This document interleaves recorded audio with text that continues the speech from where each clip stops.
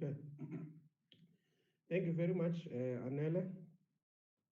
Welcome, honorable members, to this meeting of the Portfolio Committee on this Friday. We are following up on our previous meeting. Honorable members will remember that we had a session some few weeks back with NEHAWU and with the NSFAS as a result of the submission that was made to us by the NEHAWU by Mr. Eric from NEHAWU. So we had a meeting with NSFAS and NEHAWU. There were issues that we thought that needed to be followed up, and we arranged a subsequent meeting which took place last week. Unfortunately, last week we could not proceed because we received an apology from NEHAWU that they are having the NEC meeting. They also inform us that there was a process to engage management and find labor peace in the workplace. So members were not happy, so we couldn't proceed. So that meeting was scheduled to today. So subsequent to that, we did receive some information from actually before the meeting last week, we had received some information from NEHAWU together with their presentation, which we were hoping that they were going to take us through. So unfortunately, they couldn't come. We communicated with them post the meeting on Friday and requested them that and informed them actually that the meeting has been postponed. The meeting is going to take place today, and we request them to come because in our view, the issues that we are dealing with here, they are not only related to employer-employee. We do respect the right of the employer and the employee to engage. In fact, it's something that we do encourage, that there must be regular engagement. But some of the issues that have been brought to our attention, they are outside of that realm, that terrain of engagement. They require the portfolio committee to come closer and see what is the issues there, because it is our role to do oversight, to make sure that public institutions are run properly, in line with the expectations, in line with the performance plan, in line with all the other relevant legislation governing them. So if we pick up that there might be something wrong, we will obviously come and do oversight, look at the governance issues and so forth. So we received a letter from NEHAWU, I think a day before yesterday, indicating to us that they've engaged with the employer. There are employees who have been suspended, so they are in the process of getting them to be reinstated. And so they believe that the issues that they've raised in the past are employer-employee, and therefore they are finding each other in respect of those issues, and they won't be able to participate today. So we then said it's fine. We respect the right of NEHAWU to appear, to come and share information with us, As you know, honorable members, this process was initiated because of them. But once the process has been initiated by the committee, it becomes now a parliamentary process. It is no longer a process of NEHAWU. And it is not for NEHAWU to say you must stop, you must proceed. It's for us to make an evaluation based on the information before us, whether we proceed or whether we don't proceed. And in our view, we think that we need to proceed with the matter that has been brought before us.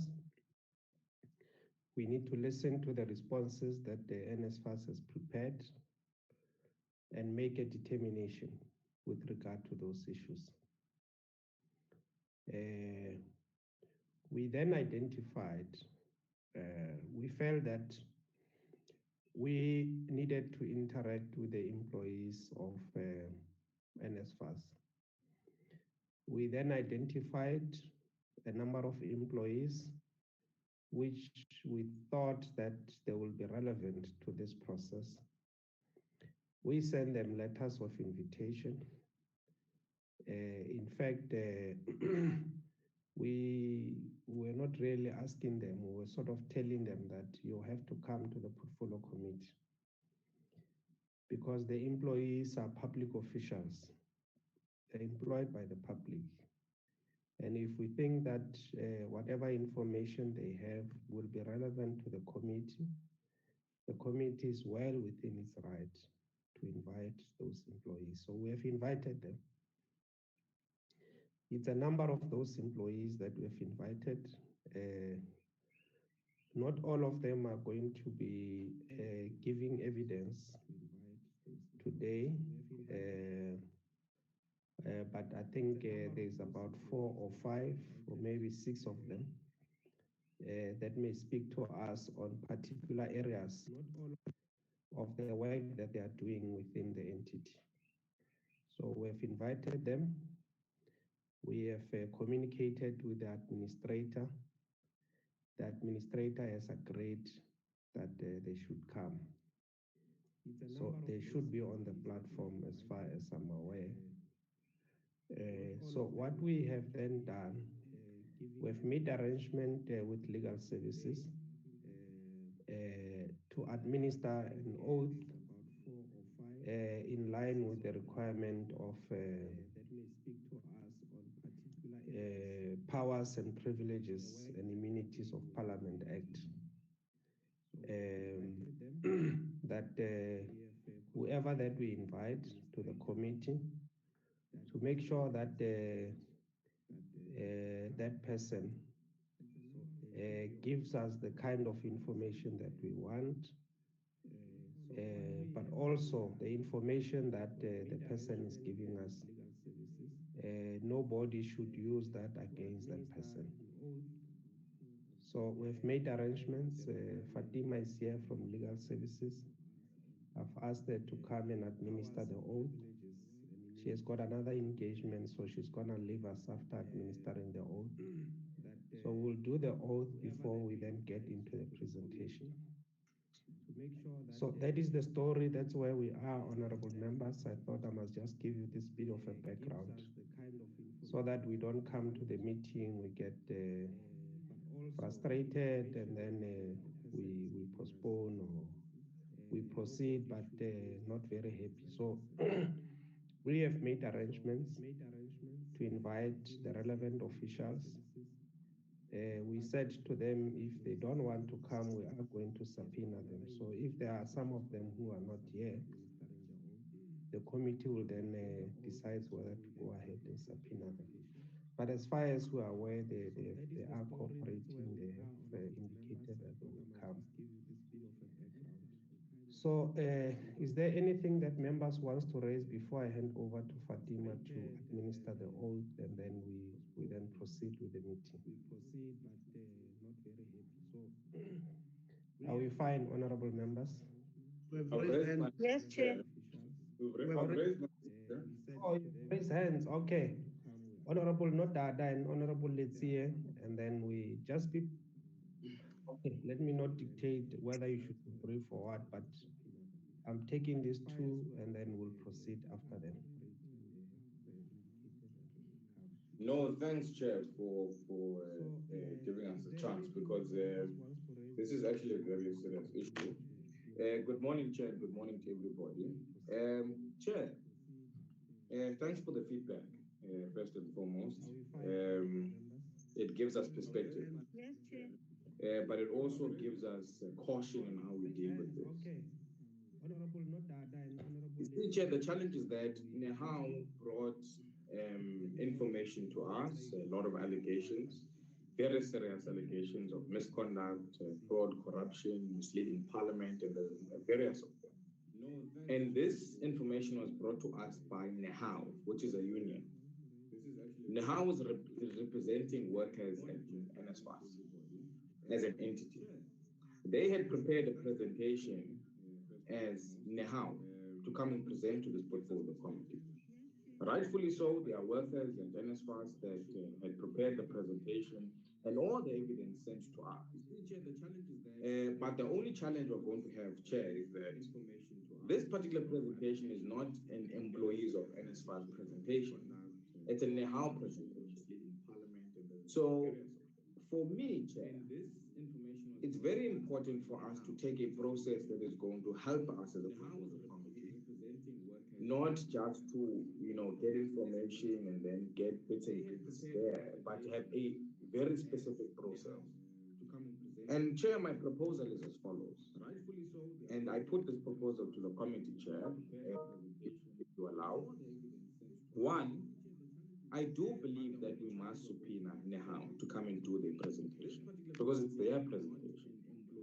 Secondly, when we do that, we must be able to open up a process that allows any other person at NSFAS who is an employee, who might have information based on the allegations put forward, or any other allegations for that matter, backed up by any form of evidence. And I can guarantee you, Chair, that there are, outside of the employees that you've invited today, there are some more employees, whether they're in the IT department or any other space at NSFAS, that are wanting to bring information forward, but we need to be able to open up the platform. Thirdly, Chair, if we do go down that route of subpoenaing NEHAWU and ultimately inviting employees at NSFAS to come and present on the issues that we need to take up, we've got a responsibility now as a portfolio committee, like we've decided, to take these issues up because they are very serious. We will have to turn this thing into a formal inquiry, Chair, so that NSFAS, the administrator, and everybody that has been alleged in these particular things is able to be given a right to reply, so that we make an informed decision of what we need to do moving forward. And we must also invite the ministerial task team to brief us on the work they've done so far and where to from now. Because if we do this thing in drips and drabs, Chair, the reality of the situation is that we're not going to get to the bottom of what is being alleged here. We're not going to get to the bottom of what is happening at NSFAS. Neither are we going to come up with the right remedy or solution for how do they then best move forward. I do propose that, Chair, we take this route of doing a full inquiry, subpoenaing NEHAWU, inviting employees to come and present if they have any information. Thirdly, inviting NSFAS and Dr. Carlson as an administrator to come and present to us. Invite the ministerial task team to come and present to us as what is happening and what the plan is at NSFAS. And lastly, I suggest that we do go down this route, having the best information from the Auditor General, because there's quite a few information that we're waiting from the Auditor General that is going to also draw a full picture of what exactly is transpiring at NSFAS. And if we want to do right by this particular process, we need to do it correctly.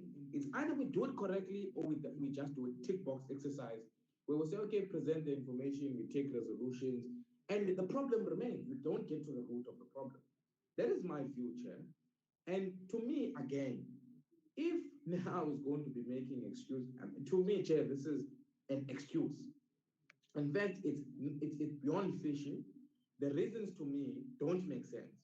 Because majority of the things that are being put forward to us are not issues of employee-employer related.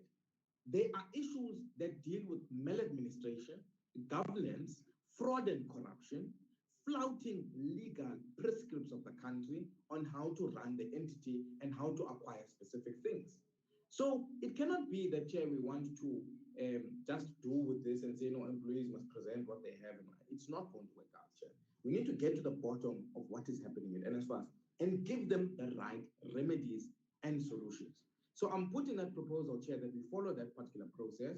We subpoena those people that we need to subpoena now, the Minister of Tasking, NSFAS, the employees that need to come and present, and then ultimately we turn this into a full inquiry, be briefed by the AG and the outcomes of this year so that we make an informed decision. Then we have a full discussion from there, and then ultimately take a decision of what needs to be done with NSFAS. Thank you so much, Chair. Thank you very much, Honorable Litsia.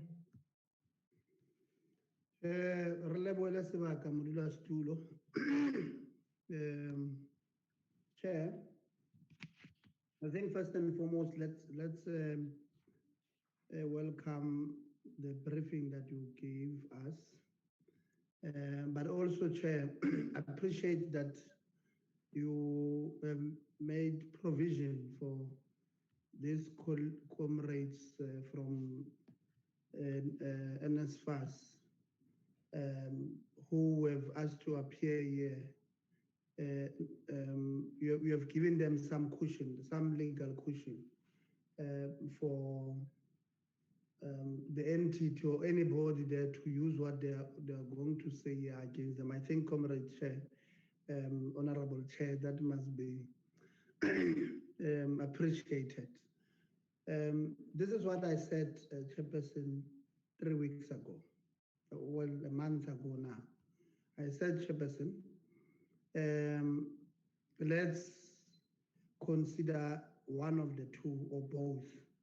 One, appoint an independent forensic investigators to go and investigate these things at NSFAS.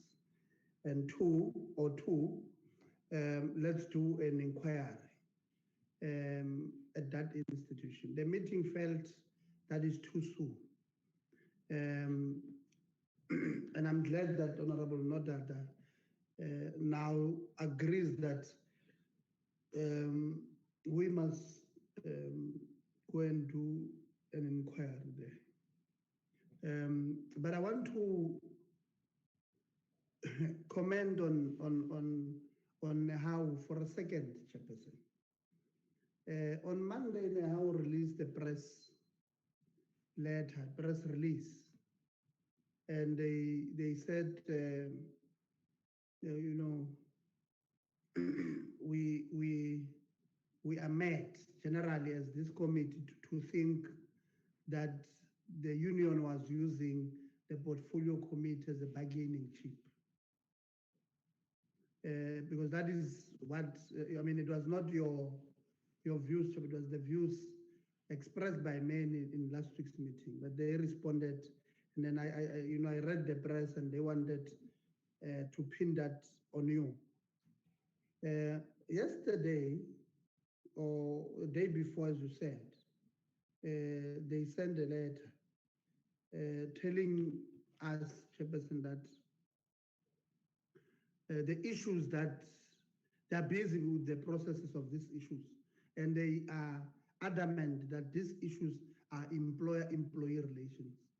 But I want to inform NEHAWU that, like Honorable Nadada said, these issues is NEHAWU saying the accusations of maladministration, the accusations leveled against the administrator of creating jobs for his friends, as they allege, and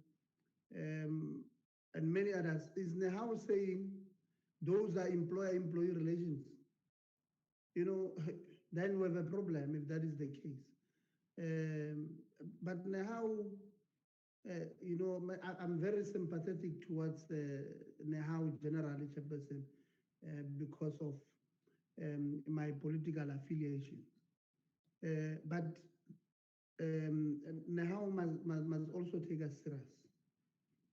These are not issues of employer-employee relations. They are very serious issues here of that has that has impact on the public purse. The union. I'm really disappointed on the union, Chairperson. Maybe let me just close it at that and go to what I think what I want to propose, Chairperson. I think, Chair, let's allow Fatima to administer the affirmation or oath. And then after that, maybe because there are issues, I agree with Honorable Nota that the presentation was NEHAWU's. But it has been sent to us. Was it two weeks ago, or 10 days or so ago? Unless legally, Chair, we can't use the paper, those evidence sent to us. I don't think we legally we can't use them. There are certain questions that I would myself want to leave here having clarity on, because today is what? Today is the 6th or whatever, the 6th of November, Chairperson. There are other issues that I want to get clarity on, because in November now, there's some students who their NSFAS applications from last year, from January, has not been finalized. And I don't think we must then postpone, because in my view, we'll be getting paid for doing nothing. There are certain things that we must still get to. Yes, if legally we can't use what NEHAWU would have presented, then it's fine. But there are other issues that, Chairperson, yes, and I agree we must subpoena them with immediate effect. Subpoena these comrades to come and appear here. And if they don't want to give evidence, let them say so. Because last week they came with an excuse. They wrote to us on the last day of, on Friday. They wrote to us saying they have an NEC, as if they did not know they have an NEC before. And then today they are telling us that these issues are employer-employee relations. But we also need to send a message, Chairperson, to NEHAWU and all other unions. Tomorrow, it will be extremely difficult for us to intervene on issues raised to us by yourselves, because once you have used us for bargaining, and I want to repeat that thing, Chairperson, once you have used us, the portfolio committee, when we have used the resources of the state for bargaining with the employer, you'll come and tell us these are employee-employer relations.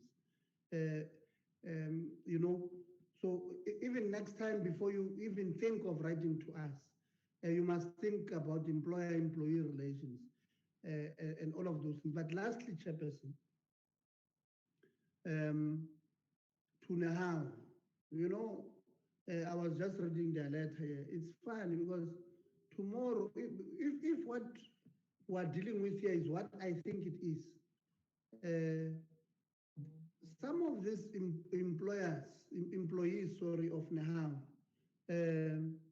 will be charged very soon. And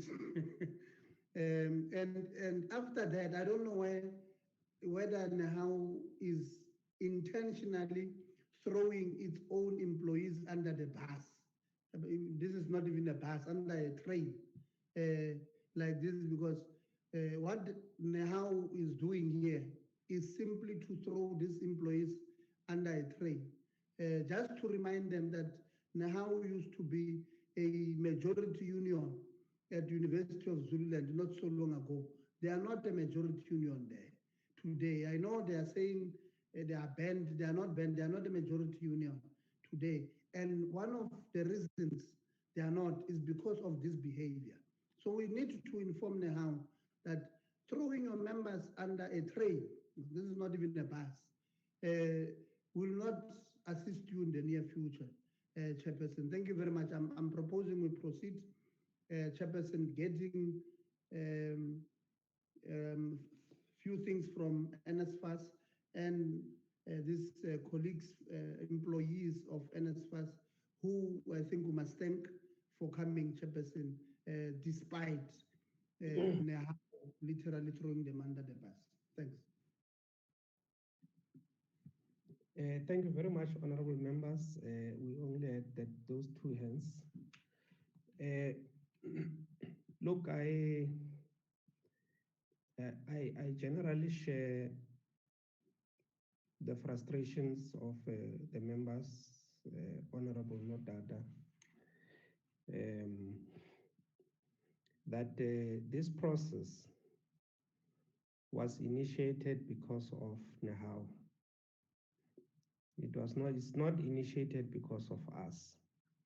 Of course, we do have a right to initiate a process on our own, but this was because of NEHAWU. We met with NEHAWU. NEHAWU presented. We agreed that we must have a follow-up meeting. NEHAWU not only gave us their presentation to respond to follow-up issues, but they gave us a comprehensive set of documents, which are almost like 2 files. And they were ready to come until the last minute. So the last minute, they decided not to come. And I wouldn't want us to then be bogged into the reasons why they are no longer coming or they are behaving in the manner that they are behaving. Because indeed, it's quite strange, very, very strange. We did issue out a statement after last Friday, communicating the views of the members, expressing the dissatisfaction of the members, and they came back and made it a personal thing as if it is the views of the chairperson. So I don't know why they've decided to do that, but I really don't want us to be distracted now. I really do not want us to get into some slinging match with the General Secretary, because the General Secretary, truth be told, was never part of our process, was never part of our meetings. We had a meeting where the letter was saying he was going to form part of the delegation. He never pitched. Just at the end, now communication is coming from him saying that they are no longer coming. We did not even communicate with him because he never brought anything to us. But it's now at the center sending us letters. So I don't really want to get into that. What role is he playing in the whole thing and all of that? I don't want us to get into that space. Because clearly it's for everybody to see something is happening behind the scenes that we don't know. Definitely something at the expense of the employees of NSFAS, who are in the main represented by NEHAWU. So let's not enter that space, honorable members. The information has been brought to the committee. And I did say, once the information is brought to the committee, it is no longer the information of the person who brought it. It is now information that is brought before the committee, is information of the committee. Because our report is going to be based on whatever that has been submitted, whatever information that we have. So I think we should proceed on that basis, that we receive a presentation, we receive documentation. There may not be somebody to speak to the presentation, but I believe the employees that we have identified, they are quite familiar with the issues that are contained in the document. So it's the same information that they are going to share with us in any case.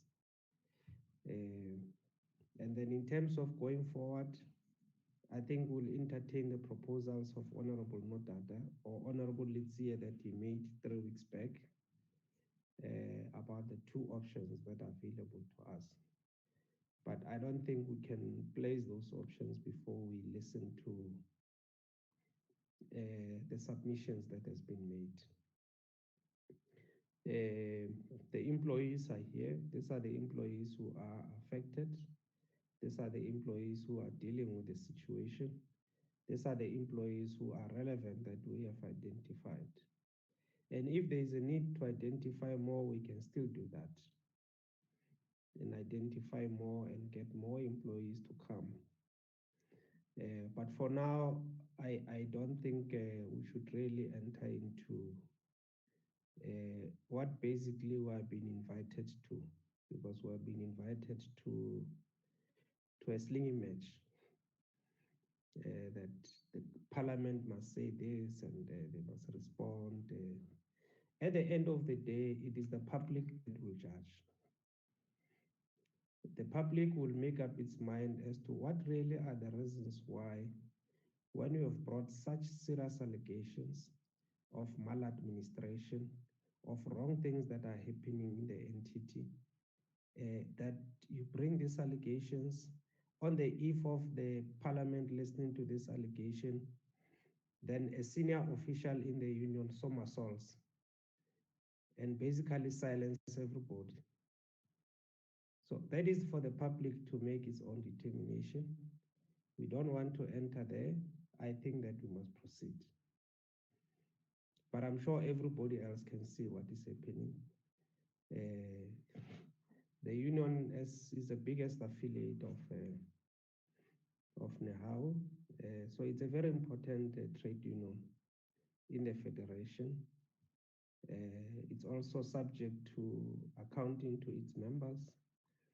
I'm sure the members of NEHAWU are disappointed. I've been receiving calls from most of them, very disappointed about. Some of them did not even see the letter that we received, and yet they are the ones who raise these issues. You can imagine the kind of situation we're dealing with here, members. But otherwise, let's proceed. Let's invite Fatima. Are you still here? There is a list of members that we have identified. I don't know whether Anele, do you still have their names so that we can just read out their names and check whether they're on the platform?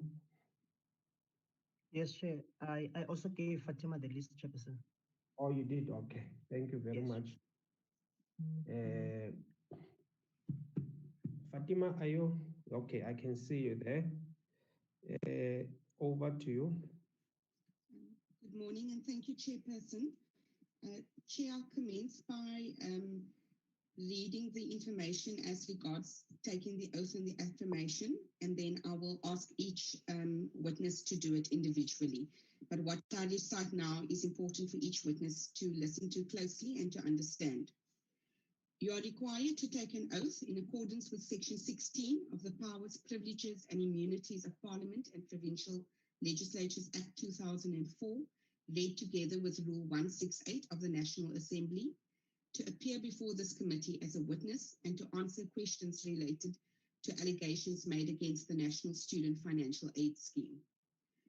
Please be informed that by law you are required to answer fully and satisfactorily all the questions lawfully put to you, or to produce any document that you are required to produce in connection with the subject matter of the inquiry, notwithstanding the fact that the answer or the document could incriminate you or expose you to criminal or civil proceedings or damages. You are, however, protected in that evidence given under oath or affirmation before a House or committee may not be used against you in any court or place outside Parliament, except in criminal proceedings concerning a charge of perjury or a charge relating to the evidence or documents required in these proceedings. Please be aware further that in terms of Section 17(2) of the Powers, Privileges and Immunities of Parliament and Provincial Legislatures Act, that a person who willfully furnishes a House or committee with information or makes a statement before it which is false or misleading commits an offence and is liable to a fine or imprisonment for a period not exceeding 2 years. You will be required to take either an oath or affirmation that the evidence you are about to give is truthful. You may choose either or. I will read out the options. You may either take an oath, which requires you to raise your right hand and state, I swear that the evidence I shall give shall be the truth, the whole truth, and nothing but the truth, so help me God. Alternatively, you may take an affirmation and state, also by raising your right hand, I solemnly affirm that the evidence that I shall give shall be the truth, the whole truth, and nothing but the truth. Chairperson, I ask that I'm not sure exactly who on the list is in the meeting or not in the meeting, but I will go through the names individually. If the person is here, I ask that you kindly put on your video and then state your name for the record and indicate whether you want to take the oath or affirmation, and I'll take you through it.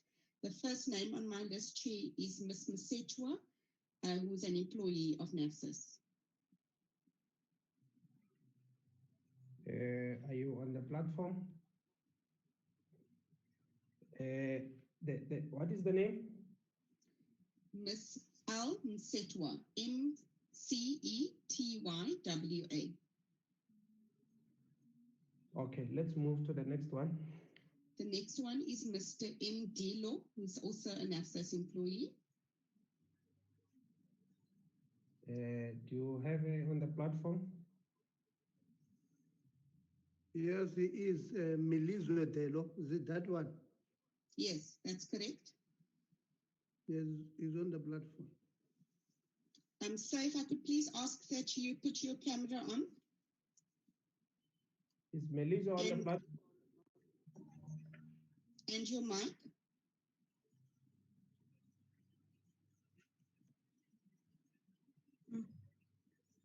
Okay. I'm going to have the same problem.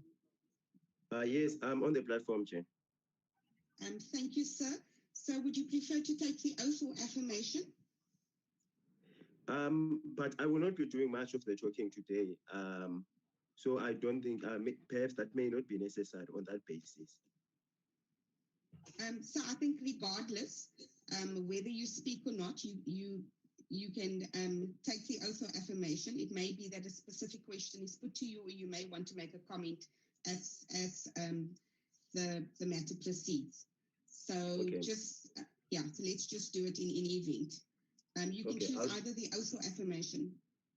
All right, I'll do the oath. Okay, so if you can please raise your right hand and repeat after me.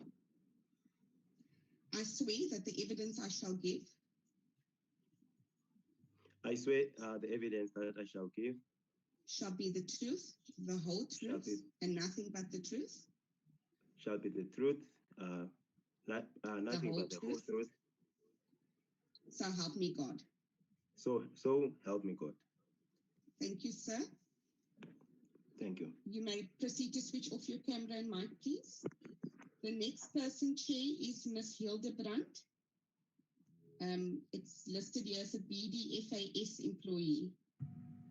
I see her. Good morning, Ms. Hildebrand. Good morning. Could you please indicate whether you would like to take the oath or affirmation? I think the oath. Okay, if you could kindly raise your right hand and repeat after me. I swear that the evidence I shall give. I swear that the evidence I shall give shall be the truth, the whole truth, and nothing but the truth. Shall be the truth, the whole truth, and nothing but the truth. So help me God. So help me God. Thank you so much. You can switch off your mic and camera, please. Chairperson, the next name I have here is Mrs. B. Mtini, or Miss, rather, B. Mtini, a NSFAS employee and Senior Manager of Loans and Bursaries. Baba Mtini. Baba on the platform.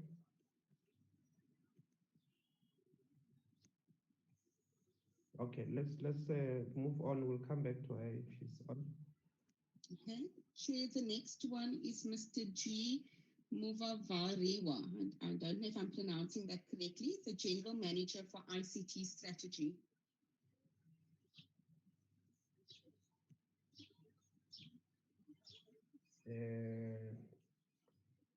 Do we have him on the platform? Okay, let's move on. We'll come back. Yes, he's there on the platform, Chairperson. Okay, under what name? Gilbert Muvavariro. Gilbert, are you on the platform? Gilbert? He's just muted. Okay, we'll come back to Gilbert. All right, move on. Chair, the next person is Mr. K. Mamabolo, the General Manager for Corporate Services. Okay, Mama Bolo, are you on the platform? Yes, I'm on the platform. Thank you. Good morning, sir. Can you kindly indicate whether you would like to take the oath or the affirmation? I would like to take the oath, ma'am. Thank you. If you could kindly raise your right hand and repeat after me. I swear that the evidence I shall give. I swear that the evidence I shall give shall be the truth, the whole truth, and nothing but the truth. Shall be the truth, the whole truth, but nothing but the truth. And nothing but the truth. And nothing but the truth. So help me God. So help me God. Thank you, sir. Thank you. If you can kindly switch off your mic. The next one on my list, Chair, is Ms. Nsede, who is the Senior Manager, Planning and Performance. Good morning, ma'am. Good morning, ma'am. Can you kindly indicate whether you would like to take the oath or affirmation? I would like to take the oath, ma'am. Thank you. If you can raise your right hand and repeat after me. I swear that the evidence I shall give shall be the truth. I swear that the evidence I shall give shall be the truth. The whole truth and nothing but the truth. The whole truth and nothing but the truth. So help me God. So help me God. Thank you so much. You can switch off your mic. Thank you. Chairperson, the next person is Mrs. M. Bossett, the Senior Manager for Organizational Development.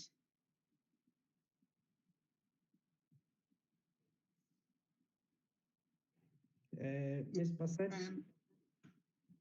I can see her on the platform, Chair, but the mic and camera is switched off at the moment.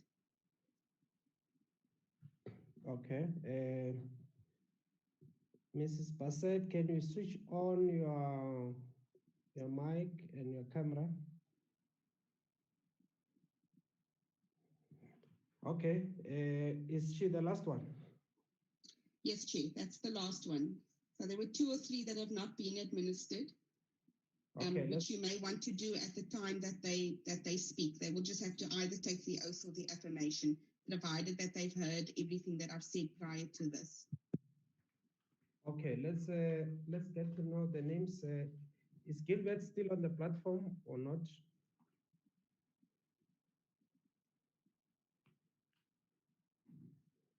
Gilbert has raised his hand. Gilbert, okay. Switch on your mic, your camera.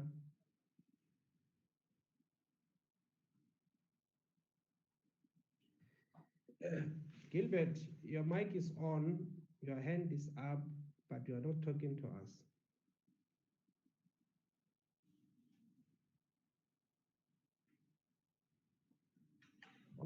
Who's the other one?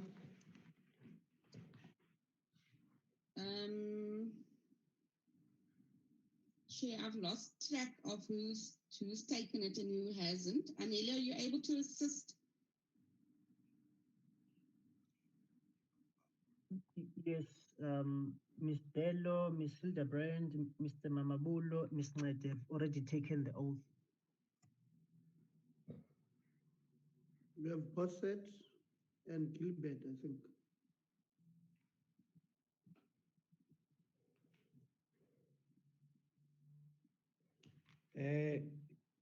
Gilbert, can you hear us?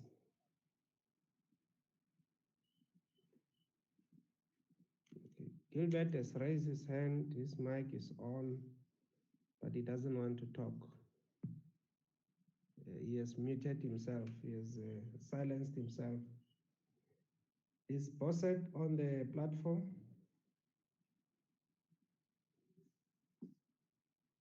Okay. The first name that you read out, Fatima, can you go back to the name? Let me spell it for you, Chair. The initial is L and the surname is M-C-E-T-Y-W-A. And there's no designation here, it just says a NSFAS employee. Okay, Linda Mqejo.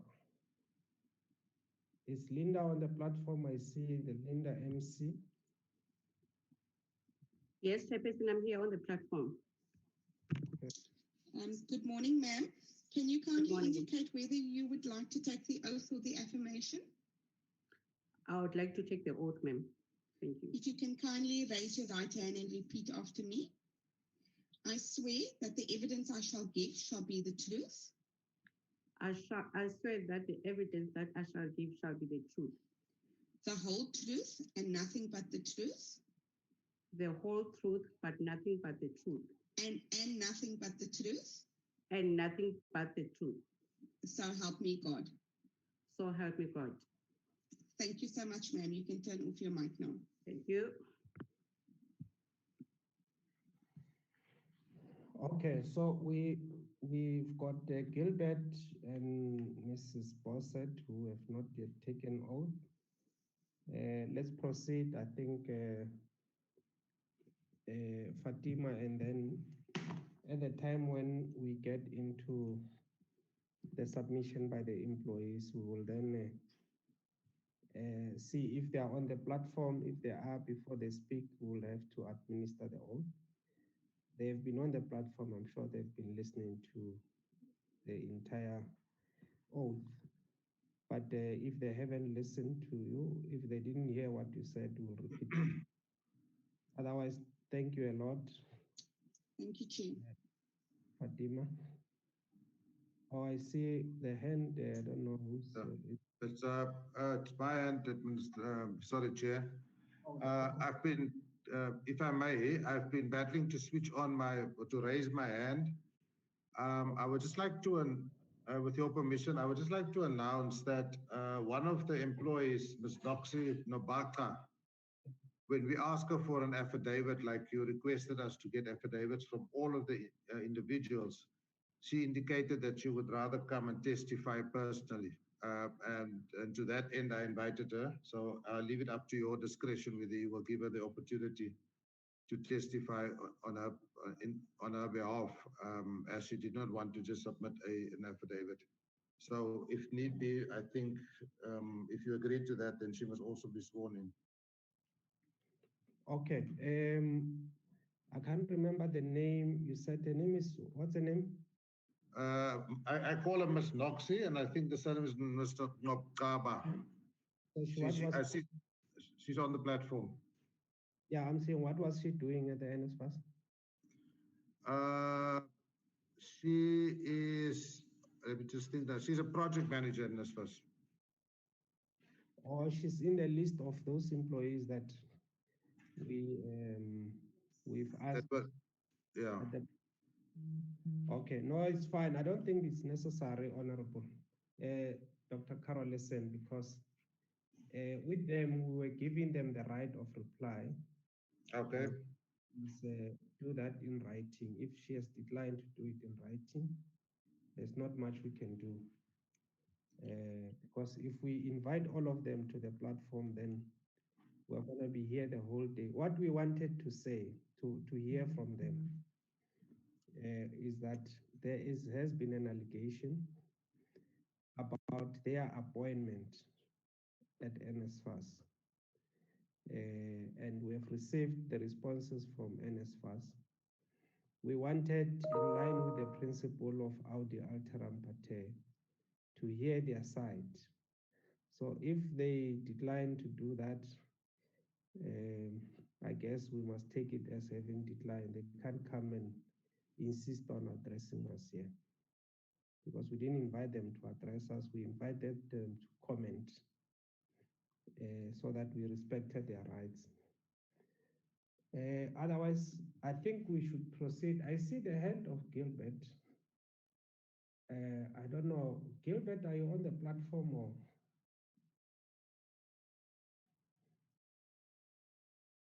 And then Mrs. Bossett. Okay, let's move on. All right, thank you very much, Fatima. We would like to thank you very much, and you are free to at any point during the course of the meeting to excuse yourself and attend to the other matters that we've indicated. We will finalize the remaining ones whom we have invited specifically to come and give evidence. So we will do that at the point when they are supposed to speak. But otherwise, if they are not on the platform, we will then have to proceed. All right. I now going to hand over in terms of our program, honorable members, or maybe we should take about 5 minutes body break. I just need to attend to something quickly, and I don't want to miss the presentation by NSFAS. Is it fine, members, that we take a few minutes body break, 5 minutes? We'll be back at 5 minutes past 10. Thanks, Chair. 5 minutes is fine. Thanks, Chairperson. Thank you.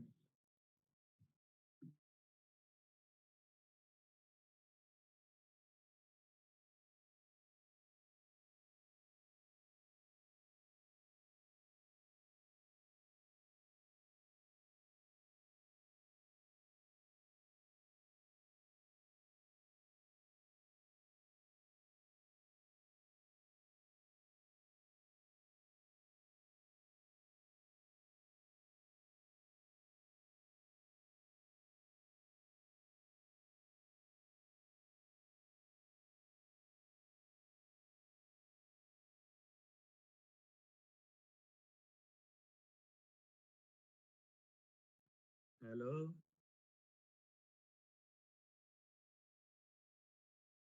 Anybody? They're on 5 minutes break. Babungabo. It's a 5 minutes breaking. Okay, Sabala, 1, 2, 3, 4. Okay, 5. Now, thank you, Comrade Mananis. Okay, Lita. Okay. Yes. The guy. Good job. Why Osaka Ari Buaka report ya oversight? Please do this. Let's see. You are speaking in tongues to me. Better use the heavenly tongue, Zulu or English. Zulu, I mean, it comes from a Zulu.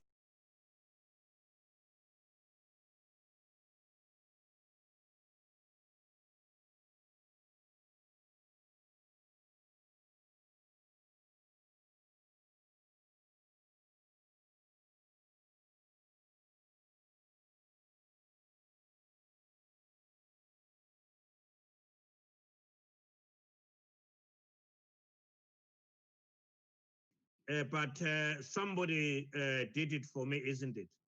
Yes. No, thank you very much. I hadn't even checked because I came back very late. Yeah. No, by report. But it was a beautiful report because it was not raising any issues, bad issues.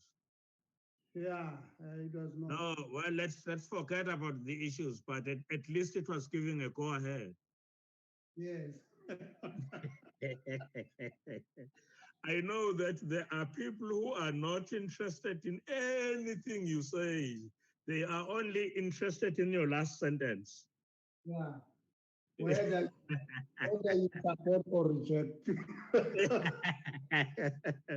You may make your noise and so on, but I just listening whether you, that last word, are you accepting it? Is there support for it? Hey, no, good. I'm happy you are okay. Let's see. Oh, thanks, leadership. I will send you a WhatsApp. I forgot to send you the other day. No, thank you very much. Thank you very much. Sometimes I want to communicate something with any one of our brothers and sisters, and I get into a fix. Thank you very much.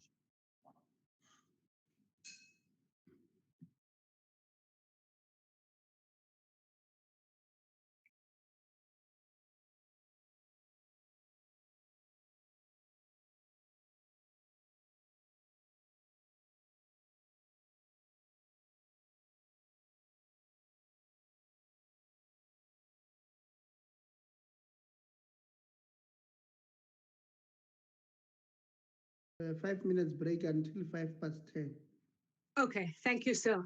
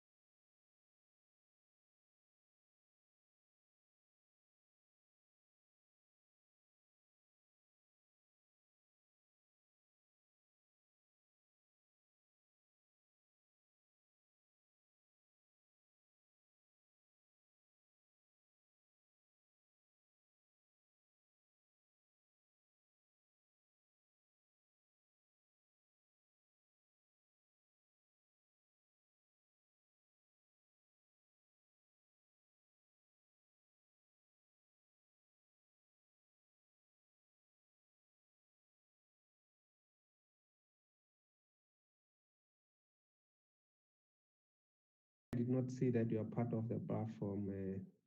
Yesterday, Honorable Tembekwayo sent me a message to say, thanks for working together. She has been deployed to health by the EFF.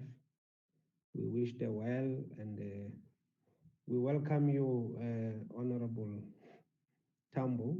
We hope we are going to work well together. How we work as a team, I think, is something that we will notice going forward.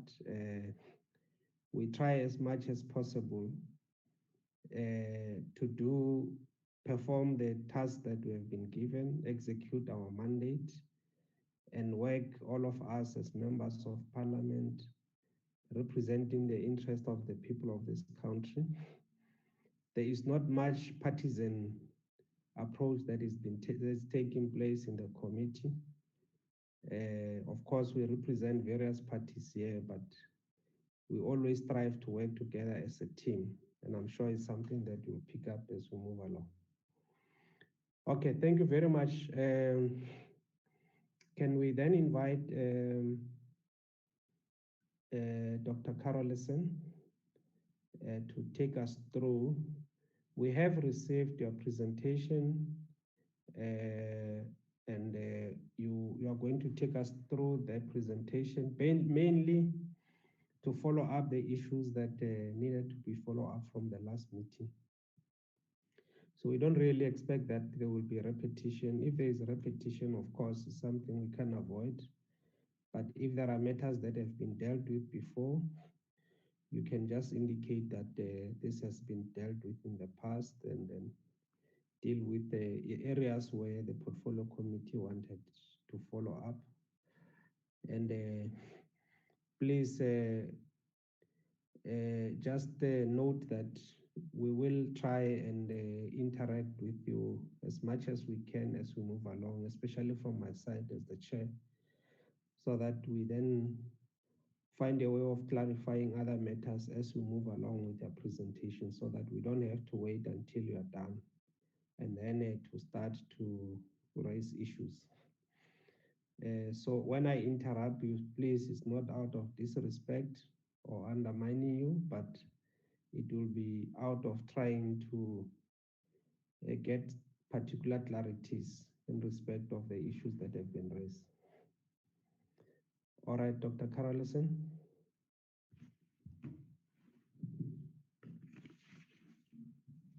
Sorry, thank you, Chair.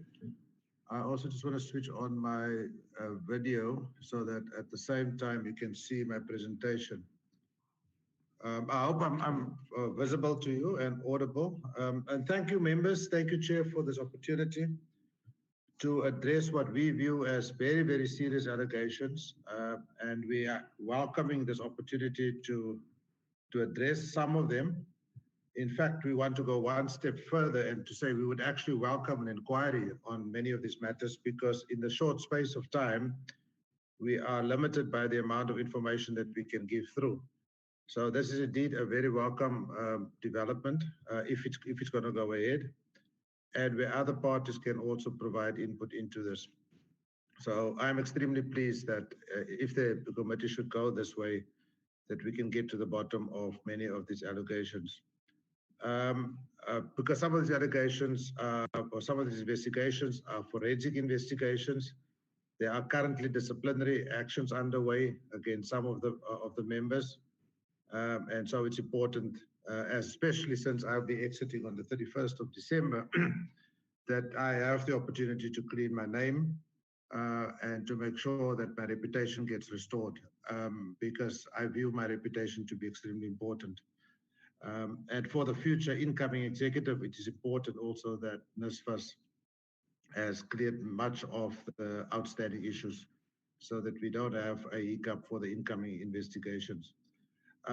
Chair, if you may allow me, because it's in the media, both last night and this morning, about the delay in the annual report, and it's something that I want to set the record on straight. The delay of the annual report from NSFAS is not due to NSFAS.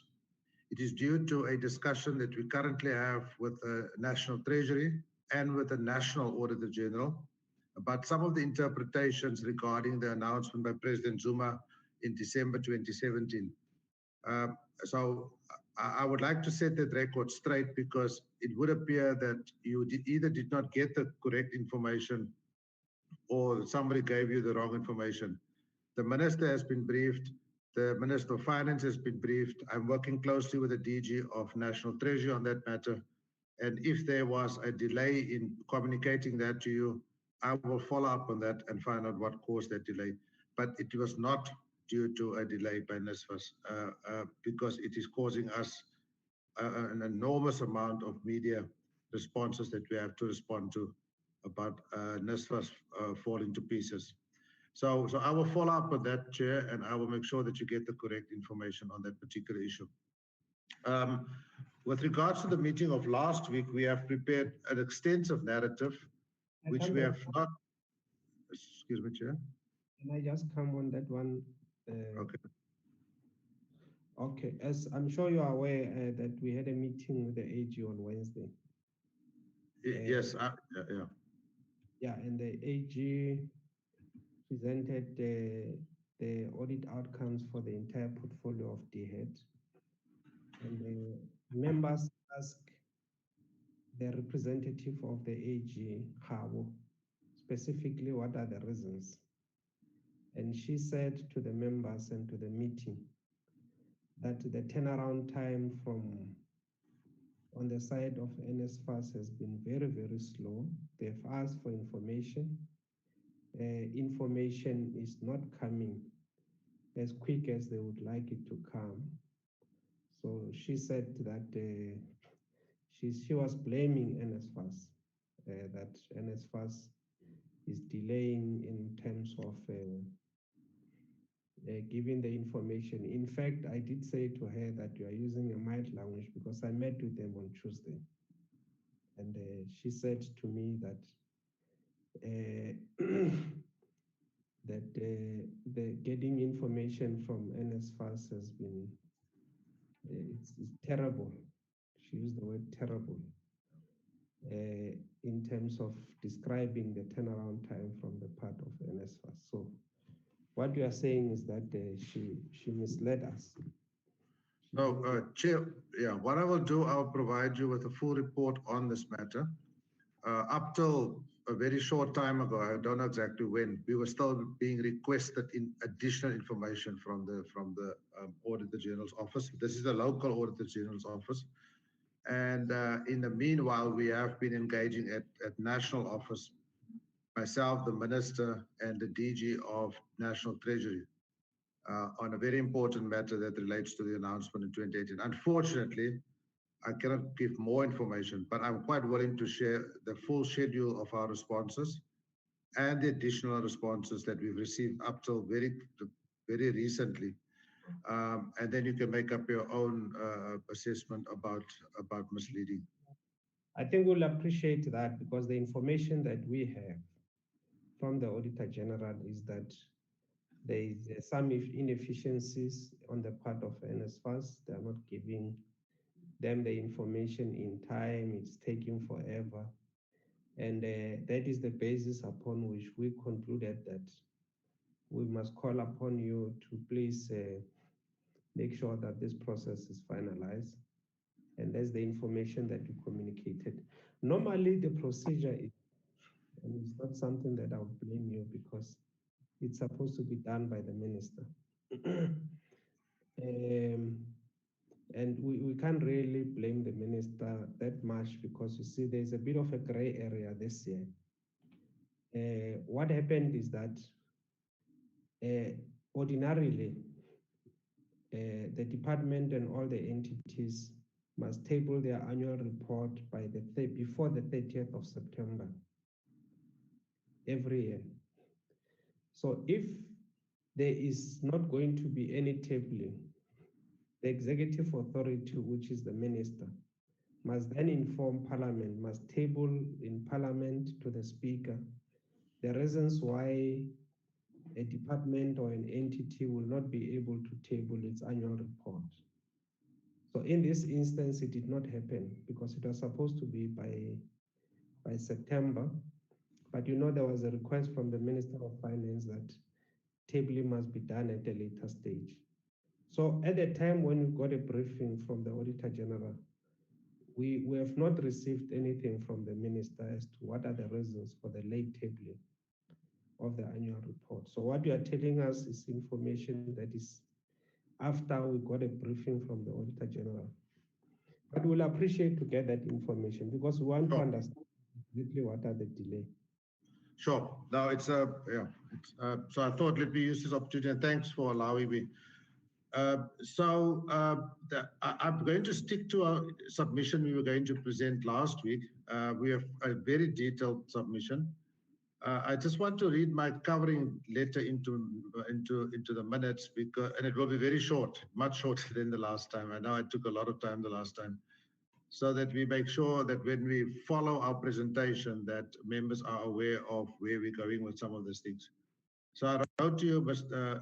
MP, Honorable MP Mapulani, NSFAS response to follow-up questions from the Portfolio Committee on Higher Education, Science and Technology and NEHAWU.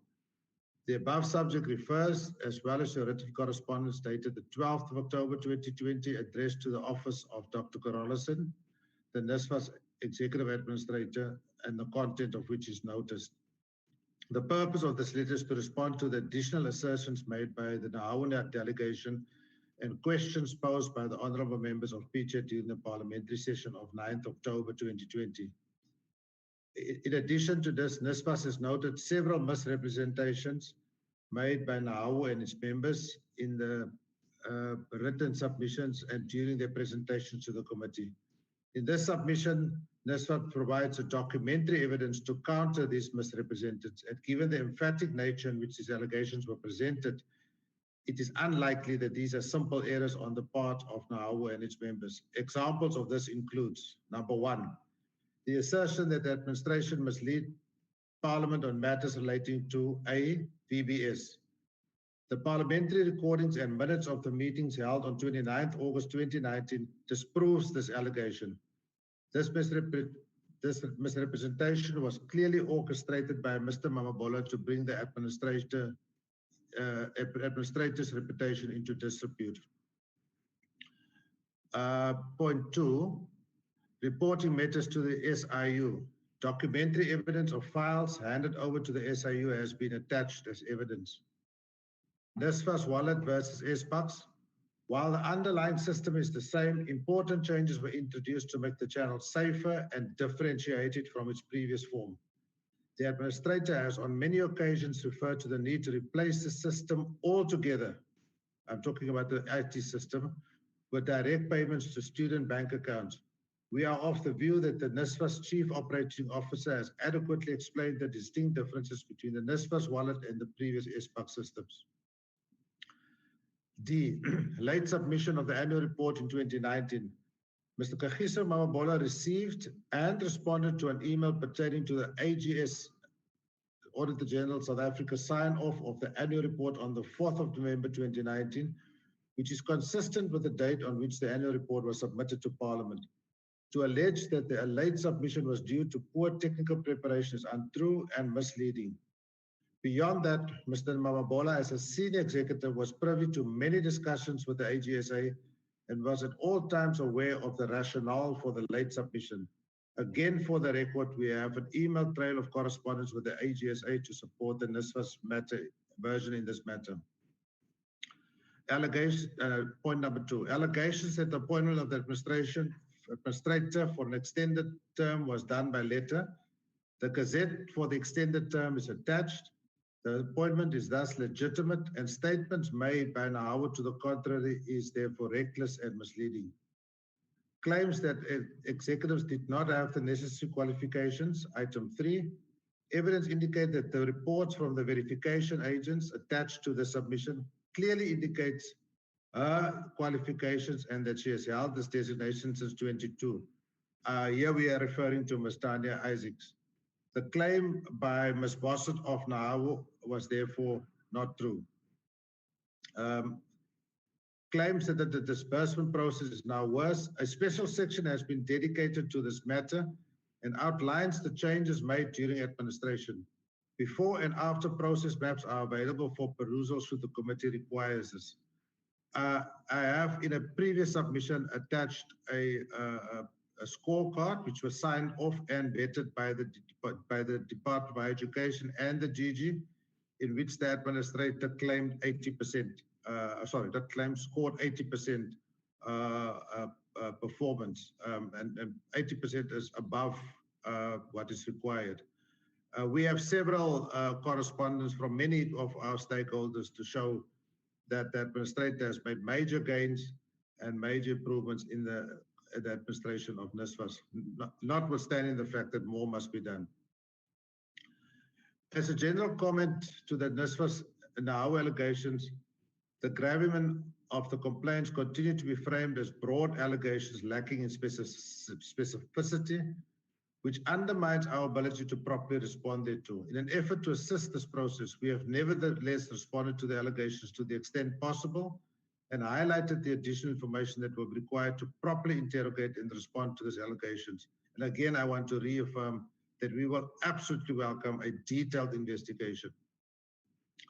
We are additionally further disturbed by a serious breaches of protocol.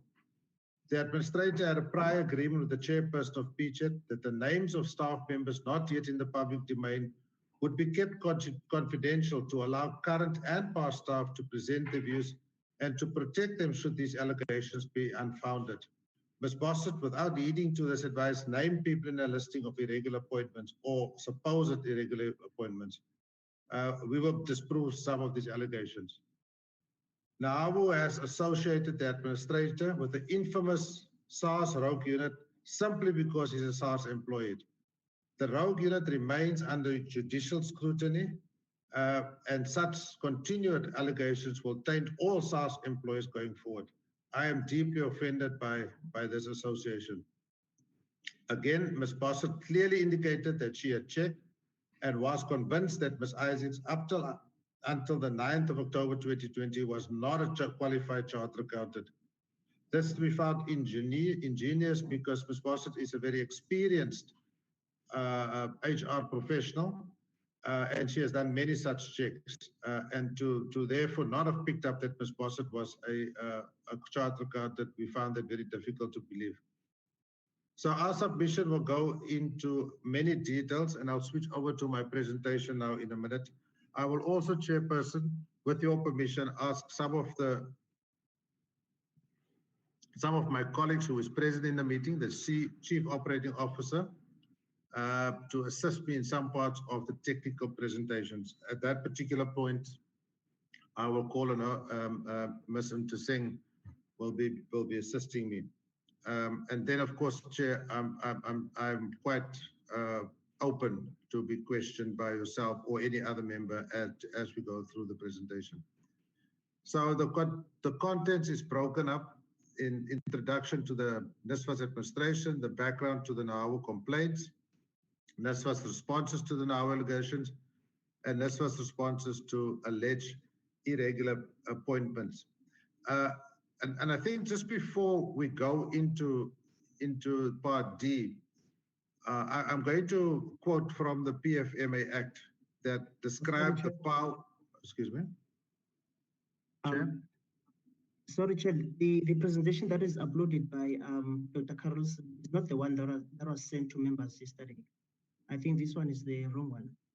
Okay, so the way I'm dealing with this, I'm dealing with last week's presentation, which we did not have a chance to flight, and I will go through this quickly, and then I will deal with the latest one, because the latest one deals with the latest allegations. I will need your guidance on this, Chair, because this presentation that I'm about to go into was never flighted in Parliament. We'll have to be assisted by you. So how substantially different is this one from the new one? Chair, we want to specifically deal with the issues of misleading Parliament.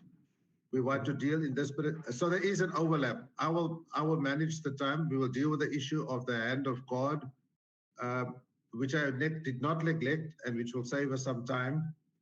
Sorry, which I neglected to say and which will save us some time, is I will skip the discussion on the NSFAS laptop tenders because you asked for a detailed portfolio of evidence, which we are putting together and which is we will give to you in 7 days' time. Which we will give to you in 7 days' time as you requested. So we will therefore skip the discussion on the laptop tender as we foresee that to be given to you in that particular case. I will manage the time, but I just feel it's important, Chair, that we do introduce this presentation as this is a very important part of our initial responses. Okay, maybe let's do this, Prof. Let's give you an hour. I know that members are not going to be happy because okay, let's give you 45 minutes to an hour.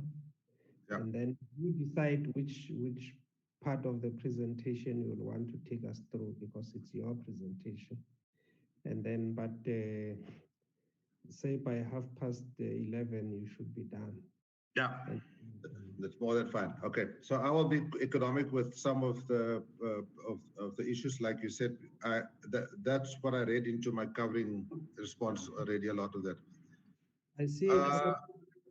Just a minute. There. Honorable Litia, your hand is up. Was it the previous one? Yes, previous one, Chair. Sorry, I'll take it off. Okay. Okay, Doc. Okay, so Chair, I'm not going to talk to why NSFAS was placed under administration. It's all well known. In 2018, students were not paid for eight months, and Minister Pando at that stage approached me to become the administrator. All that detail is documented, and in fact, now I will also ask for the board to be dissolved. This particular issue came up a few times. The appointment of advisors to assist the administrator. Part of my contracting with the minister was that she would allow me to appoint advisors to assist with the administrator, to bring the organization back or to business rescue the administrator. Now, on this particular point, I am not going to go into detail. DHET has got all the detail. They've got all the sign-offs. They've got all of the approvals. And the detail is fully documented. So I won't spend much time on that. And if we go into an inquiry, all that information is available, except to say that the only person that was not appointed by the advisor was the COO from UCT, which was already in place prior to the commencement of the administration. And she was the only advisor that was not appointed by me. I should also say the appointments were done in concurrence with the minister. So both of us, both myself, the minister, and in fact also the DHET, identified a number of people that we think that could assist. And from that pool of people that I interviewed, the ones that were selected were the ones that with the qualifications, the experience, and more importantly, that were available for, at that particular point, a one-year stint. One of the things that we did right at the start to guide us as NSFAS was to do an initial risk assessment. On this one. Excuse me? And this I have got. Can you allow me to interject on the appointment? Can we go back to that slide? Yeah. Okay, we asked the minister to give us information regarding, as you know, the time when we met, there was an issue about Section 17B, which says that of the Amendment Act, which says that the Minister of Higher Education must determine the salary and the remuneration and other benefits of the administrator and the advisors, and he must get approval. That must be approved by the Minister of Finance. So 3 weeks back, we wrote to the minister. The minister has not yet responded to us as to whether there was any determination on his part of the remuneration, benefits, and all of that. I don't know why the minister has not responded. Ordinarily, the minister does respond to our correspondence, but on this one, he has not responded. We sent him a reminder early this week. He still has not responded. So it's a matter that we'll take it up with him. But where we are seated now, because we're hoping that we'll get that response so that we then deal with this matter for the appointment. So I just want us to, as we pass this one, to get an indication whether the information that is available at the department at DHEAD, is it available at NSFAS as well with yourself? One, two, whether is there a legal basis for the remuneration that you are receiving and that of the advisors? Who determined those amounts? Was it the minister? Was it yourself? And then the actual amounts, because previously when we asked, we couldn't get all what we received was a spreadsheet of payments. But what we wanted is, what is the remuneration package as it is happening with the DGs and others? What is the remuneration package of the administrator and the remuneration package of the advisors? That information was just a spreadsheet of what has been paid. So we don't have calculators, so we couldn't sit down and calculate and all of that. Are you able to give us that information today in this meeting? So, Chair, I would, at the risk of sounding evasive, I did contact DHET and I asked them whether they are presenting that information, and it's in their hands. I'm told that they will manage it, the provision of that information. So that is available, and they should deal with it. Insofar as my remuneration go, the contract is that I will continue to receive my previous remuneration that I received at SARS because I'm seconded. But all of that information and the sign-offs and all of those things are with DHET. And I believe they're the right people to deal with that, to explain that. So I would rather that they deal with it. And like I said, I asked them whether they will be presenting, and they were told they were not invited to this meeting, or they were not given a slot rather in this meeting, because that was the agreement that I have with them. Okay. So you don't know what is the packages of the advisors? No, I do. I do know the packages, but I don't want to guess. And I might get it wrong. So I was told that they would deal with it. But I have an idea what each one's getting paid, but I don't want to speak of them. No, it's not DHEAD that pays, it is NSFAS. So that information is approved by DHEAD, but is implemented by NSFAS. So NSFAS should have information. I will during the course of this meeting, I will ask somebody to put together the exact amounts that each advisor getting paid. If you allow me, then we can still deal with this in this meeting. Would that be satisfied? And then okay. The others, I think the others about who determined what, I think that is something that we will get it from the minister. I don't know why we are getting it. I don't know whether there's anybody from the department. I don't want to put them on the spot because this is not, it was not for them to come here. But is there an indication from anyone? I've seen the minister's advisors on the platform and some officials from the department. Is there a reason why we're not getting this information, if I may just ask?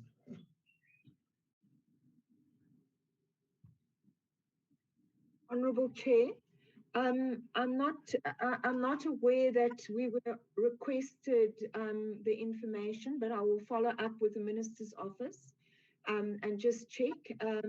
We certainly have the various submissions that were approved by both ministers over the time of the administration.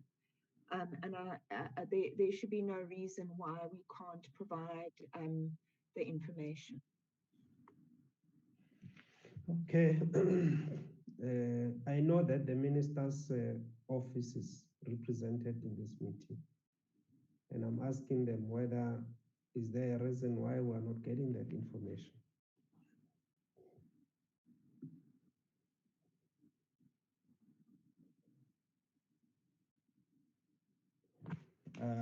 Okay. So there's no response from the minister's office. I know that represented, I've seen Yudi, the chief of staff. Yudi, who else is in the platform from the minister's office? Chair, we have the advisors attending as well as the PLO. Okay, so they are not authorized to speak on, to indicate to us why is the information that you are asking not been given to us. I think that's what we are asking. So we can't get a response now. Should we? Chair, if I may come in, the information is being put together and will be submitted by next week, latest back to the portfolio committee. Okay. All right, let's proceed. This is the information that we asked 3 weeks back, if not more than 3 weeks back. We have been struggling to get this information. It's important for us to create a to have a view around this issue, because it's a very important one. But otherwise, let's proceed. Dr. Carolson.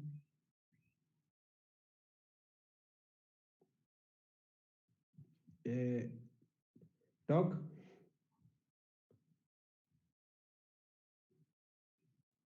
Are you there? I can see you. I see your mic is not muted. Is there a problem with connectivity, Doc?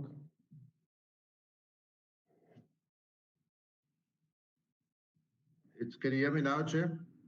Yeah, we can hear you. Proceed. Yeah, now I check my connectivity, it is quite strong. But sometimes I have to mute and unmute again, so I don't know. This is probably technology beyond me.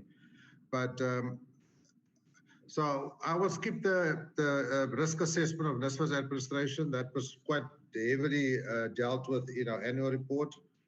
And also the mitigation of the risk that we've achieved over the year. That's also well dealt with.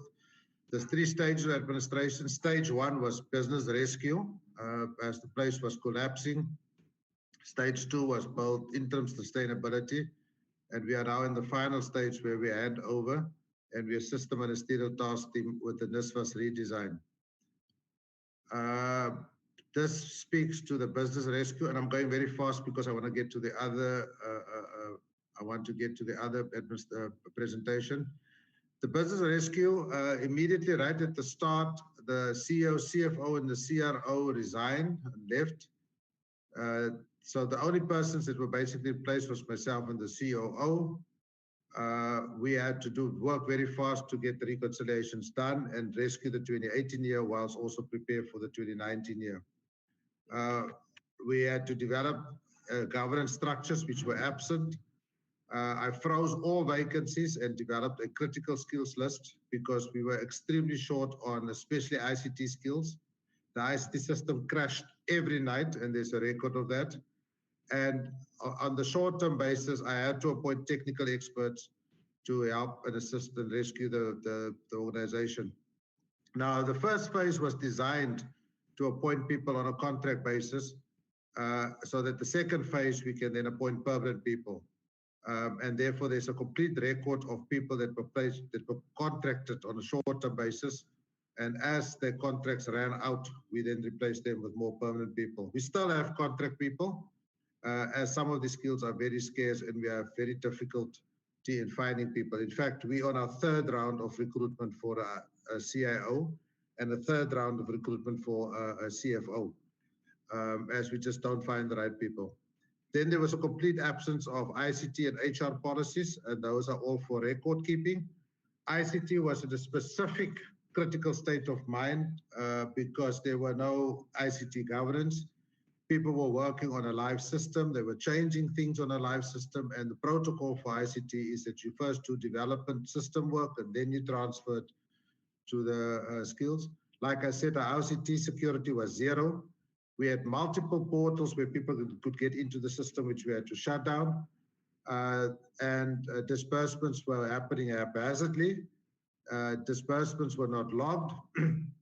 And so there was no reconciliation down to student level. Now we are reconciling down to student level for the first time ever in this first history.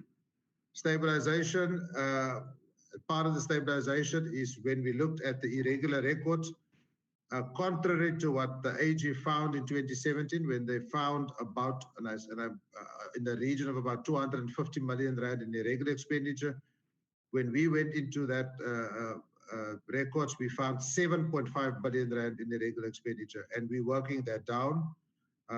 We have done a lot of work with the unions. We've established dispute resolution and bargaining councils, recognition of the unions. And I'll speak briefly to the stabilization of the ICT systems, which was totally non-fit for purpose. The systems that were installed in 2012 were two different systems that were literally smashed together. I have in the audience two of our newly appointed ICT experts, and if I give them the chance, I'll give them an opportunity to describe the improvements that we've made in the ICT environment. We scrapped all voucher systems, introduced cash disbursements, and we initiated forensic investigations and laid criminal charges against some people. And Chair, this is one thing that I I am keen to hand over to the committee to see the extent of the forensic investigations and the type of things that happen in NSFAS. Basic building sustainability up till now. So we have made appointments for the senior executive team. We have appointed the group chief stakeholder management. We have approved the group risk management chief officer. We are in the process of appointing an HR executive. We were close to appointing a chief information officer, but when the references were checked, we had to stop that process. And we are very close to appointing a CEO. I'm just doing the final reference checks on the CEO. So we can, I will be making a recommendation within the next few days about the CEO. The big challenge is the CFO. We have had a number of applicants. We developed a short list, and in the past week, 2 of the 3 people that were the shortlist withdrew for reasons that they did not cite to us. They just withdrew.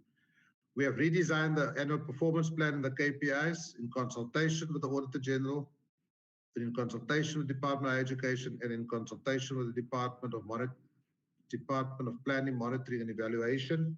Because as you know, our APP score reflected 9.5% and 12% for the preceding years, which did not reflect the performance of the organization.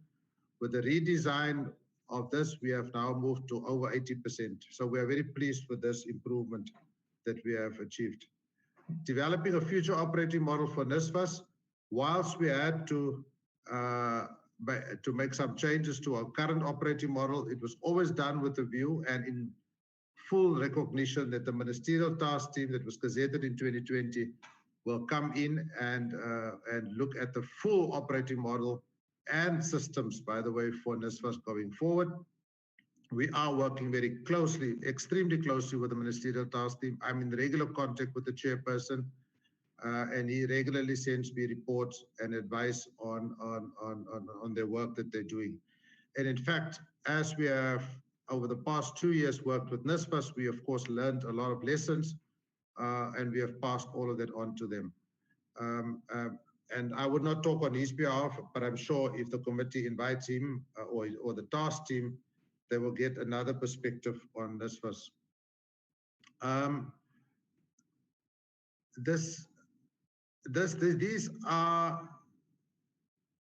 These are the detailed responses from NEHAWU chair. So what I would do, I would leave this rather and skip to the new presentation, because I'm sure members had sufficient time to to engage this, and I would be very happy to take questions. But I think just the one point before I step off this particular point, there was a big misunderstanding within NSFAS about the APP and the KPIs of NSFAS. When the administrator was appointed, the administrator assumed the role of the board as well as of the executive management. And the terms of reference overrode all previous APPs and KPIs because of the state of the organization. And that is one of the things that we had great difficulty to convince our staff to say that you cannot continue with old APPs and old KPIs because they have become irrelevant. The purpose of the terms of reference was to rescue NSFAS. And that caused a lot of conflict and a lot of resistance within the organization to change tactics to rescue the organization. And so I have raised this earlier with the committee, when the committee criticized us for scoring so low on the APP. And to that end, I was forced to bring in experts to assist me, to guide me to get us to the state that we are now in, that we are in a much better state. The second point I want to deal with in general space is the appointment or the alleged irregular appointments. So first of all, I think to an extent I've dealt with the advisors. It was done in full concurrence with the minister, with both ministers, because one of the agreements that we had is that if I make major changes, that I consult with the minister, which I do on a monthly basis, and discuss issues such as appointments. So in that particular respect, I was fully active and I took full responsibility for all of those appointments of the advisors. The other appointments that I was involved with were people that were reporting to the CEO, in other words, senior executives.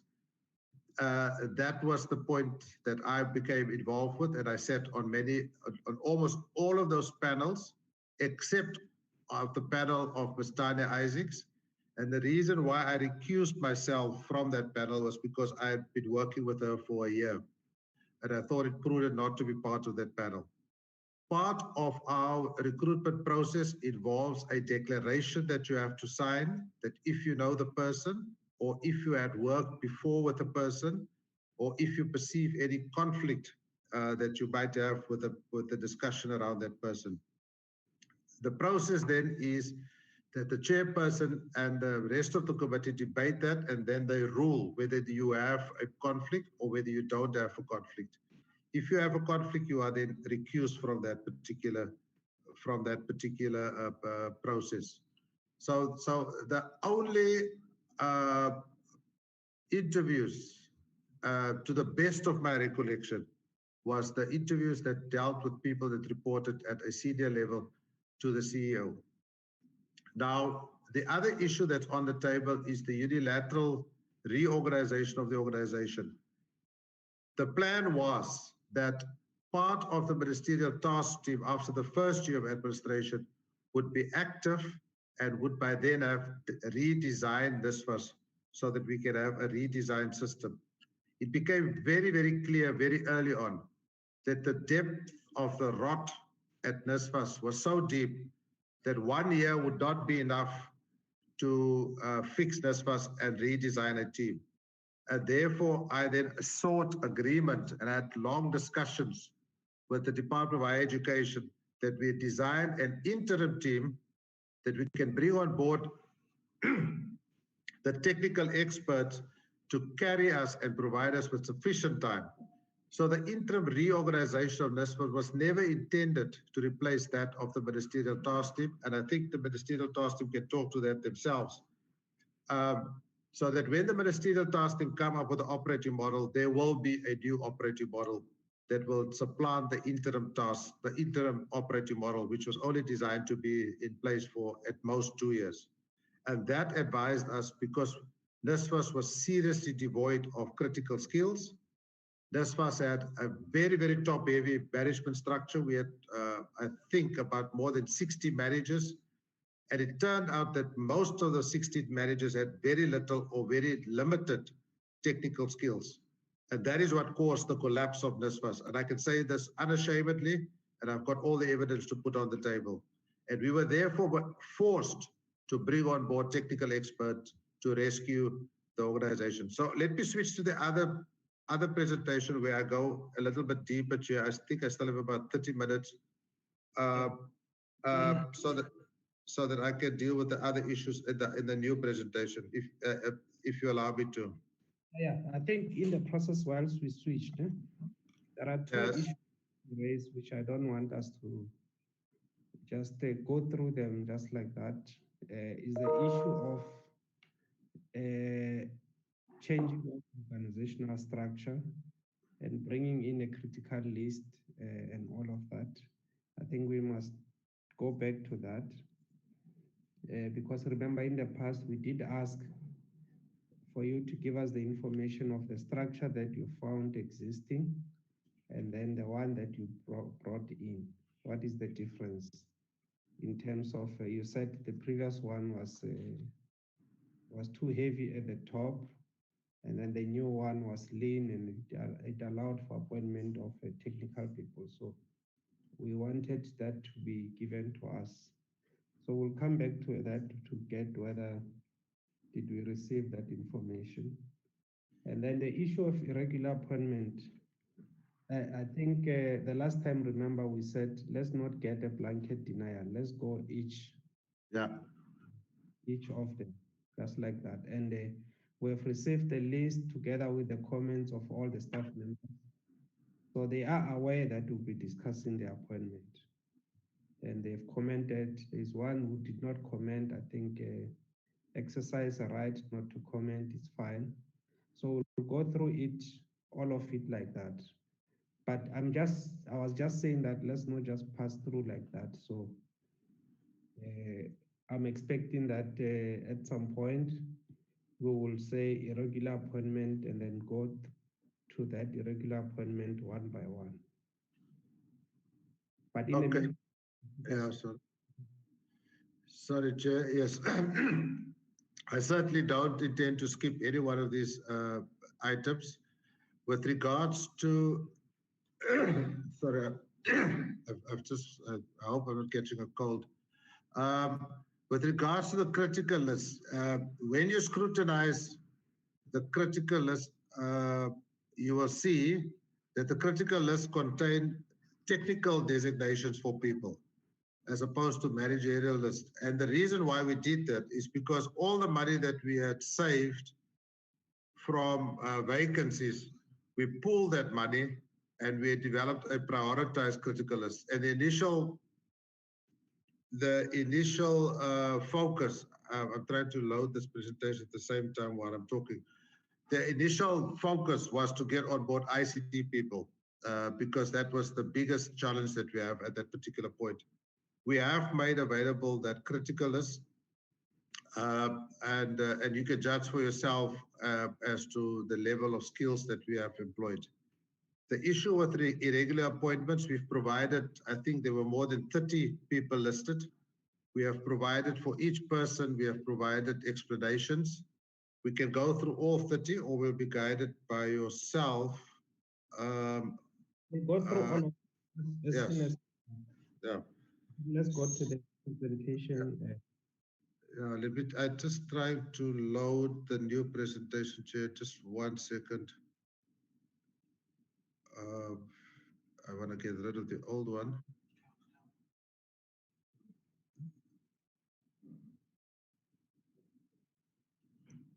Why does it both say 6th of November?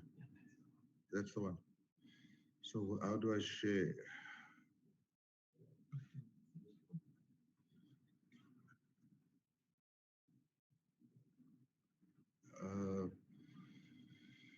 Let me just, I'm not sure whether members can see the new presentation. No, not yet. Okay, let me close completely. If I lose you, Chair, I'll just have to log in again. Okay. Are you able to take off this presentation and then you start again. Okay, I think I've taken it off now. Share screen.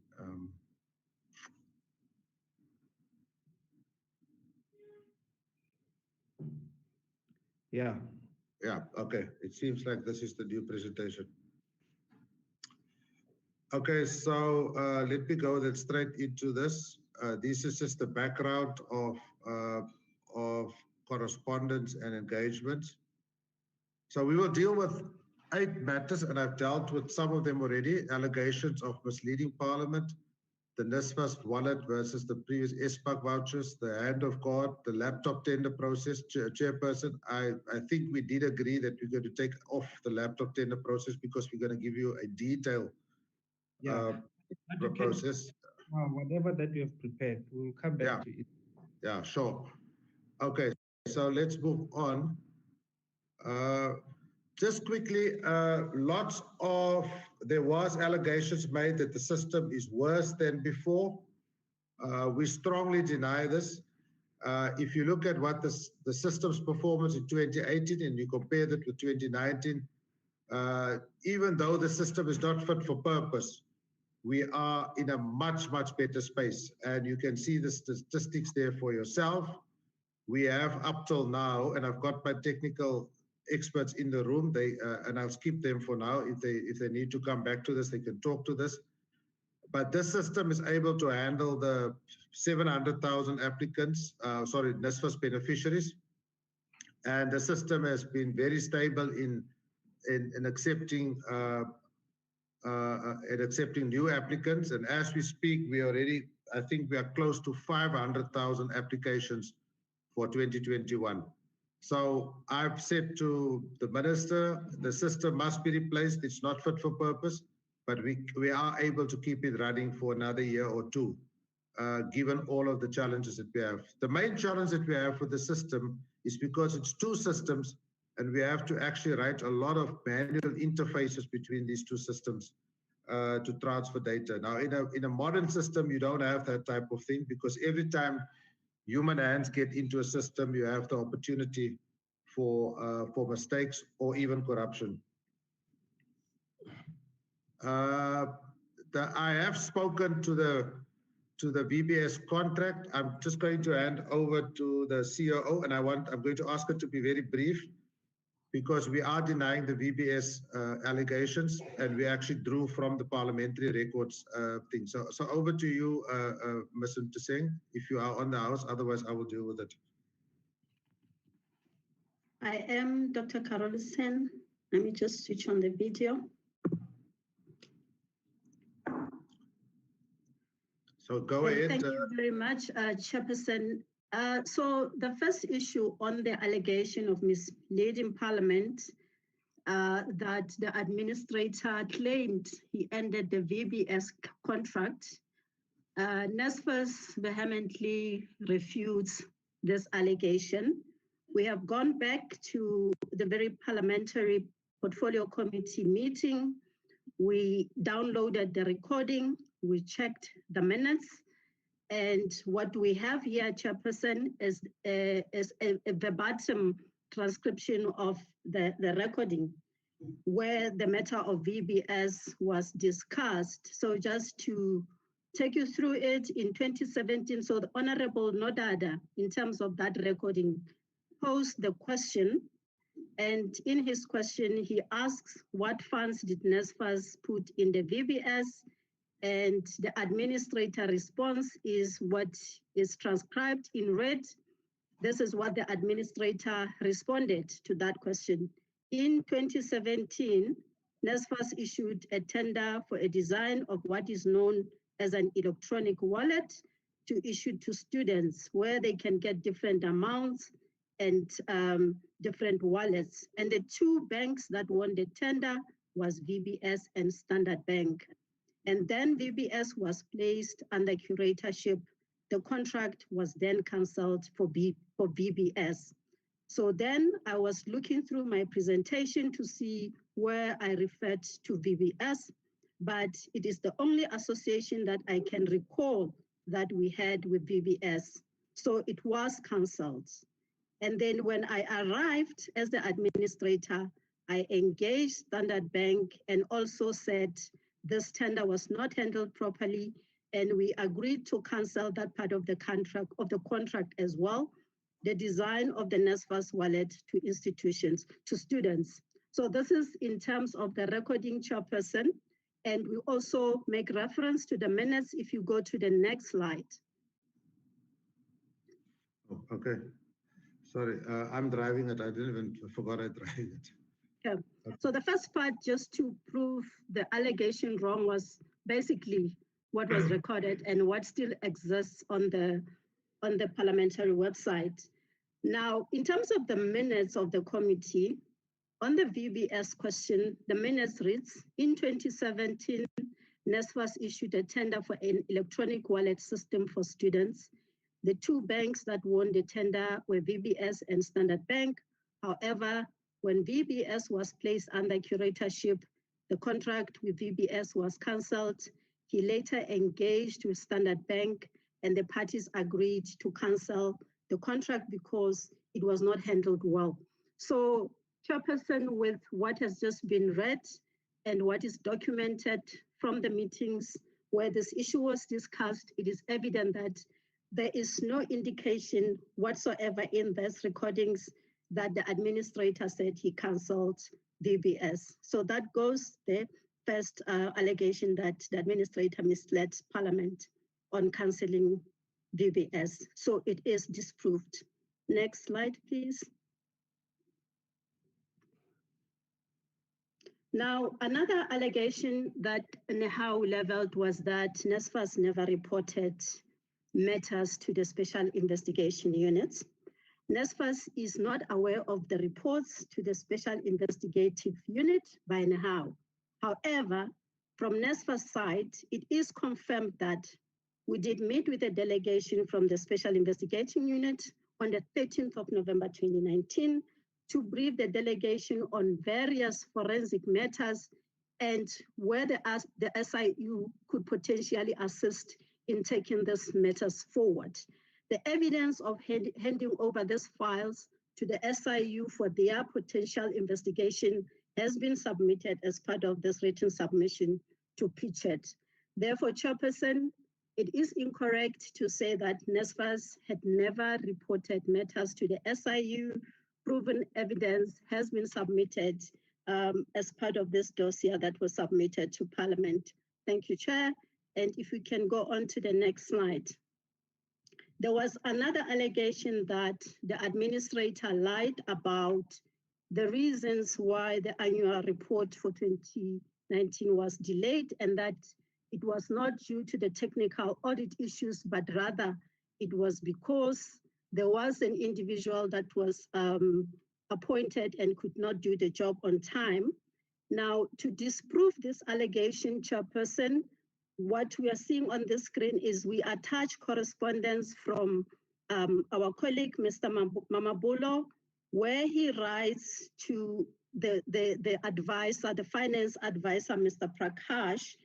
In this correspondence, he says, we have received a final sign-off from the AGSA just after 1600 hours today and immediately commenced with the printing. And this email was written on the 4th of November 2019, just 4 minutes before 5 p.m. And in terms of what is presented here as evidence, Chairperson, there is no reference at all in this email that the reason why this annual report was delayed was because of the inefficiencies in terms of how the process was handled on the part of NSFAS. Rather, it proves here that the sign-off from the AGSA was indeed provided on that particular day, at that particular time, and hence the immediate printing of the annual report commenced. Next slide, please.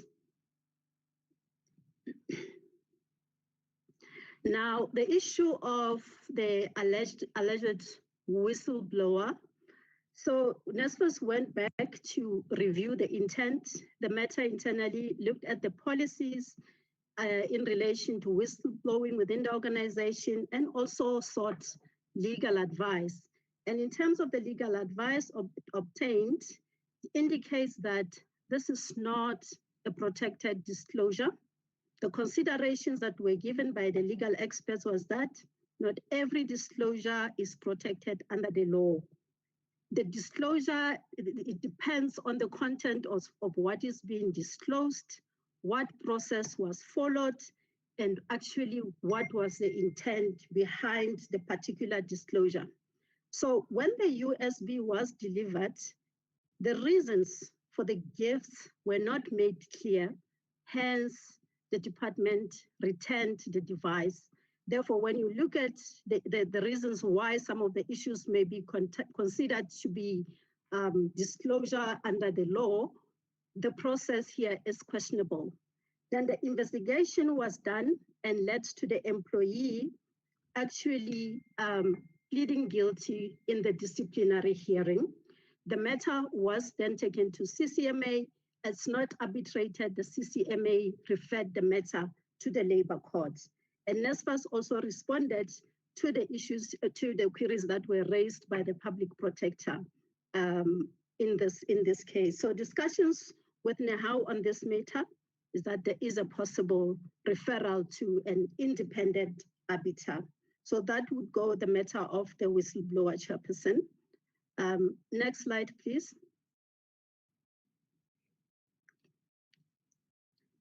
Okay, now we touched a lot on the issues of disbursement processes. And in the opening slide where the administrator showcases the whole slide, that first slide that spoke to the NSFAS system 2018, 2017, and where we are today. I think what is important to emphasize is that at no point did the administration was tasked to replace the systems. And what happened was to optimize on the efficiencies of the systems and to make sure that there are proper setups and that students' payments are dispersed properly. Next slide, please. So in the next part of the presentation, we will talk to the issue of the SBAX vouchers, the disbursement process itself, and also revisit the issue of the hand of God that was discussed in the last meeting. And next. Okay, now, when the issue of NSFAS wallet and SBAX voucher was raised the first time around, the allegation was that the administrator created a perception that this is a different system. Now, there is a bit of contradiction. As I said, as the administrator said, there has never been an intention to replace the systems at any point. There always has been, how do we optimize the systems that we have to make sure that we provide the services to students in a manner that is efficient and necessary per the Act. So in 2019, NSFAS stopped the SBAX voucher product and onboarded the new NSFAS wallet product in 2019. Now, the purpose of the NSFAS wallet was to ensure that students were empowered to make decisions regarding how they use their allowances. I need to emphasize this because if you look at the NSFAS wallet vis-a-vis the previous SBAX voucher, the student did not necessarily have a power of how they want to use their cash. It was pretty much constrained and directed to where the students would transact. This move was much welcomed by the student community and many colleges. And again, having been in that part of the system, while the voucher was still being implemented, very few institutions and students really wanted to participate in the product. So both the NSFAS wallet and the SBAX voucher are products that are procured from Cellbucks. I think this is where the issue of confusion around a system comes in. The service provider is the same service provider. 2 different products. Each product required a different system configuration to can be able to produce what the intended purpose of each product was. I think that is a very important point, Chairperson. Hence, the wallet has got its own unique features, and the SBUX vouchers did have its own unique features. So there is a very clear distinction of wallet versus the voucher. Next slide. So if we look into the vouchers, the SBUX voucher had pockets. The student, there would be a pocket where the NSFAS allowance was not disbursed generally into like an open platform where the student gets a particular amount. Allowances were provided in vouchers for books, for accommodation, for meals. And students would not transact across the various pockets. So if a voucher is for books, a student would then have to go to get to a book merchant and only redeem that voucher at a book merchant. If a student had any difference, like unspent balance of books, that money was not available to the student. They become like aging balances that have been remaining because the student never had the power to can catch out whatever that the student did not use. The cash withdrawal was completely not available. There was no option at all for a student to redeem their cash one way or the other. Next slide, please. Now, when we look at the wallet, in the wallet system, and again, I'm using the word system very loosely. In the wallet system, students receive cash directly through their mobile devices. This is not restricted in voucher pockets. If my allowance is 1,200, I get a notification and I go and withdraw that money wherever I want to withdraw it, and I'm free to can use that money anyhow that I want to use it. Students decide how they want to use their cash allowances. Students use their cash allowances anywhere during the year that allowances are allocated, and they are not limited to spending within certain merchants only. The security features of the NSFAS wallet are much more tighter than what we previously knew as security measures in the SBUX voucher program. So with that, Chair, I would really want to emphasize that if we were to bring a student here and ask whether there's a difference between a wallet and a voucher, it would be an overwhelming yes. There is definitely a difference between a NSFAS voucher, SBUX voucher, and a NSFAS wallet program, just in terms of even how the system had to be reconfigured to be able to deliver the cash in a manner that it is now being done. Next slide, please. So on the wallet, then there was an issue on the wallet not being automated. And in fact, this was about the disbursement process not being automated and being manual, and reference was made specifically to the wallet program.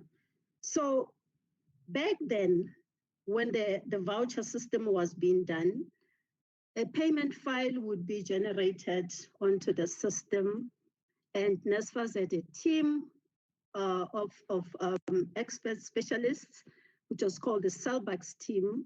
These colleagues would sit with the file, go through it on an Excel spreadsheet, line by line for each and every student, and ensure that the students' allocations are correct, they are allocated correctly, the allowances are correctly matched to the right merchants. This was a very tedious exercise, and colleagues were very frustrated. And that process has stopped, Chairperson. That spreadsheet process has stopped. There was a development, there was a system enhancement that makes sure that from the system, there is a payment file that is generated. and that payment file is automatically deposited on another system, and it sends to the Cellbox platform. So that whole process is now automated. We don't have colleagues that sit and manually confirm that indeed I've allocated the correct voucher for this, I've allocated the correct allowances for this. All of that is upfront set up in the system so that when the payment file is generated, all the calculations are done, all the matchings are done, and then the Cellbox file is automatically also submitted. So that is a huge difference that has happened, Chair. So there is that integration link between NSFAS disbursement system and the Cellbox platform. The human intervention that was there to check what is coming in the file, are we paying the correct merchant, the right amount, all of that is calculated by the system, and the verifications are done on the system, and this has significantly reduced the turnaround times, and the feedback file is processed and set back onto the system. There are exceptions that still needs to be done manually as per every process as part of the quality checks, but also to check that whatever is coming back, NSFAS has got sight of what the issues are so that there can be continuous system improvements to make sure that we don't have any those mishaps. However, Chairperson, I think this again disproves the fact that the allegation that was made that the process is not automated. I think having Ms. Hilbrand in this, she would be party to that. She would sit almost with a crashing computer every day, working on an Excel file, trying to fix the Cellbox file. And that is not the case in this current moment, Chairperson. If we can please go to the next slide.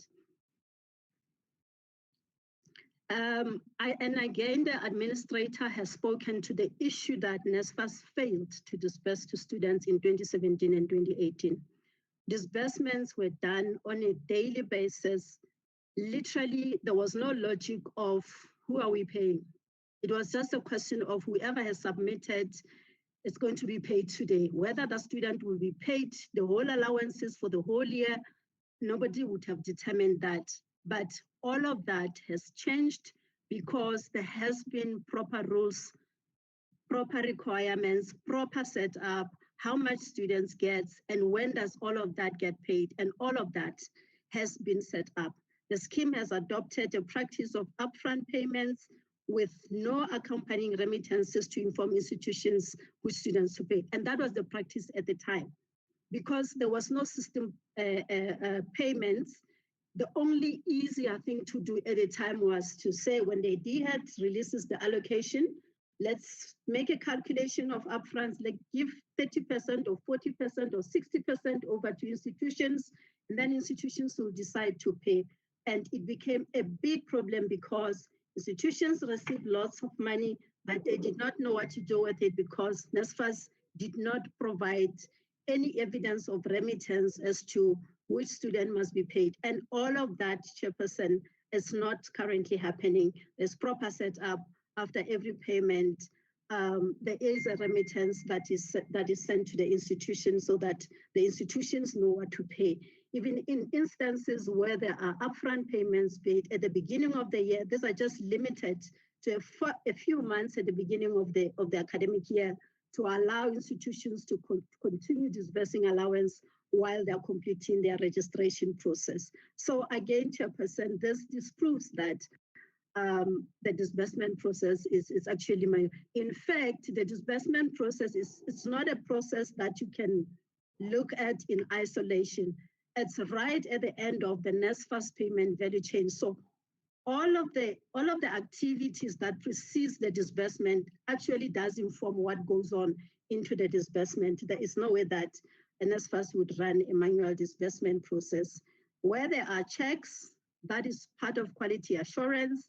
It is necessary to download the file, check whether it is correct, and if there are any anomalies, inform and build, continuously improve the requirements so that in the next payments, there is better payment outputs. Next slide, please.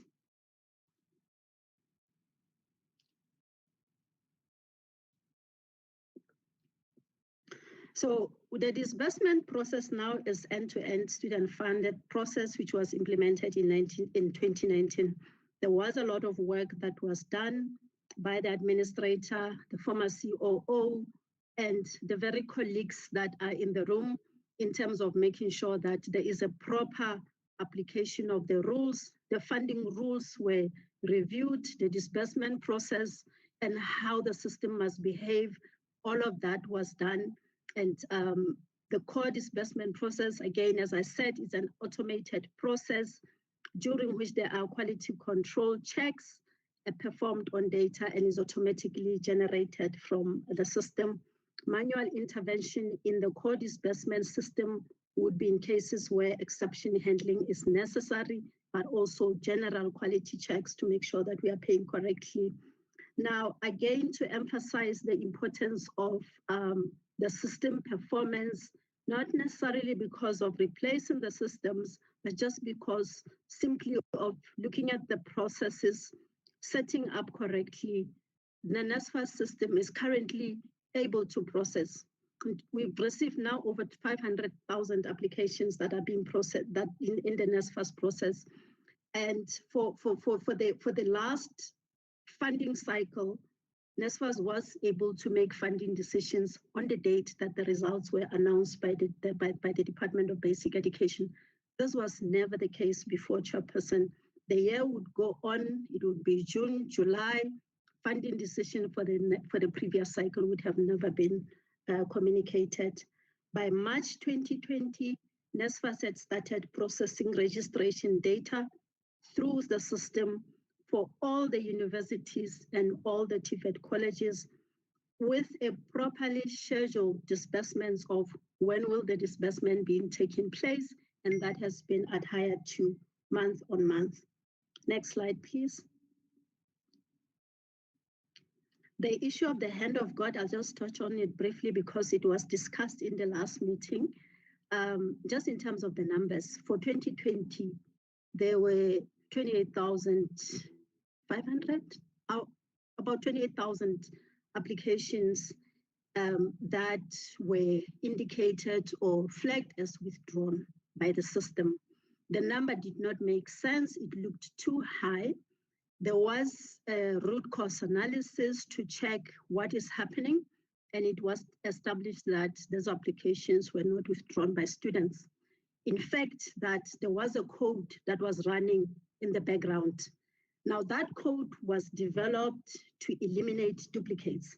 But what the code was doing, when it identified a duplicate, instead of removing one record, it removed all the records, hence why it should be a hand of God or something.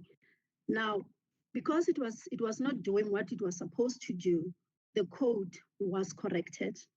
All the applications that were withdrawn, the one matching record was reinstated.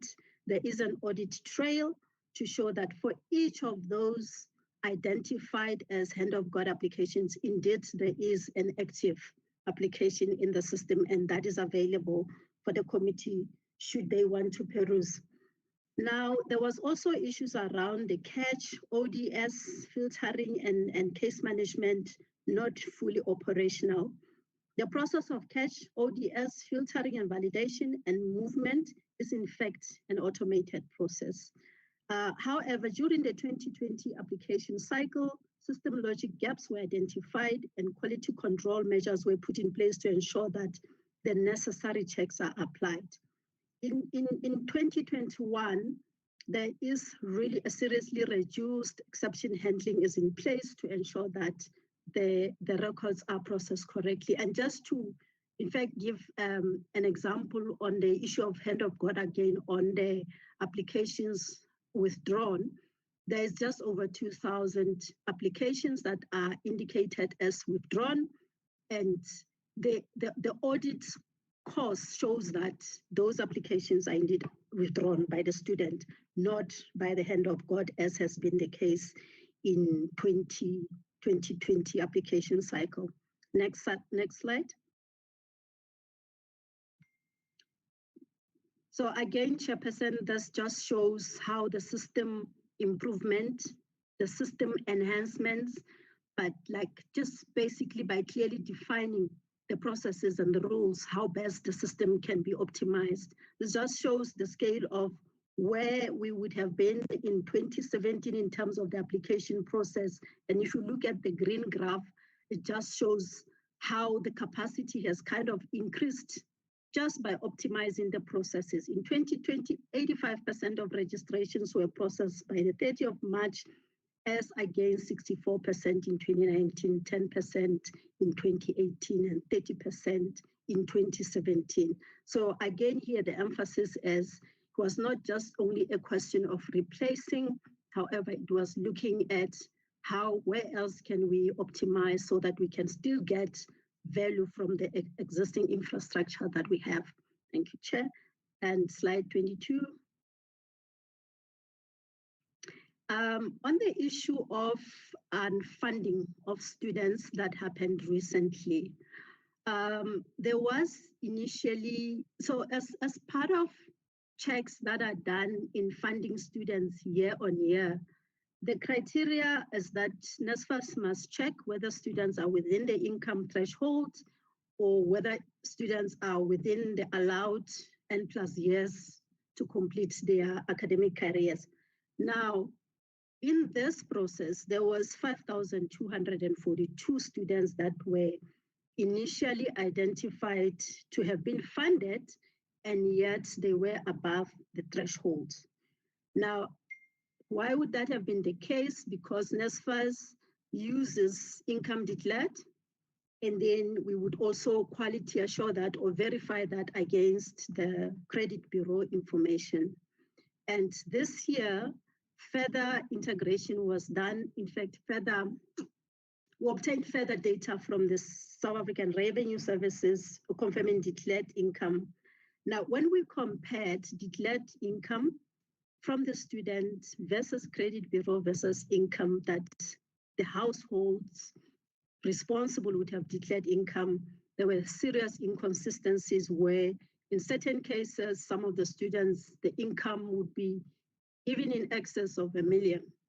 Now, we are required in terms of the PFMA that once an issue is identified that could lead to irregular expenditure, which would be irregular expenditure if NSFAS continues to fund students that should have not been funded, NSFAS has a responsibility to stop the disbursement and indeed inform the students about the finding.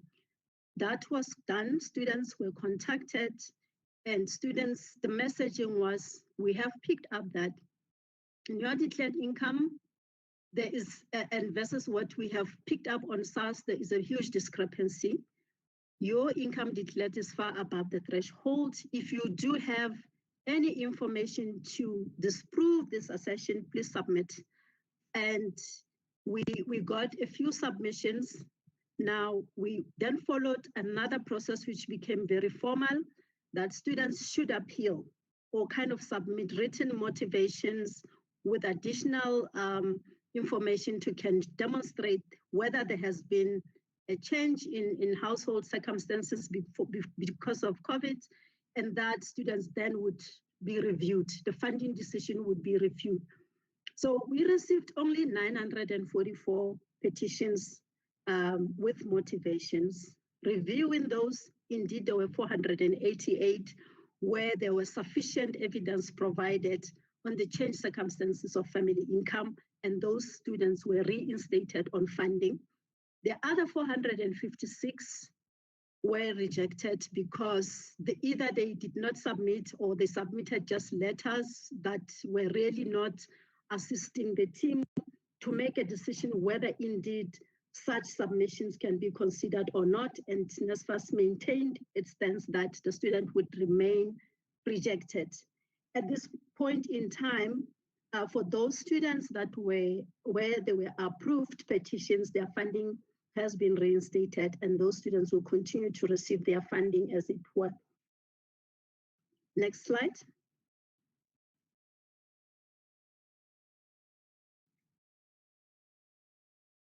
Chair, may I jump in order to save time? We did say that the laptop tender will provide you with a complete record of all the minutes. So with your permission, we would like to stop here and perhaps be guided by you whether we should go straight into the irregular appointments, because we are going to spend quite a bit of time on the laptop tender.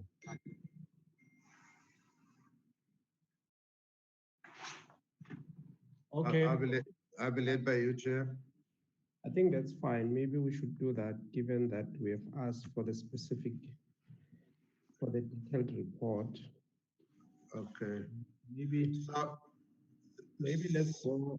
But before we do that, I think maybe let's just determine when are we going to deal with this matter, so that it's not seen that it's not assumed that we are avoiding to deal with it. We have asked for information from a number of sources and from the administrator. We have already received information from the department. So we should be able to schedule for about, say, 2 days, I think.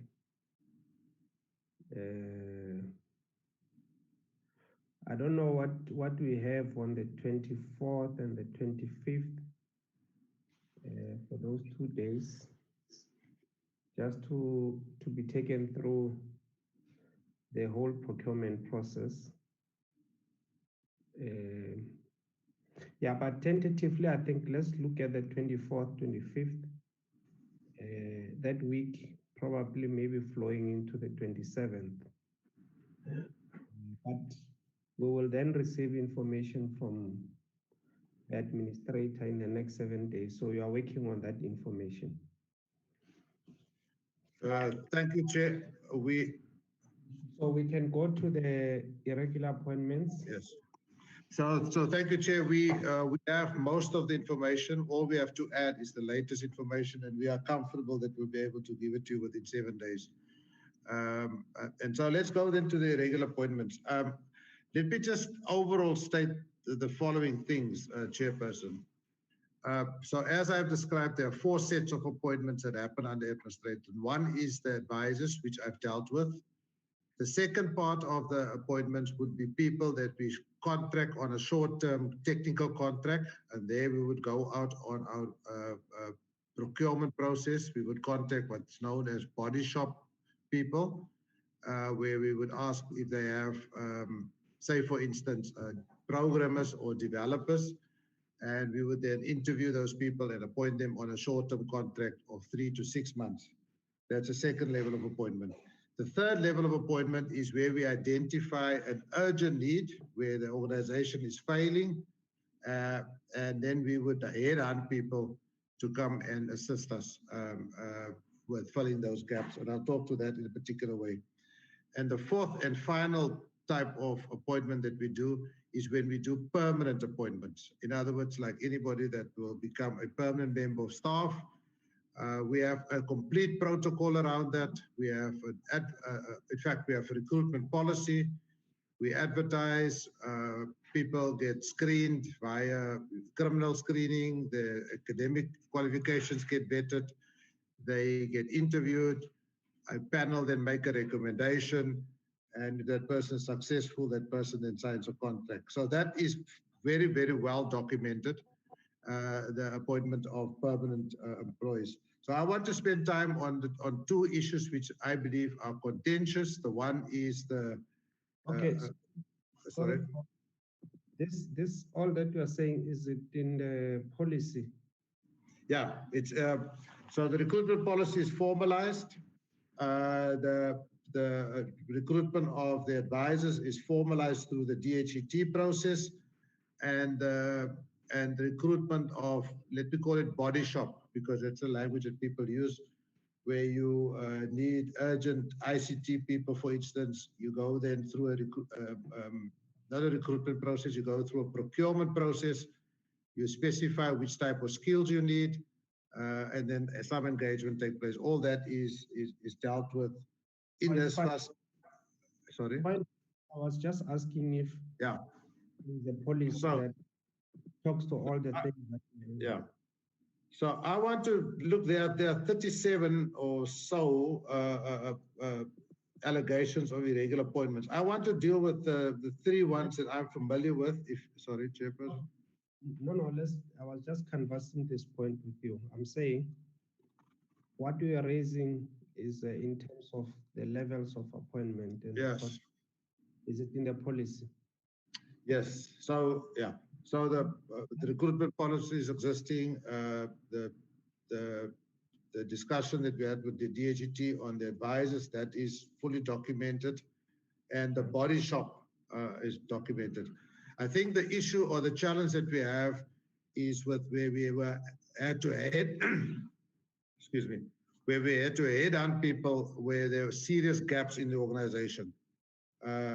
That's, I think, where people brought in issues of nepotism or creation of posts for friends. But let me just rephrase the one particular issue. I want to remind the committee that right at the start of administration, I identified a severe shortage of technical skills. And we sat down and we developed a list of say, if we want to rescue this organization, we will need the following technical skills as a matter of urgency. I don't know the exact number, but I think it is of the region of about 20 million rand that we were able to ring fence and say in an EXCO meeting, get everybody's opinion about which are the critical skills that will be required. And like I said, initially, we focused on ICT skills. And that list is available. And that is a living list. As we fold people and we find more money, we would then continue to update that list. And so we have various versions of that list. Okay, and yes, I would like us to make progress. I am asking whether the appointments, the levels, and the procedures that you are talking about, is it in the policy, and what policy is that? Yes, so the recruitment policy, which did not exist before or was outdated, I should say, we have outdated that and we have a policy for recruitment. So policy for recruitment? Yes, we have a policy for recruitment. It explains the conditions under which you headhunt. Yes.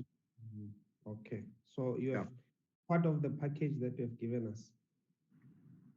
I will have to, we have it available. I'm not sure whether it's part of the package, but if it's not, I can send it to you straight away. We have it available, yes. Okay, because we'd like to have a look at that. Yes. All right, proceed. Let's go in the specifics, I think. Okay, so let me deal with the ones that I was directly involved with. So Sibon Gilliam Gabe was cited as a specially created post that was done in the minister's office. The truth of the matter is that when we, and I referred to this earlier, when we looked at the inefficiencies of the top structure, we found that there were too many people reporting to the CEO, and we decided as an executive that we need to group some of those functions under one particular person and call it corporate affairs. And those functions were HR, marketing, contact center, occupational health and safety, and all of those things. And we had a very robust discussions with Department of Education about this, because there was a doubt about whether we should reorganize or whether we should wait for the ministerial task team. Eventually, we agreed that the ministerial task team will take too long and that this will be an interim arrangement. That post was scoped, and as with all senior posts, I sought the concurrence of the minister on the filling of that post. That post was then advertised. Ms. Mugabe applied like anybody else, and the panel then recommended her appointment, and all that records are available. So what I'm trying to say is that her appointment went through the full recruitment process, the full validation of criminal records, as well as the full vetting of qualifications. So from where I sit, it was a regular appointment. There are three. Okay, there are three. Prof, let's just get to that one. And, my apologies to my colleagues, but we'll give all of them the opportunity. I think the issue that is being raised as an allegation is that when the post was created, or when the motivation was submitted, it was in a meeting where she herself attended, where you were there, and then there was a minister as well. So the complaint is that she was in a meeting which basically discussed the creation of a position which she later then was appointed to. At the time when that discussion was taking place, she was not in that position. She was your advisor. So that is the allegation which has been made, but I don't hear you speaking particularly to that allegation. So, yes, she was my advisor, and she did apply following with the advertising of that position. The reason why she was with me in the meeting with the minister was because she is part of her job is to be the liaison between me and all the stakeholders, between yourselves and myself and with the minister. And yes, she was part of the meeting where the minister, the post was not discussed. I sought concurrence with the minister because the post was discussed at the DHET level.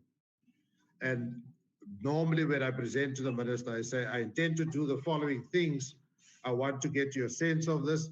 The minister will give you some advice in some cases. In other cases, he would say, it sounds like a logical decision, continue. But I reject the allegation that the post was discussed in her presence and that was designed for her to apply. At that point, I was not even sure whether she was going to apply. It was merely to get concurrence for the post. And that is the situation, Chair.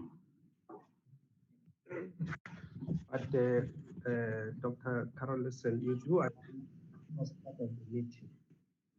We discussed the creation of the position, which is subsequently applied to.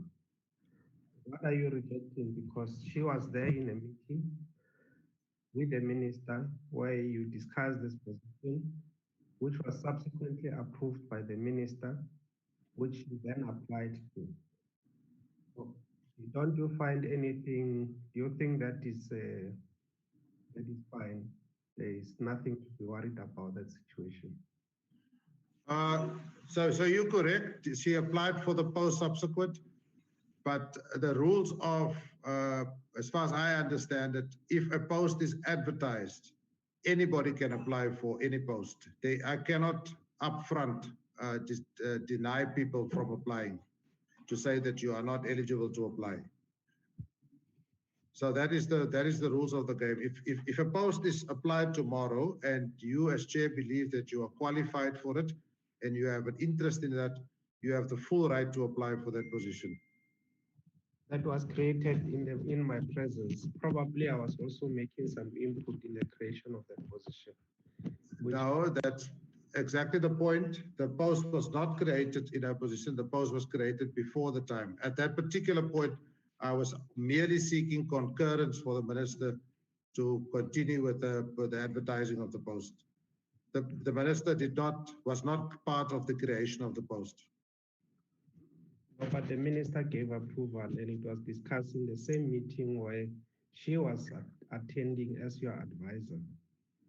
The minister gave concurrence to continue with the filling of the post, yes. Okay, let's move to another one. Okay. The other points I was involved.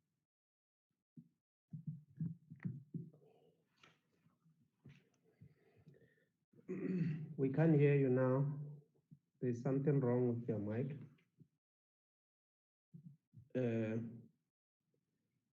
Dr. Carolson, you have muted yourself.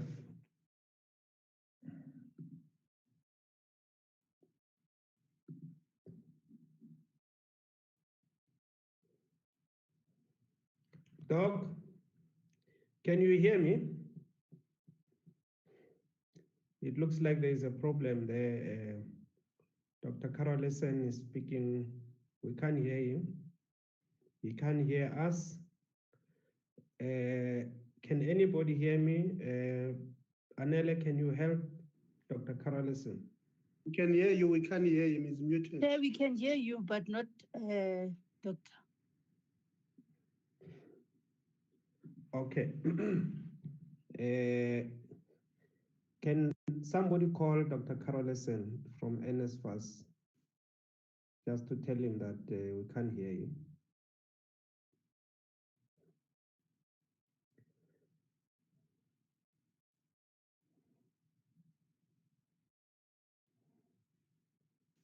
Okay, is there anybody from NSFAS who can hear us? Yes, we can hear you, Chairperson. I'm just calling him to say he must unmute. Hello? Doc, you are on mute. Please, can you unmute?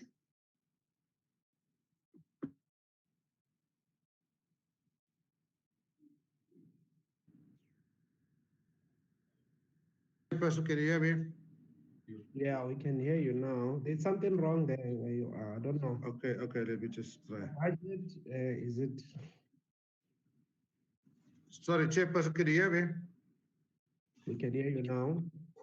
My apologies. It seems like after a certain time, it times out and it mutes me. Yeah, so, you know what I want us to do, because I don't want us to move from here to there. We have got a document. And this document starts with Werner Stierman. Yeah. So is it possible for somebody who can take us through that? And then we come back to the appointments where you were involved. But basically these ones, there are appointments which it is claimed that these are your colleague, your friend, your former high school mates or tertiary acquaintances and so forth. And that's the ones that I would have wanted you to speak to them. Whether you're involved or you're not involved, but the fact that you have been drawn into this to say that these are your friends, there's even pictures and all of that. Yeah. So, okay. Okay, so Chairperson, I was hoping to cover the top ones before I go to the ones, but let me follow your advice. So if you start with Werner, I probably met Werner once or twice because we come from the same organization, same Ravensmeet, same town. And I met at a function where we had a community outreach function. Before that, I've never met her. I have never been to her house. I know her father as a school principal, but we were never house friends. So I cannot, I don't know what to say. I cannot claim that she's familiar with me. She's a friend of mine, and that I appointed her because of obscure reasons. I think she made a submission. I read that submission. So I reject that notion that I appointed her because I'm friends with her or that she's family or anything of that nature. Okay.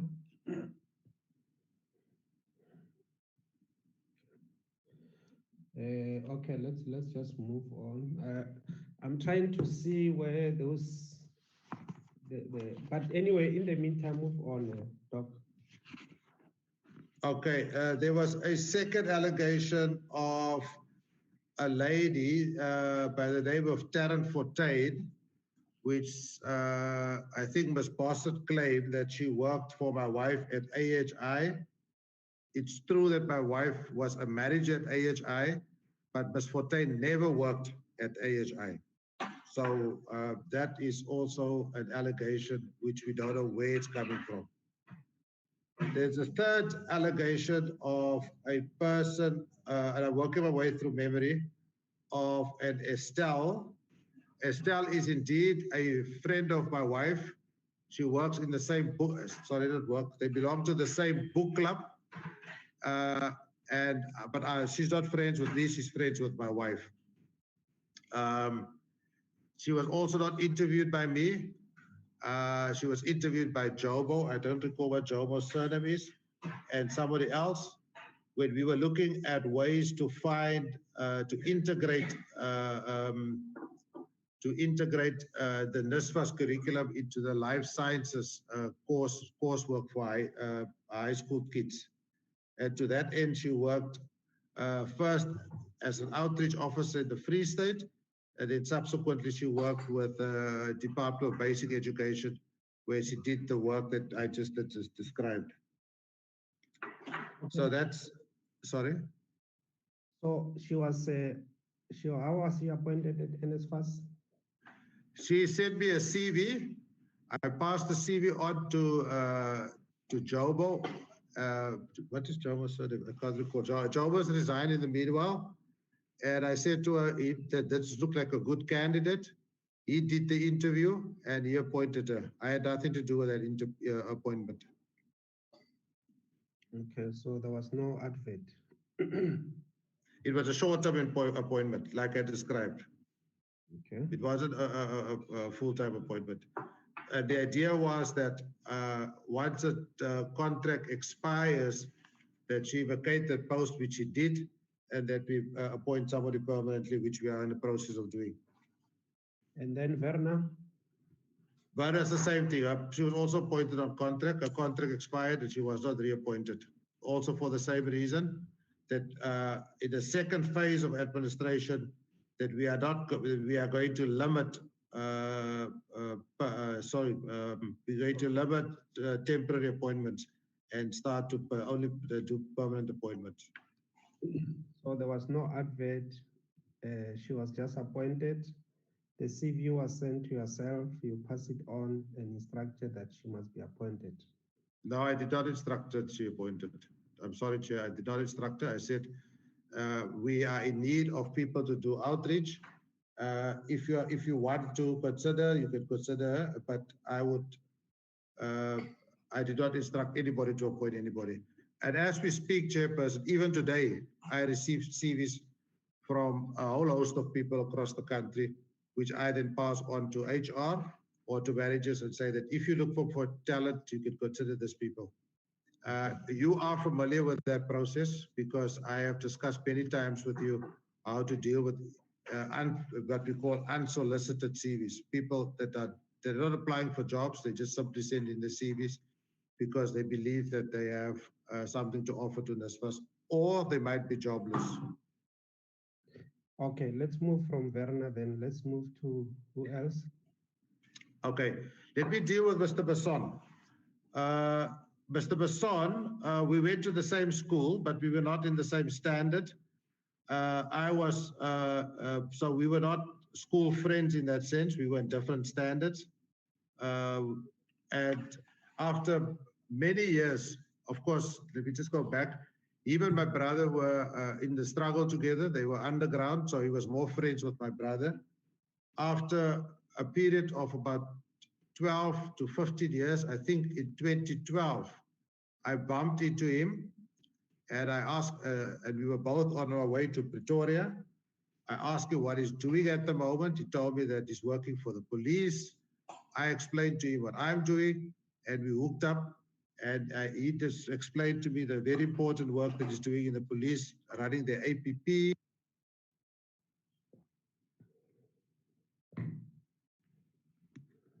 We lost you again.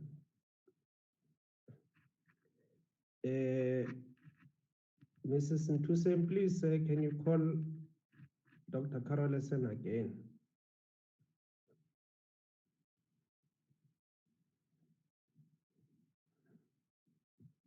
Mrs. Mpatlele, can you assist us with Dr. Carolson? I'm calling him, Chair. You are on mute again.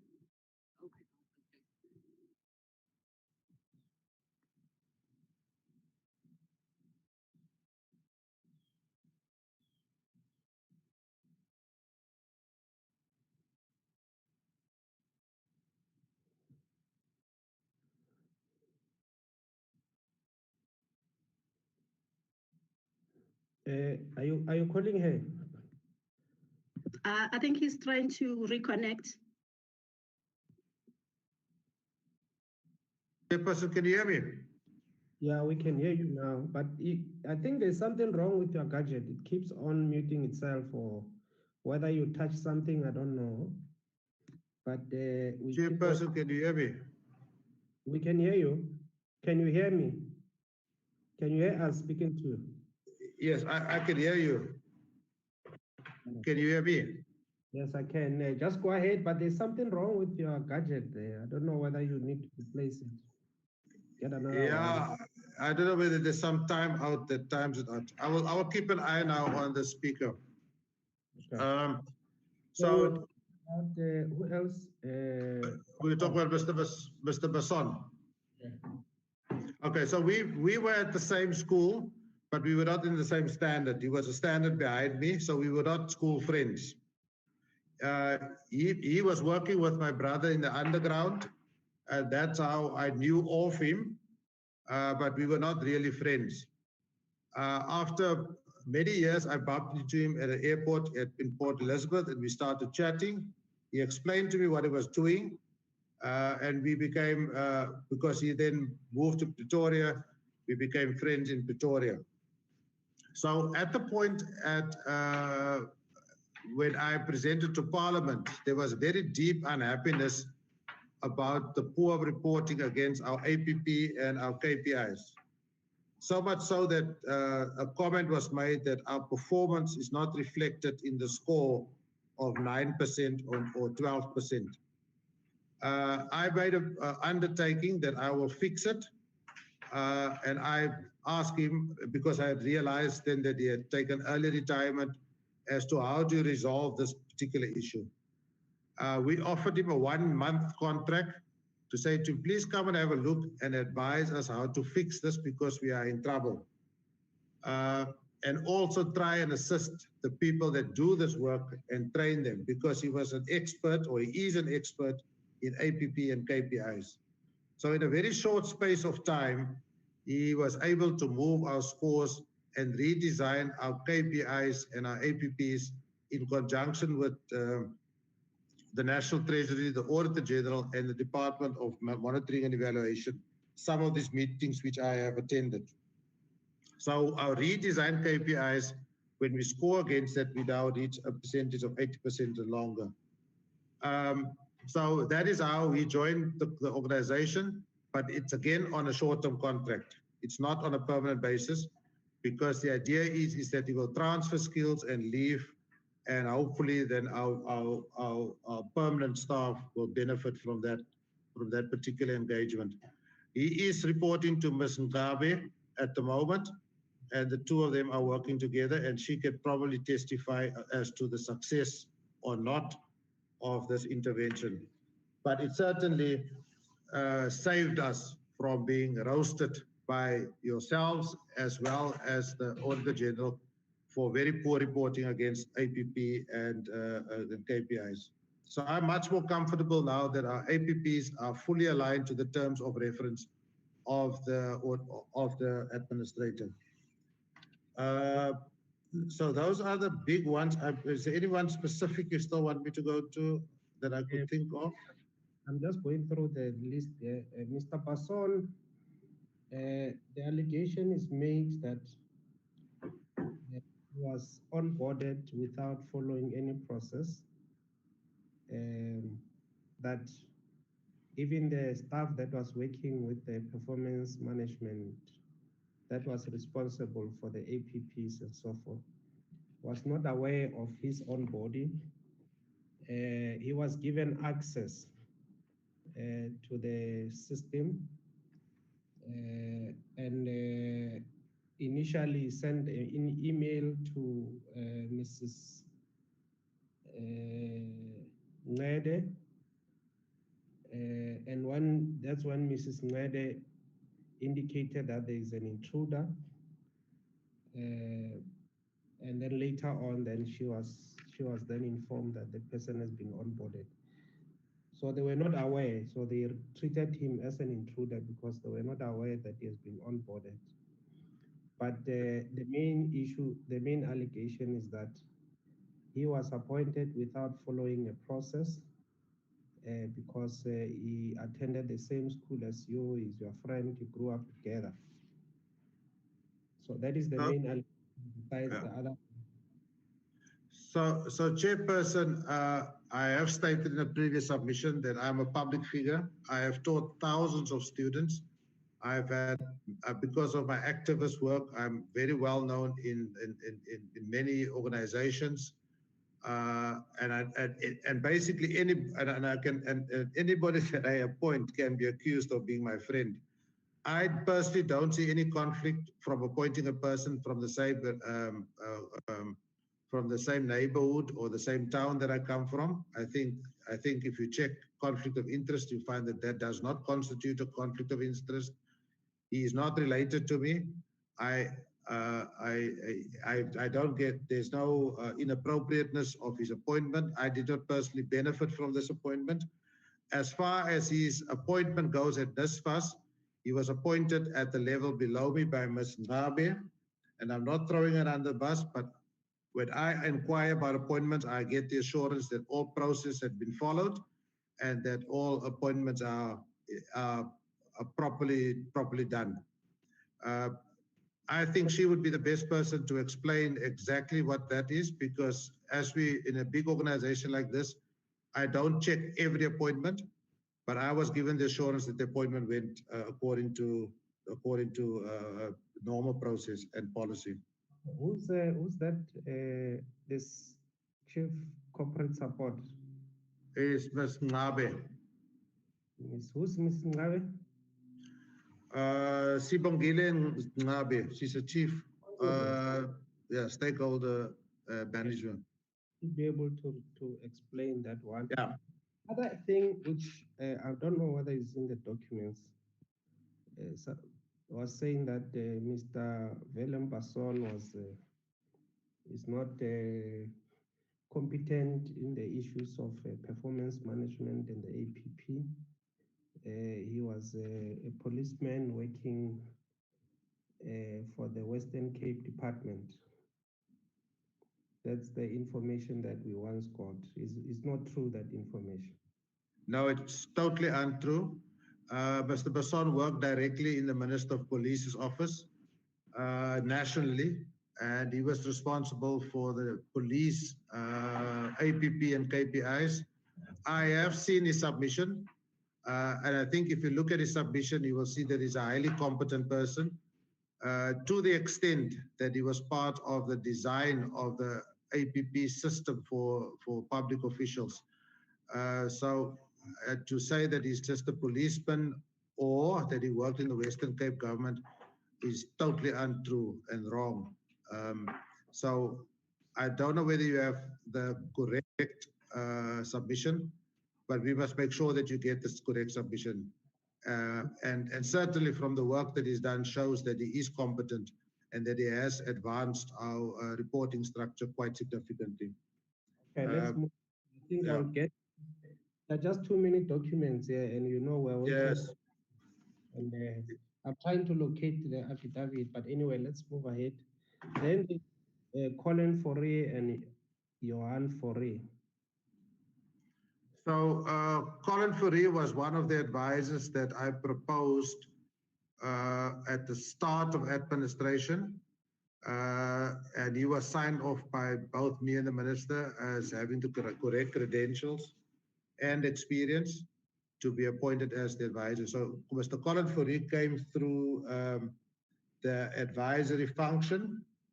At the point, I'm not even sure whether Mr. Johan Forey was there at the time when I arrived, or whether he was appointed subsequently.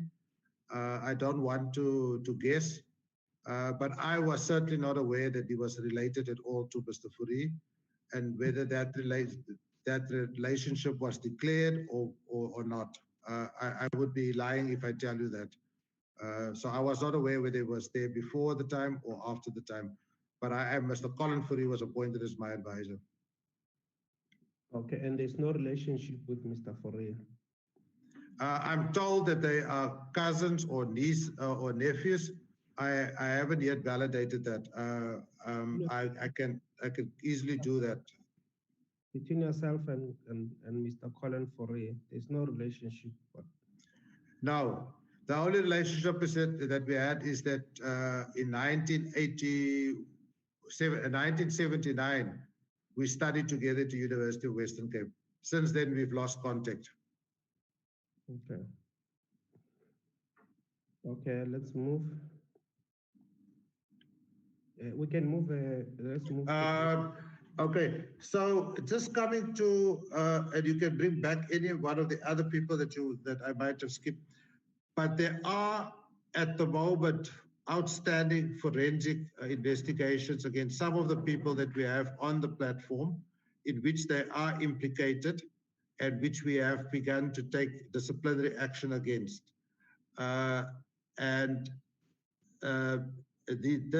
I think the best thing for me would be to make available all of the forensic reports that we have for the committee to acquaint themselves with it. The danger that I fear is that if I start to quote from those forensics in a public platform, I might be jeopardizing some very important disciplinary hearings that are underway. You're right. Let's not do that. I think let's complete and then we'll come back to the forensic. Then there is Mr. Shai. Oh, yeah. Personal friend. No advert that was instead he was interviewed by the administrator. Yes. We previously worked with him at SARS. The administrator initially tried to appoint him in HR. It was later appointment in a planning and strategy specialist, a function already performed by NSFAS. This was through a procurement process. Okay, so just one or two corrections again. Ms. Muketsi Shai never worked with me at SARS. Mr. Muketsi was a consultant at South African Bureau of Standards. When I worked at South African Bureau of Standards, that was in the early 2000s. I'm not exactly sure which year, but it was definitely before 2004 because I left SAPS in 2005 or thereabouts. Since 2004, if we accept that 2004 was the last time that I worked with him, I've never had contact with him except on one occasion where we had coffee together. So we lost complete touch with that. But because I was impressed with the work that he did and because of the challenge that we had in the APP and the KPI, I called him and I asked him to come and have a look and see whether he can assist us. I appointed him on a short-term contract. His relationship with the head of planning and monitoring, Ms. Neba, deteriorated to such an extent that I decided this was not going to work. She absolutely refused to take any advice from him, any mentorship, to the extent that he gave up. I think, without me second guessing it, I think you would be a very valuable person to speak to find out exactly his experience of this. I also think he made a submission, which is in the pack, Chairperson. So my relationship with Mr. Muketsi Shai, contrary to some people even said that he was my cousin, last time I worked with him was in 2004 or thereabouts. Since then, I think we only had coffee once, and then I lost complete contact with him. So when I realized that we have a big challenge in the reporting framework, I picked up the phone and I said to Chief, I've got a problem, can you help me? And he came to help me. But his relationship with Sintaba completely was destructive, and it was clear that it was not going to work out. Okay. All right, let's proceed. And I'm told that after his appointment, or the information here says after his appointment, he could not complete the work. He was paid about 490,000 after his onboarding without the necessary procurement process. He was paid 490,000. He could not do the work, and Mr. Basson had to be onboarded to come and finish what Mr. Shai could not do. Yes, so I would dispute that he that he could not do the work. He did work. He presented us with a document that was aligning the terms of reference of the administrator with the KPIs. Ms. Nkaba totally rejected that, and she refused to incorporate that particular work into a system. But having said that, Chair, the relationship between the two of them was not good. It bordered on the point of being destructive.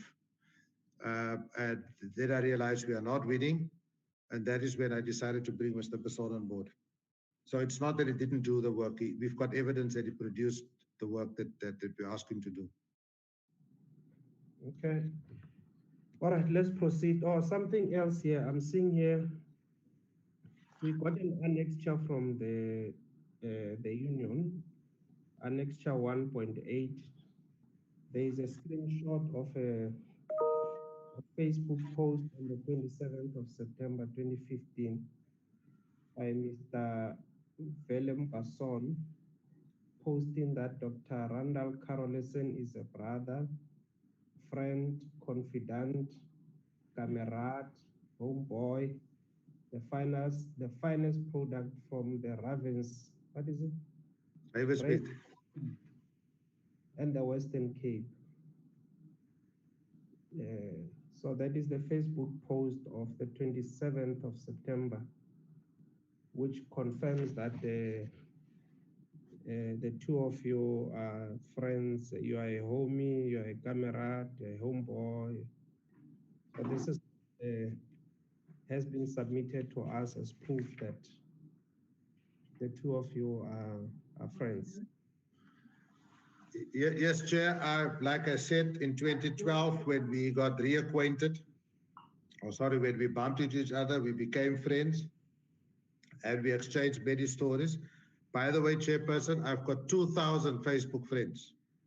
If you go onto my Facebook, you will see that I've got a number of Facebook friends. The reason why me and Mr. Besson became so well acquainted was because he was telling me about my brother's underground activities, his MK activities, and he was very proud of my brother. And I became very fond of him. And we later on did start calling each other comrades because of the mutual respect that we have for each other. So I have got no shame or no, I've got no reason to hide that I regard him very highly. And I think he regards me very highly, and he is very proud of me, of what I've achieved, and like I am proud of him that he's achieved. So I'm not going to deny any of that. I have got many, more than 2,000 Facebook friends that correspond with me directly. All right, thank you very much. So, well, I think, as you say, you don't disagree with what he has posted, that is your friend. You have known each other, you are a homie, camarade. So that is not in dispute. Are there any other persons that is been said they are related to you that we missed? Not that I can recall. I think I dealt with all of them. I just want to put it on record that none of these people are family of me. And there are no personal gain for me for any one of these things, for any one of these people. The other people that were named as irregular appointments, I will probably have to ask some of the COOs in the meeting to deal with that. The other points that I want to make is the issue. I don't know whether you want to come back to this particular issues about some of the people that are on the platform that are implicated in forensic investigations, and that we have currently disciplinaries running against them, which are very close to completion. I don't know whether that is on the irregular appointments, but we're still on the irregular appointments. Yes. Yeah. So there is. Did we deal with Estelle? Yes, I did, yes. Okay, who is said to be the friend of the administrator's wife. And also in this case, there was no advert that was followed. There was a CV that was provided by the administrator. Or that is the one that we're dealing with, or is a different one? Yeah, let me just be, yeah, so the CV was passed on to Jobo, and I deny in the strongest possible terms that I instructed that any one of these people were appointed, which I provided CVs on. I received, like I said, daily CVs from across the country, which I pass on either to HR or to say ICT when I see it's an ICT survey, and I then recuse myself from any further appointment process.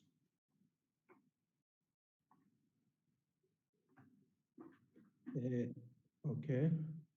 Then Enrico, did you deal with that?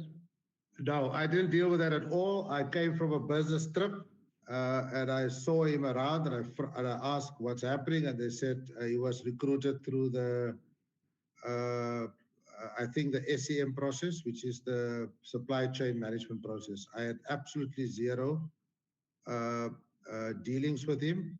When I arrived, I saw him on site. Okay. All right, so let's move.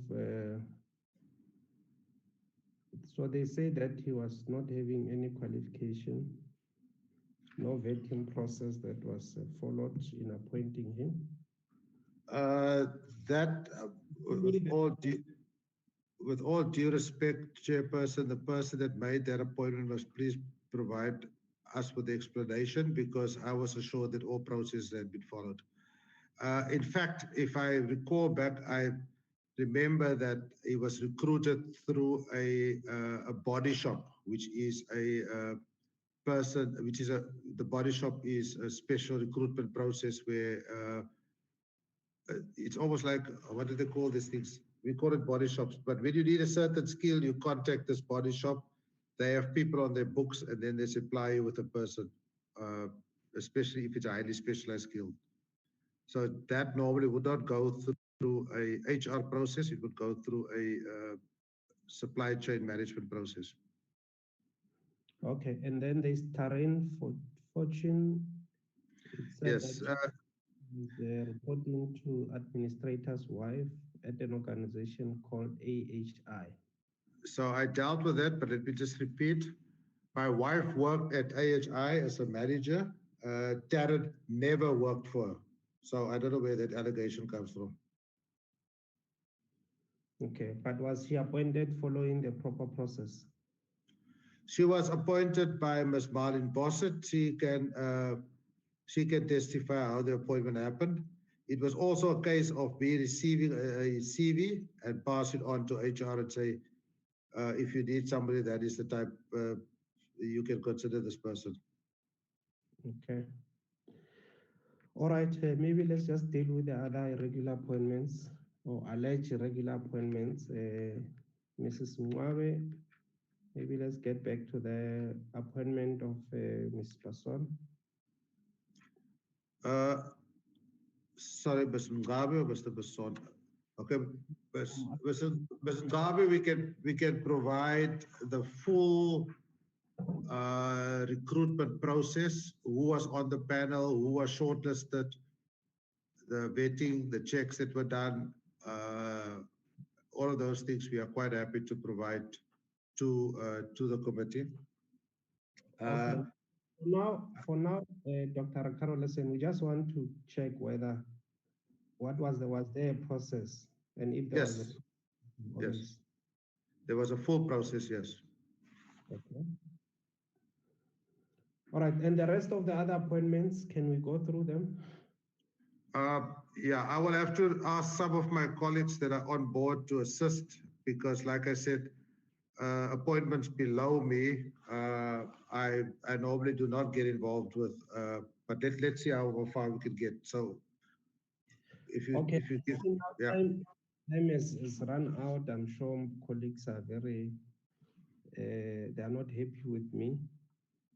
Is there anything else that is outstanding that we can deal with before we we opened for engagements, or before we asked the employees to come.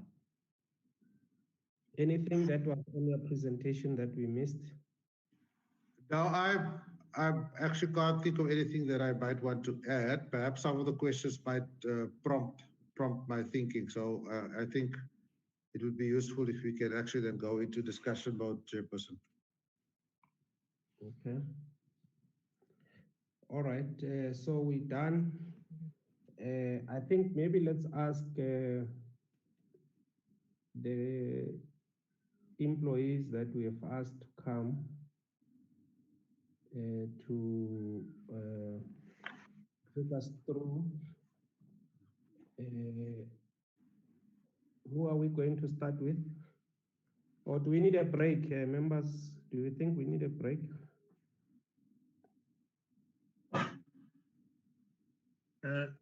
Chairperson, Honorable Ngcobo, I suggest that we continue. It looks like this is going to be long. Okay. Yeah, right. Chair, can I just come in here, Honorable Notat as well?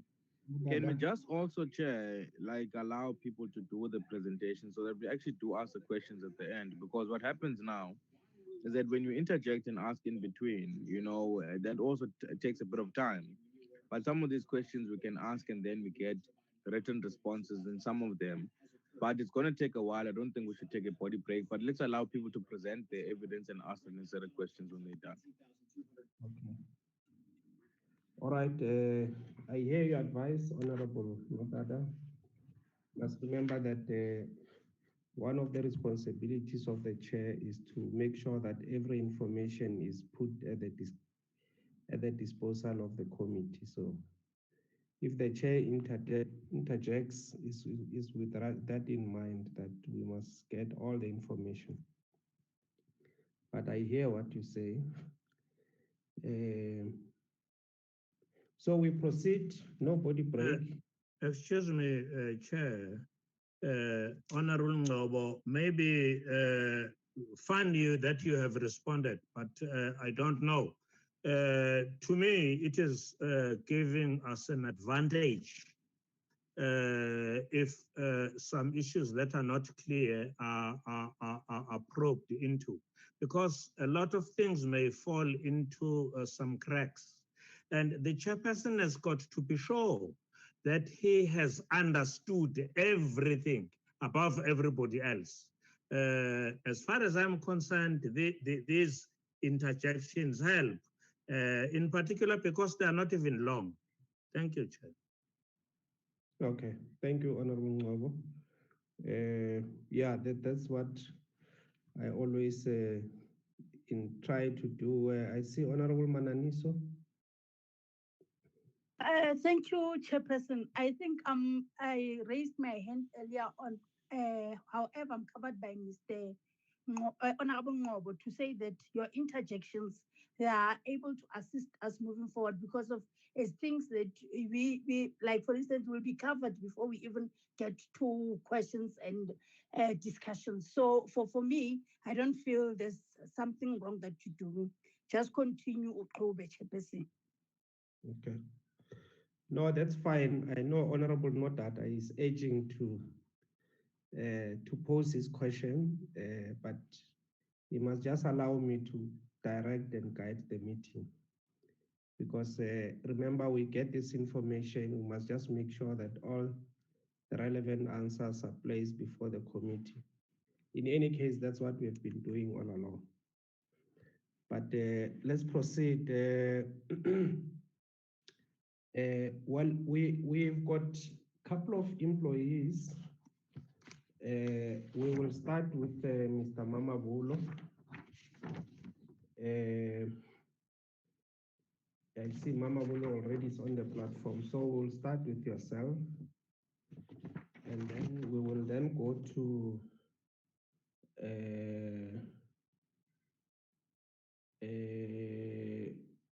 Mrs. Bossett, sorry, and then Mr. Muvavarira Gilbert, and Mrs. Nede. The four of you, I think all of you have already taken an oath. And then there is an issue that is coming out around the SBACs. So Miss Hildebrand is on the platform. If you want to comment on that, we will appreciate that she can do that. And then if there's any other thing that Mrs. Ntini would like to comment on, can also do that. But otherwise, all of you have taken an oath. I'm told that there are other former employees that we have invited who have not taken an oath. So we'll first go through those that have taken an oath, and then we will come back to them.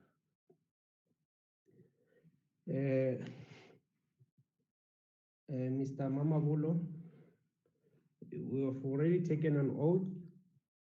We have invited you to come and share with the committee what you know about all these allegations that have been brought to our attention. So it's up to you to start wherever. So we'll just be listening to yourself, taking us through. We'll have to make notes because there's no formal presentation that was done. What do you know?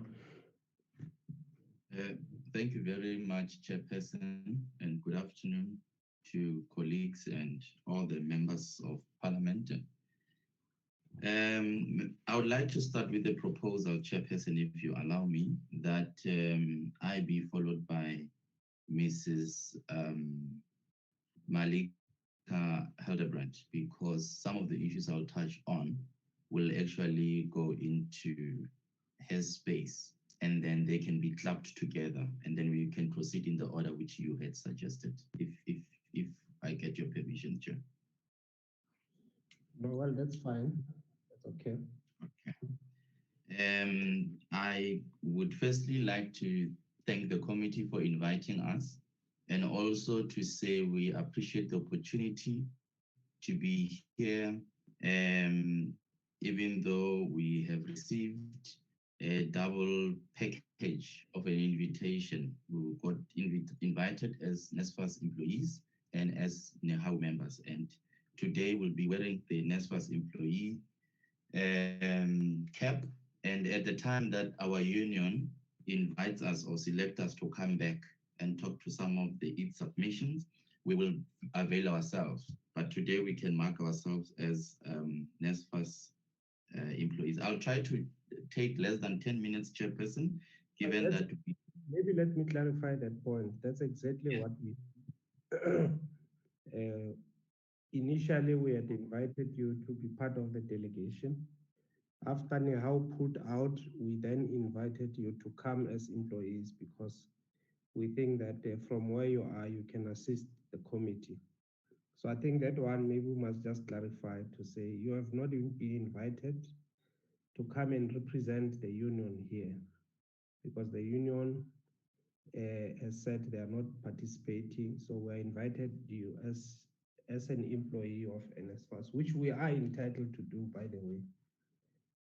Proceed. Thank you, Chairperson.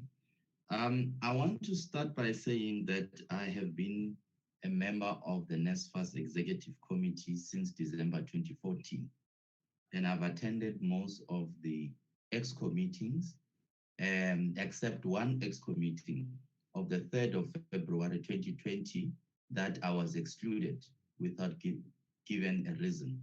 And it has since transpired that it is in that EXCO of the 3rd of February 2020 that decided on my fate and my role and other matters. And my role at NSFAS, I'm a General Manager for Corporate Services, and I'm also the National Spokesperson of NSFAS. And this role, I've been playing it for over the years. As a General Manager for Corporate Services, in my substantive role, which I'm appointed for, I'm responsible for research and policy, which is headed by a senior manager. I'm also responsible for the marketing and communication unit, which is headed by a senior manager. And I'm also responsible for the executive support. This, in this case, would be the office of the CEO and or the office of the administrator. And I'm also responsible for facilities management. In this case, would be headed by a manager. However, after the appointment of the administrator, there were lots of configurations that took place, and these configurations took place without our consultation or consultation with me or any of the people that are in the department. As I speak to you now, members, I'm responsible for only marketing and communications department and the contact center department, which was added to my portfolio. Research has been removed, executive support has been removed, facilities management has been removed. In all this removal, there's no process, there's no business case, there's no performance management, whether I performed well or I did not do well. And I can say, members, in the 14 years of my time working for government, I consider myself as a very ethical and a good public servant who's dedicated to service. And in that, I've never been subjected to any disciplinary hearing or any act of misconduct until recently at NSFAS. I want to start with the submission by Dr. Karalison, where he could not recall the name of Mr. Jomo Jacobs. Jomo Jacobs was appointed as General Manager, Operations at NSFAS. Later on, he moved to General Manager, Stakeholder Management. Mr. Jacobs was never responsible, as suggested by the administrator, for outreach and marketing and communications. I want to highlight this point because it leads to the irregular appointment of Mr. Werner Stearman and Mrs. rather, and also Mrs. Esther, both of whom were appointed or recruited by Mr. Jomo Jacobs and assisted by Mrs. Marlene Bossett, who will give her submission in this regard, through a process that was not in line with government framework and that was not in line with the recruitment policy. And I must say that that is in line with so many appointments under Dr. Karalison, which has, as a result, created a conflict of interest because there was a preferential treatment towards certain individual being onboarded at the National Student Financial Aid Scheme under the disguise that they are specialists. However, I want to state it very clear that with our experience being in government, and that's why government has processes, that's why there are boards, that's why there are committees, there are executives in HR and stuff like that, because you don't want to fall in a situation where as a overhead accounting authority of an organization, you make decisions based on your thinking or your feeling on your moods. You must follow processes so that you must avoid conflict of interest, be it a homie, be it a friend of a wife, be it any other thing. Mrs. Werner Stearman and Mrs. Estelle were moved into my department of marketing and communications at a later stage towards their end of their contract as a result of Mr. Jomo Jacobs, who was the stakeholder manager, resigning from the scheme. And it will be in the interest of the committee to invite Mr. Jomo Jacobs to give his version of the story. However, my interaction with Werner and Estelle was not a good interaction, in that it has come to my attention that it was the reasons why Mr. Jomo Jacobs led to his resignation. Because of the relationship that existed between Mr. Dr. Randall Karalison and the two colleagues, former colleagues, Werner and Estelle, there were out of work conversation and discussions that led to our performance and how we're doing. And later on, those will be used against us. A clear example in my case, I have been reprimanded by Dr. Karalison because Mrs. Estelle had given her concerns and her complaints to Dr. Karalison's wife, to such an extent that her complaint was written and put in an envelope and given to Dr. Karalison's wife, and Dr. Carlson delivered it to me, and I raised my concern with that. With Mrs. Werner, when she was not performing after she was deposited into my department, I objected. And when I raised the matter of her non-performance with Dr. Carlson said I must understand that she is someone who has got challenges and she's quite aware of those challenges. And further to that, he committed to speak to Werner's father, with whom I understand they are homies. And it was in that situation that I discovered that we are dealing with a much more deeper situation. I'm mentioning this because even if the entity is under administration, we should not deviate from following process and framework of government. I want to touch on the issues of the tender laptops. I have been a member of the bid adjudicating committee, which is the highest committee in terms of overseeing the tenders. I have been reconstituted, removed from this committee. I was never been informed, and reasons for my removal were never been given to me. I've received necessary training. I've presided over many tenders at the National Student Financial Aid Scheme, and it is a requirement that as a member of the BAC, I must be vetted, I must attend training so that I must be able to adjudicate. And the question that may arise is that with the last minute reconfiguration of the BAC following the abandonment of the tender laptops, are the new members vetted? Were they trained? Did they get necessary requirements which they needed to do? Further on the laptop tender, we've been working with institutions for many years. Universities and colleges, some have the capacity to deliver on the laptop tender. Some have already, as you have heard last week, more than 60% of students have received laptops. So what is the need of having these tender laptops? We are raising this as employees of NSFAS because we believe that the decision to bring the tender laptop to the National Student Financial Aid Scheme was a bad judgment. It is actually an overreach because NSFAS mandate is to provide and create systems upon which funding can move from the scheme to the students. If it means funding must be made to students to purchase their laptops or students to procure laptops on behalf of students, so be it. Because for NSFAS to take over the responsibility of procuring laptops has raised a lot of questions, has brought our organization into disrepute. As we speak, our brand is tarnished because we took something that doesn't fall within our mandate. And if we procure laptops, we might as well also be responsible for private accommodation. We must also own bookstores, and we must also make sure that we own public transport or other private transport to provide to our students. It cannot be a single approach that is not based on a business case.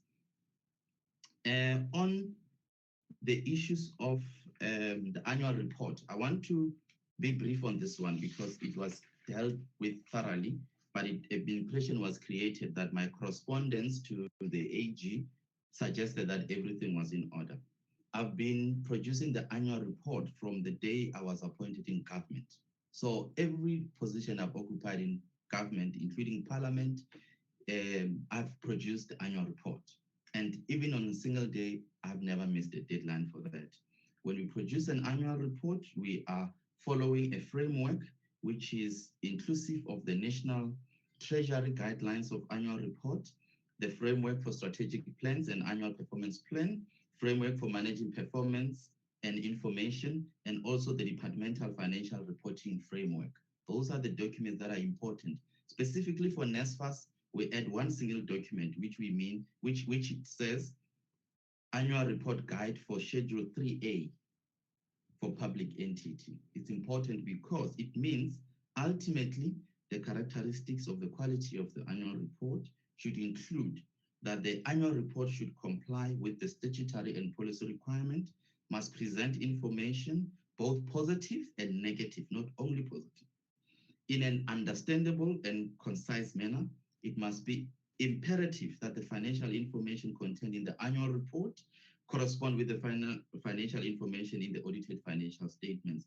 And lastly, the sequence of information in the annual report must not deviate or change from the framework. And the annual report that is being debated now before you members of parliament did not follow these things that I'm mentioning. And the Auditor General will be able to give you his fair share of information. I want to give a classical example on this. In my experience of producing annual report, there's a deadline on which we must submit our draft to the AG.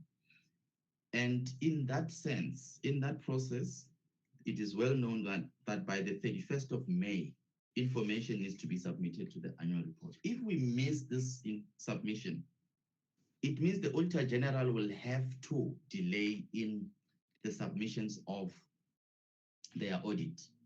Therefore, it will be disingenuous to report to stakeholders that we have missed the deadline because the Auditor General is still looking at our books. Not to say that, no, it was us who submitted our books late to the Auditor General so that he can do the working. So we have evidence that shows that, in fact, the point in questioning, I have minutes of 2 meetings where the Auditor General raised to the NSFAS Executive Management and where the Auditor General raised this to the Audit and Risk Committee, that because you submitted information late after the deadline, is going to require us more time, and therefore you're going to miss the deadline.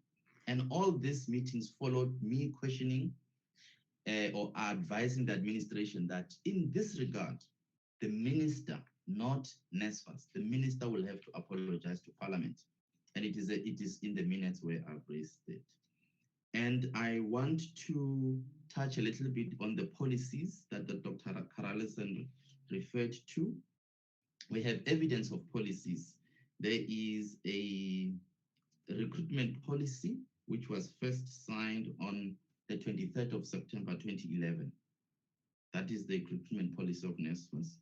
And then Dr. Karalison, upon his arrival, signed the policy on the 6th of August 2019. And again, after second thought, he signed the policy on the 16th of August 2019. We have the 2 copies.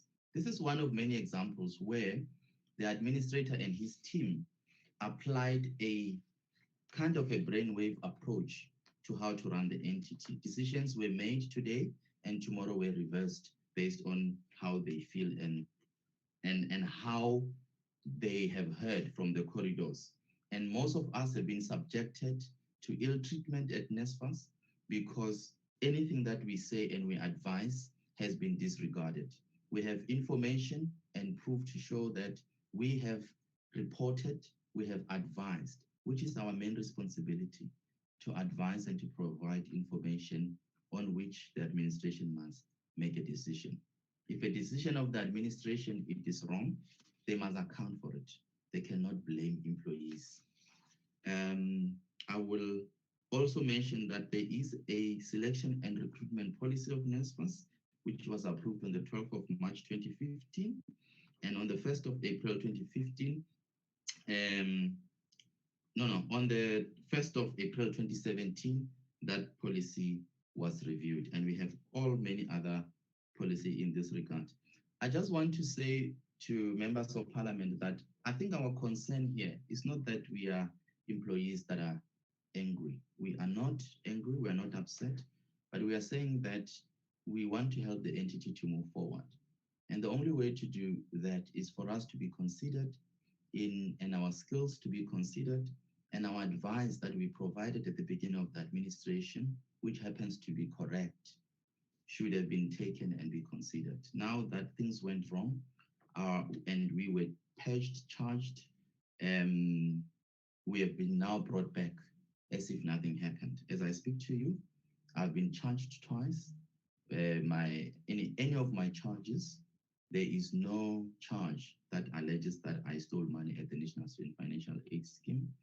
And the CCMA has overruled has issued an award for me to be reinstated. And on the last time I appeared at the CCM on the 15th of September, NSFAS withdrew all the charges which I was facing. And I must say that in that process, I returned back to NSFAS to find that my role has been changed. What does this mean? It means that most of us who have been charged at NSFAS and moved there was a parallel process, which then brought in people under the disguise of being experts to take over our responsibilities. As I speak to you, I don't even know where do I start in terms of my work, because the person who is appointed in the role of the Chief Corporate Services Officer, which is Mrs. Mwabe, has no experience in HR and communication, and that members can find out for themselves. And I want to mention on that particular point that the previous board made a decision, and we have records on that, that the position of Chief Corporate Services Officer is not necessary. What is necessary is the position of a Chief Executive for Human Resources. Therefore, corporate services should remain at the level of a general manager, which I occupy, more so because as a public entity Schedule 3A, we don't have to mimic or duplicate structures that exist at the National Department of Higher Education. As a public entity, we are small. We don't need a position of a person who's a spokesperson. That position is included in my role as a communication officer. So these are many issues that we are facing with, where there's duplication of roles, and people who have been charged are now returning back to their work, and they find that their roles have been replaced. I'll hand over to Mrs. Malika to talk about SPACs and disbursement, and I will welcome any questions from members of parliament. Thank you. Okay, thank you, Mr. Mamavulo. As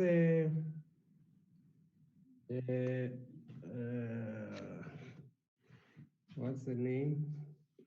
Oh, Malika. Okay, are you honorable members? I just need to have a body break. We have been sitting for some time. I'm sure you too want to do that. The body needs a break now and again. So we will come back at 1 o'clock. Let's adjourn. Let's give our body a break.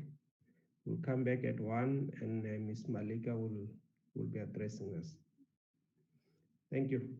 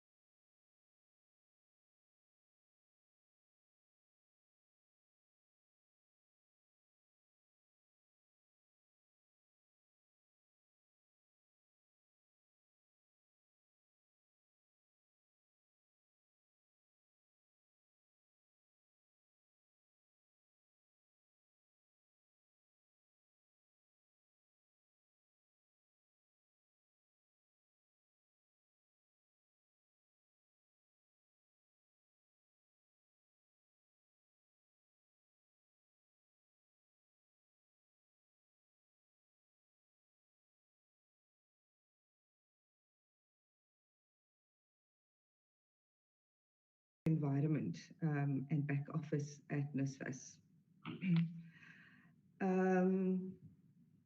I can say that I am an honest person. I'm a person with integrity, as in fact NSFAS had proved it in their multiple investigations that they conducted, even into my bank accounts, in every aspect of my work and my life. In July 2019, NSFAS placed me under precautionary suspension, and I was exited the building without any charges. The charges were lodged only the next year, within this year, the 7th of February 2020, and all the charges were performance related. The charges were initiated not by my line manager, but by Ms. Tanya Isaacs. The reason that I mention this is that although I was fully exonerated from all charges, I have not had any communication by NSFAS, seen any communication by NSFAS actually speaking to the outcomes of all of the investigations that they've had running. And it's a little bit of a comfort to me now to hear Dr. Carolison say that they will make the details of those investigations available.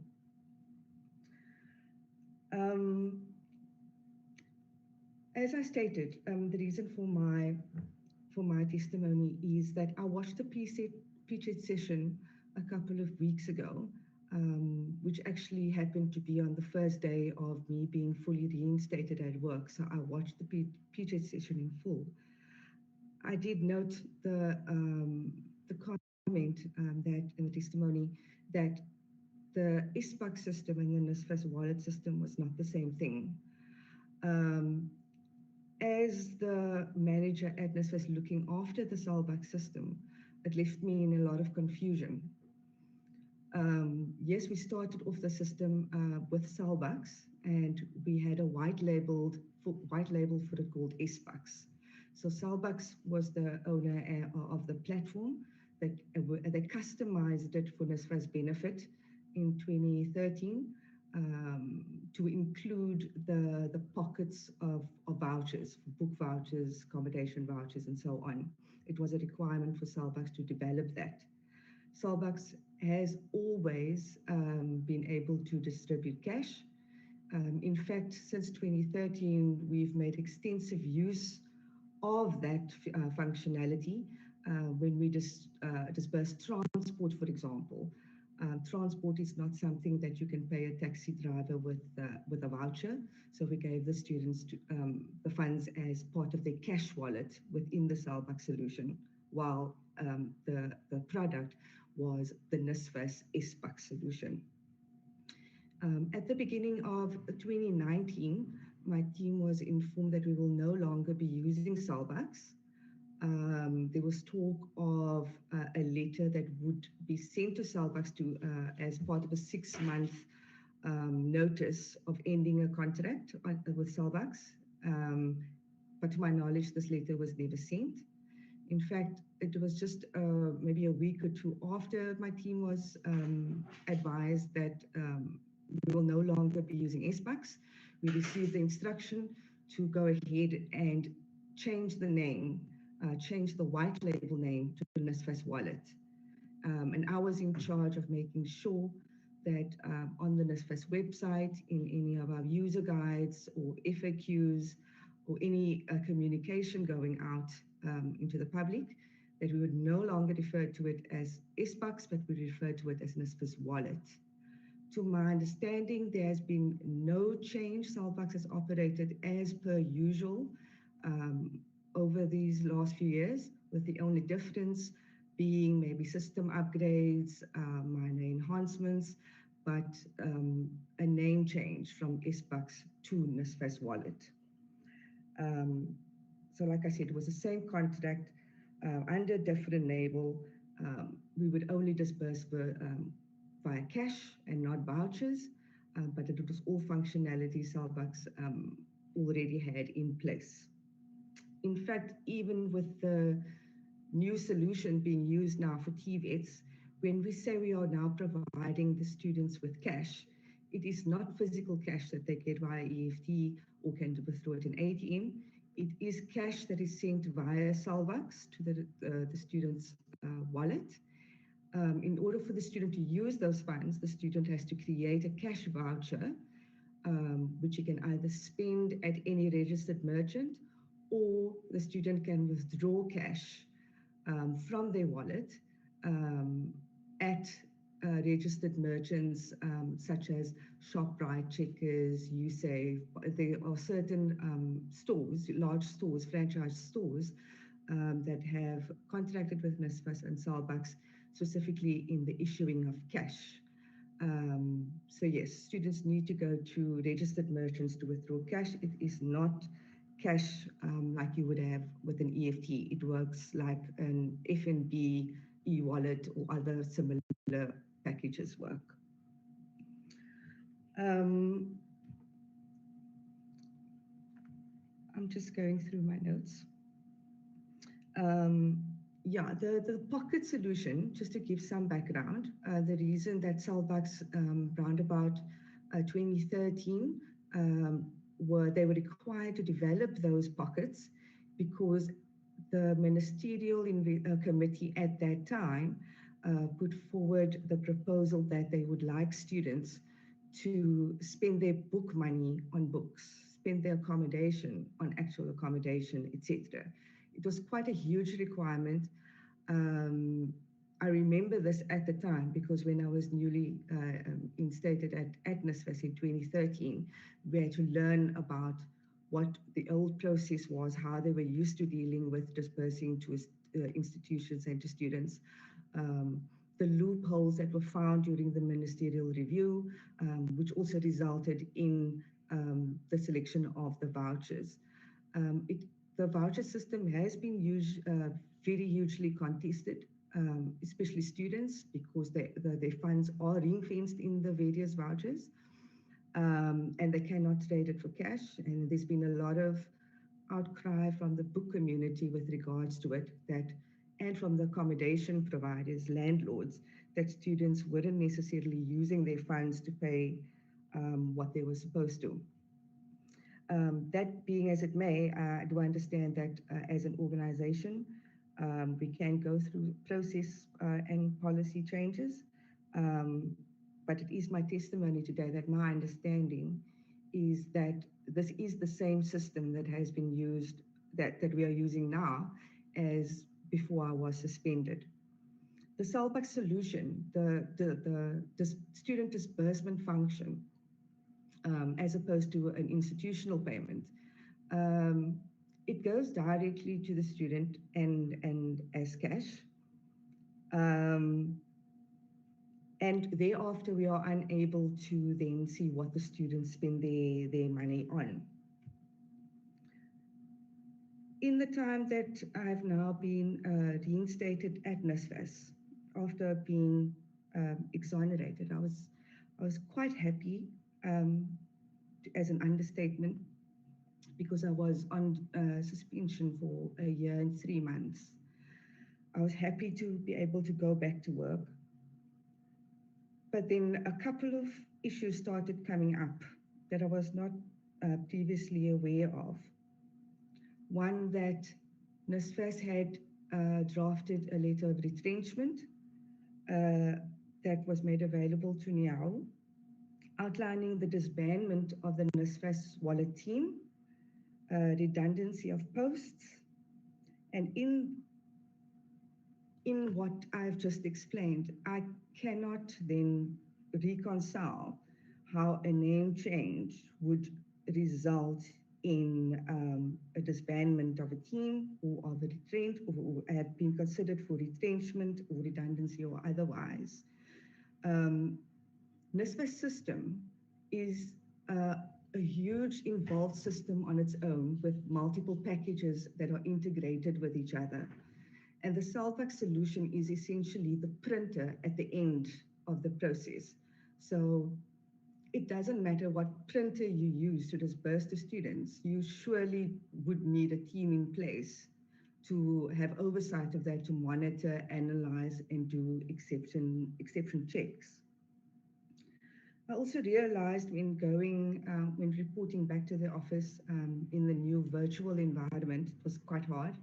But on my first day, the Thursday, I was in back-to-back meetings for the whole day. And it frightened me that the NSFAS I had left a year and 3 months ago is exactly the NSFAS I've walked into in last week. Yes, the automation that they speak about is automation that would have allowed the disbursement engine to deem which students should be paid, how much they should be paid, and when they should be paid. And then that disbursement engine then gives that information to the printer, Salbucks, to effect. Once Salbucks has processed, the disbursement cycle has not yet ended.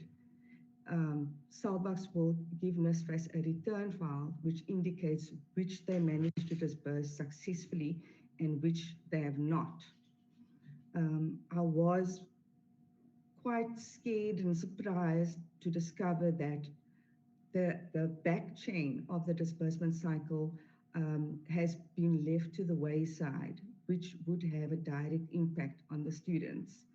For example, a student can come up on the NSFAS system as having received his funds, but because it could not be delivered to the student, either his account is blocked, cell phone number incorrect, there's a large number of reasons. But for whatever reason, if a student didn't receive the money, it had to be put back in the NSFAS systems available to be disbursed again. I wasn't comforted that that is actually what NSFAS is struggling with in the disbursement space at the moment. It will speak a lot to reported figures, what students have been disbursed to, who have received part payment, who has not received payment at all.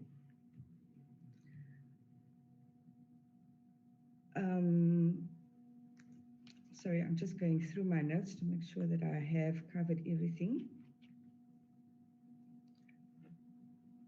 The one item that I would do, I have questions the same way that the committee has. I mean, I've been away for a year and 3 months. I've just gone back to work the other days, and I have a lot of questions that do not make sense to me. That even in the position of my position, the position that I find myself in now, that I've gone from a system and support manager for SBUCS, had a job title changed, is the system and support manager of NSFAS Wallet, only to find during the course of my hearing, I was being referred to, and still am, being referred to as SBUCS manager. Why this has been necessitated, I don't know. If we've moved from SBUCS to NSFAS Wallet, why they're calling me an SBUCS manager now. There's a lot that doesn't make sense in line of retrenchment, disbandment of the team, and being made redundant. And now I find myself back at work in the same position I was in when I was suspended. In fact, NSFAS doesn't seem to have made any movement or much movement in the last year and a half.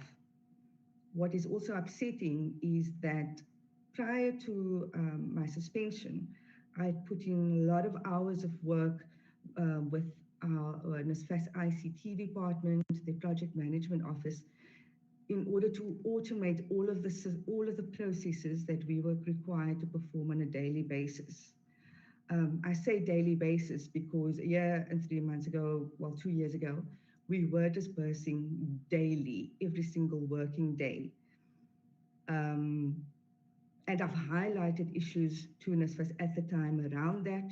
It didn't leave enough time to close off the disbursement cycle.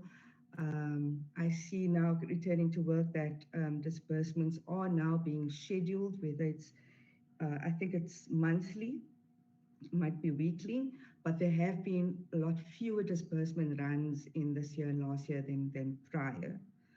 I also noticed that although it's reported that all of the verification checks that I used to perform have now been automated. If it has, and I haven't tested it yet, but I've had a look at some of the disbursement outcomes. I still see error disbursements, instances where, for example, let's say I was busy with one disbursement run and I would run checks on that, then I would find records that we would deem as incorrect payments, and it would have to be blocked. So that SALBAX do not give, the SALBAX does not disburse those funds to the students.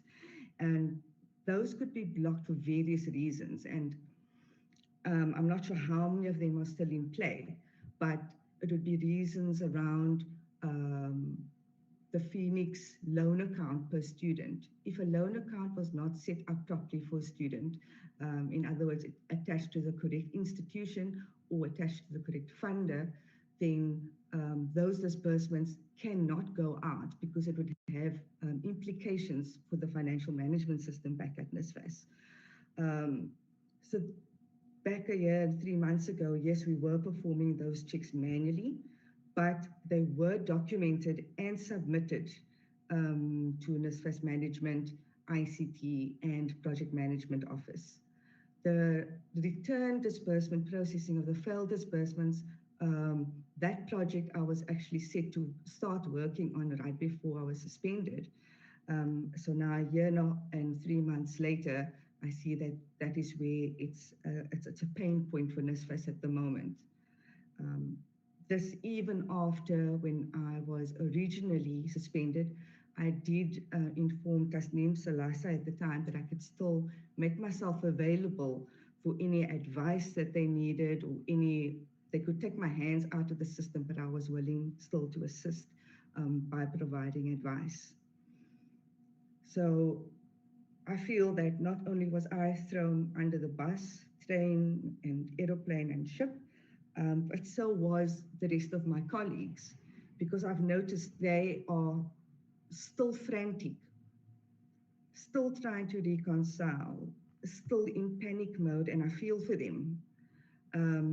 It is not a rosy picture being painted today, I'm sorry to say. For myself, it was quite a scary picture walking in. Yeah, I think that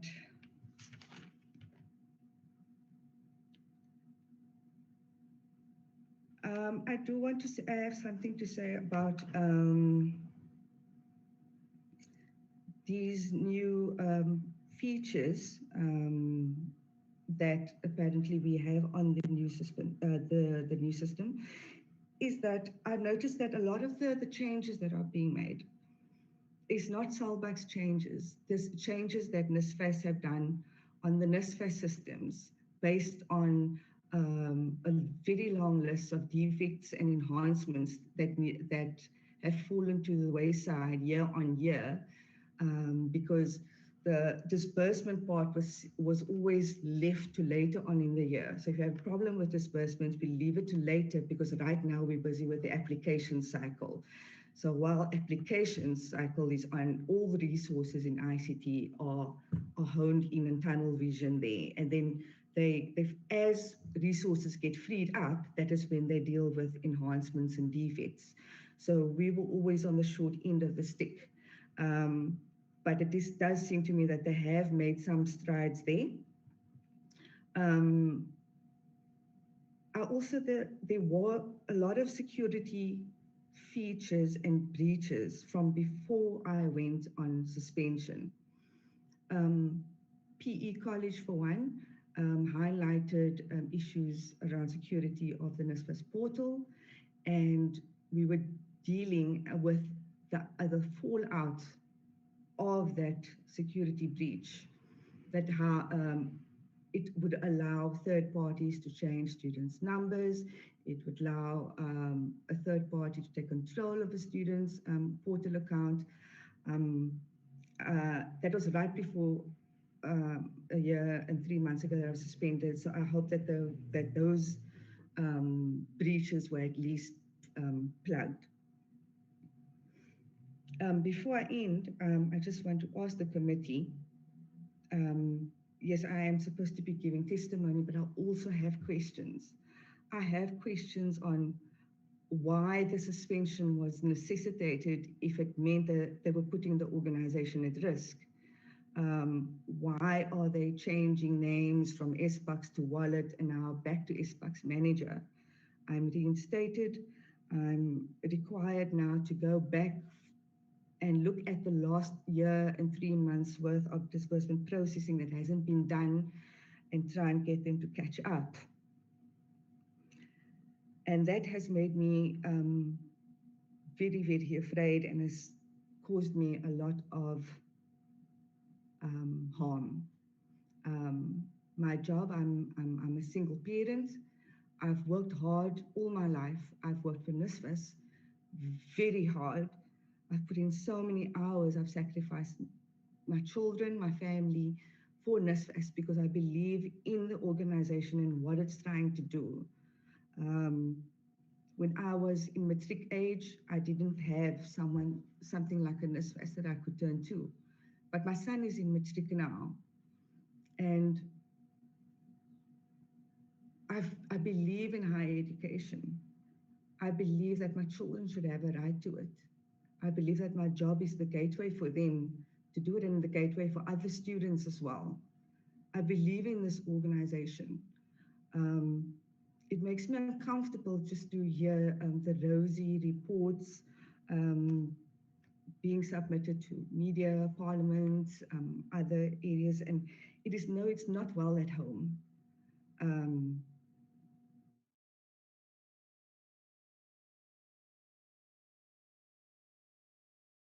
Welcome the chair's recommendation that if other people are wanting to provide testimony, they can. I think that I'm covered, Chair. Unless there are any questions, then I think Marlene Bassett will take over. Just one thing. Yes, sir. Mrs. Hildebrand, are you saying that you are working on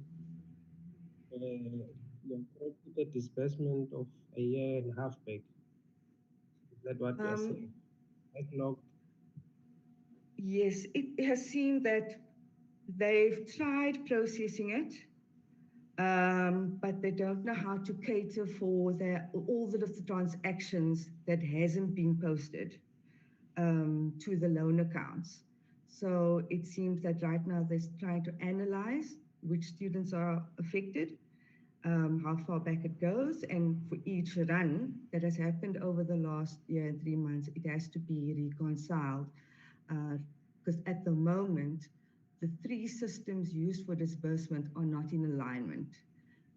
That being ODS, the NSFAS system, the Phoenix system, which is also with NSFAS, and the Salvac system, which is used for SBUCS, NSFAS Wallet. Those 3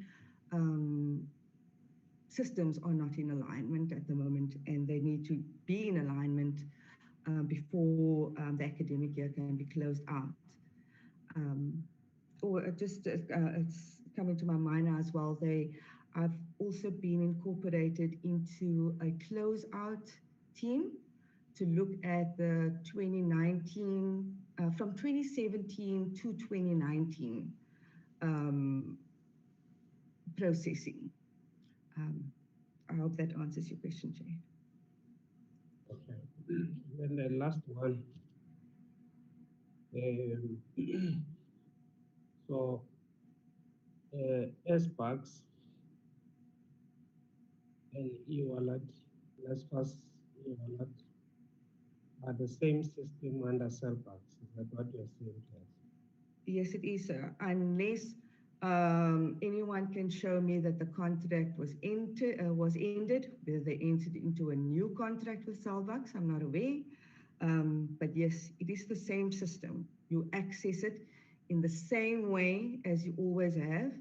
I noted they made a change on the dialing string, but that's a minor change. It just means the cell phone number, the hash string that the student dials to access the system on his phone.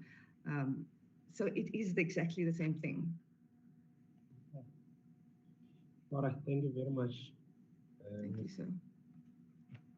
And thank you for coming, and we have noted the information that you gave us, and we really appreciate that you were able to come.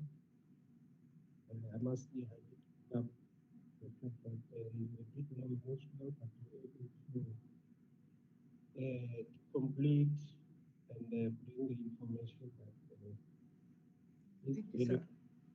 Thank you very much. You are fading, Chairperson. Oh, am I? Okay. Oh, good. Thank you. All right. Oh, my apologies, Honorable Ngobo. I was thanking Mrs. Hildebrand for coming, and I was saying that I could pick up the emotions as she was telling us. But I'm glad that she was able to carry herself through and finish the testimony that she was giving to us. And would like to thank you very much. There are questions that you've raised. I'm sure we will also be interested in how those questions are responded to. Thank you. Thank you, sir. Thanks, Chair. Okay, Mrs. Bossett will be the third. Mrs. Bossett.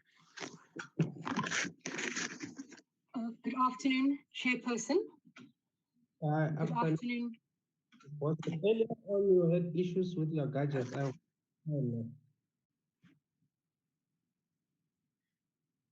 Sorry, can I continue, Mr. Chair? Do you hear me? Just let's confirm whether can you hear me? I can hear you, yes. Very vaguely, though. Yeah, I said earlier on there was some issues with your gadget. I hope you are fine now. I am fine now. Thank you, sir. Let's go. Thank you.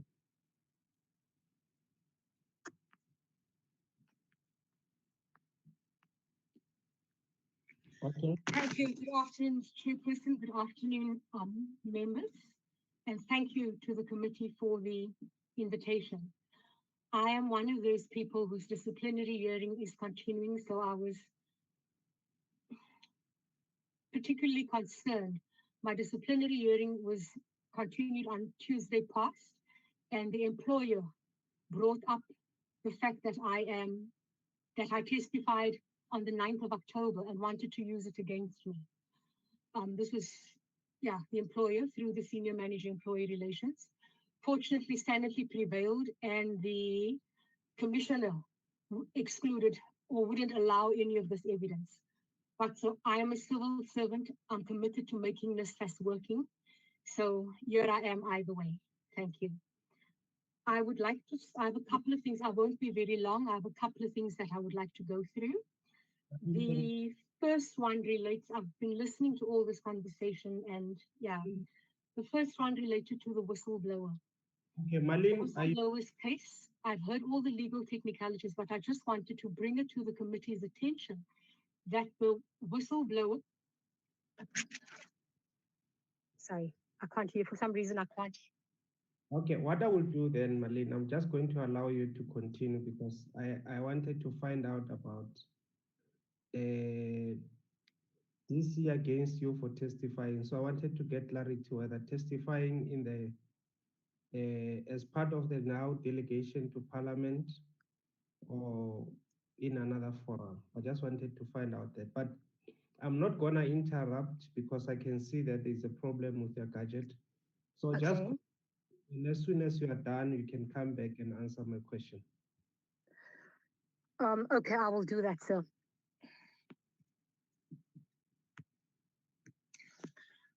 I will clarify that. So the first thing I wanted to talk to was the whistleblower. I've heard all the legal technicalities around that, and needless to say, I'm not a lawyer.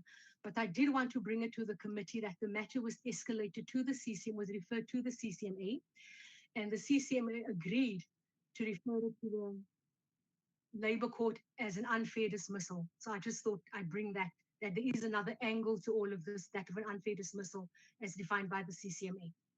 So having said that, I'd like to go to the issue of this whole unilateral restructuring, if I may. I've heard so much around that, but I do want to speak to the critical vacancy list, as that was under my direct instruction from the administrator and the EXCO when they were also involved. So when you do a restructuring, any restructuring, you look first at your strategy, you look at your target operating model, you look at your value chain and stuff like that. So this was never informed by any of that. Literally, I would be called in one day to draft one critical vacancy list, and I have evidence that I can show emails that the next day I would be called in and it would be changed. And so virtually on a weekly basis, the critical vacancy list constantly changed. And money, it wasn't when additional money came on board, the pool of money remained the same, and all that would be done was we would take something away here, some position here, and we'd add another one there. So this changed constantly for the entire time that I was there. And my manager, the former HR executive, is here today, in Parliament as well. So she will also be able to testify to that. So that is the one thing about that critical vacancy list, which replaced the approved board structure and went over and above the head count that was approved by the board itself. And all those minutes, needless to say, if the committee needs it, they can get that as well. So the board approved a head structure of 465, but the critical vacancy list took that way over that amount. But as I say, the board can, if it pleases the board, the committee, they can get all that information. Then there's also, I keep hearing the administrators saying that the board approved structure was top heavy. Yes, it was top heavy, and there were reasons for that. But the structure that is now in place is as top heavy, if not more top heavy. There were 41 senior managers under the previous, in the board approved structure. There's 41 senior managers now. Some senior managers' positions have been deleted, removed without consulting them, and there are new positions that the administrator has done without consulting people around that. So it's as top heavy. There's an additional executive member. So it's heavier currently than it was. So the argument that it was changed because it was top heavy doesn't make sense to me. And yeah, and we can obviously prove that it's heavier currently. So that is the second point. What else do I want to talk about? I want to talk about first about this, about the policies. Now there's an interesting one. I was suspended more than a year ago. At the time that I left, there was an outdated recruitment policy. At that time that I was suspended, all these irregular appointments and these things were already happening, and they were clearly in violation of that outdated policy. There was no thing about 4 types of recruitments and all of that. There's nothing, and we can provide you with that policy. If the policy has currently been changed, I would certainly welcome that. But it's also my understanding that these new policies have not been consulted with the trade union at all. So that if there's a new policy, then it was unilaterally signed by the administrator. We heard Mr. Mamabolo earlier saying policies change literally. So the disciplinary policy, for example, there was a disciplinary policy, an outdated policy. If I may just take a small detour, the administrator said when he came there, there was no policies. There were policies. They were just outdated. Many of them were outdated. But so he took some of those policies, changed them year in year, had them signed off on this date. Next date comes by, something happens, he would want to change something, unilaterally it would be done at this point. And that actually EXCO minutes to that effect of why the disciplinary policy was changed so that certain employees could be targeted, I quote, immediately after. So there was no fair process. And when the union went out on strike, this was one of the things that was there. Where are the policies? Where's everything? Not that the administrator did, but that were consulted with employees with and were consulted with trade unions as well. So that is just simply not, it's not there. What else did I want to say? I was one of the people who had constantly written to all my managers, including the HR advisor, and I use that as a plural to say that these policies are a risk to the organization, the outdated policies. Let us change them. Let us do something about them. Let us make them align to DPSA and PSA regulations. This never happened during the time that I was there. Instead, I've eventually, on a matter, there was so many things going on in HR that I wrote an email to one of the HR advisors and said, I'm at a point where I can no longer collude with you on these illegal activities. There were clear violations of certain regulations. And yet very shortly after writing that, I can't anymore. I just, as not only as an employee, but as a citizen of this country, you get to a point where you just say, I cannot turn a blind eye any longer. And shortly after writing that, I found myself suspended. And I'm actually delighted that the administrator mentioned that the BDO, the forensic investigation reports, he will provide that to the committee, simply because I am not charged with stealing 1 cent from NSFAS, like Kagisho has said, Mr. Mamabolo, like Ms. Hildebrand has said, but specifically Mr. Mamabolo. That report didn't say that I stole anything or that anybody stole, and yet there's a impression created that we stole some things, that there was a purging of thieves and looters, and I have seen nothing of that. I don't know about that, but certainly I am not charged with anything like that. So that was the other thing. Then I want to get to, there's been so much said about this irregular appointments that we had, and it's part of a policy. Certainly when I was given CVs and instructions, the policy did not cover any of that. But the former HR executive, Ms. Dwani, is here, and she has an affidavit that will also speak to about literally what happened with the irregular appointments and how it happened. And in that, I just want to say that it was specifically mentioned by my name. Sorry, I'm just looking at it. Ms. Verna Steerman, I received a call. There was a CV, I received a call that I must be part of this interview process. When I arrived, there was no recruitment or nothing like that.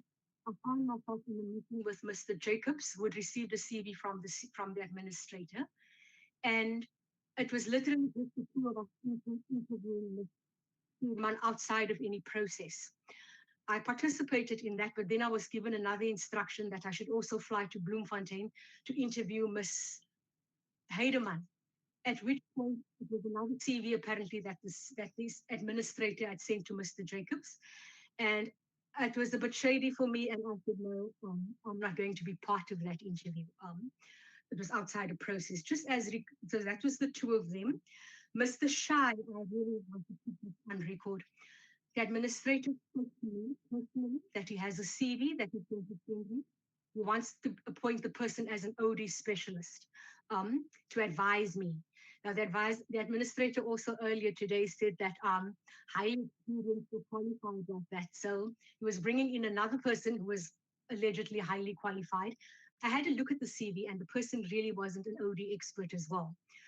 I then went on holiday. I came back. And the next thing I knew, the person was no longer going to be appointed in OD. The person was now going to be appointed as a service provider for planning and performance. But yeah, so that was to me a bit of a question mark, that 1 month the person is an OD specialist, and the next person, the next month or two, he's an APP specialist. Maybe he's multi-skilled, I don't know. But so yes, I personally, as I said to you before, you're more than welcome to do a forensic audit of my phone to verify the CVs and information I got from the administrator to consider people for appointment in positions that don't exist in NSFAS. I also particularly want to go to Ms. Fortuin, who happens to be a wonderful human being. Hardworking, willing to work, but how did that appointment come about? Once again, administrator called me aside, told me there's this person that he knows that would be perfect for the position with me, told me a whole lot of other stuff about the candidate that's not appropriate to be repeated here. The next thing I know, I didn't interview the person, I interviewed the person with somebody else. And then she was a wonderful human being, but it was outside of the process. Also on her CV, it did say that obviously the CV can be submitted into evidence that Ms. Fortuin worked at the ASI and that the administrators, and she listed the administrator's wife as her line manager at the ASI. And the CV clearly can also be submitted into evidence if need be. The administrator's wife was also her reference at the time. The administrator also said, I appointed her, I didn't sign appointment letters, the administrator did that. So yeah, that's outside of my field of work. I'm not sure what else exactly to say because I can say something about every single person on that, but there's evidence. That's evidence that will speak for itself of how these appointments happened. So I'm not sure what else I need to say in this regard. Yeah, Malin. Yes, Mr. Chair, yes, Chairperson. Yeah, you keep on your audio keeps on going a bit down, you know. There are instances where we can't hear you. I don't know how we can remedy that.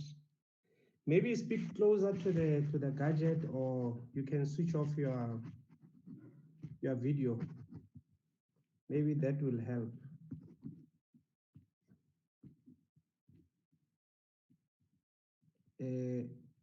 Can you hear me? Malin? Malin, your mic is muted. So unmute yourself. Okay, I can hear you now. Yeah.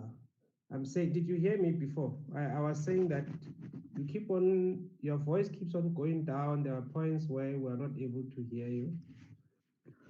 So I don't know what you can do. Maybe switch on your video and then just speak closer to your budget. Okay, I've done that now. Can you hear me now, Chairperson? Yeah, we can hear you now. Okay. Yeah, as I said, maybe just the last thing I want to say is that on the irregular appointments, you know, it's an area that we are interested in, and you could pick up when I was going through name by name with the administrator.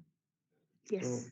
So if you say that I can say a lot, it's not going to help us because we want to details. There's an accusation and we'd like to know any of the people who have been brought on board in NSFAS.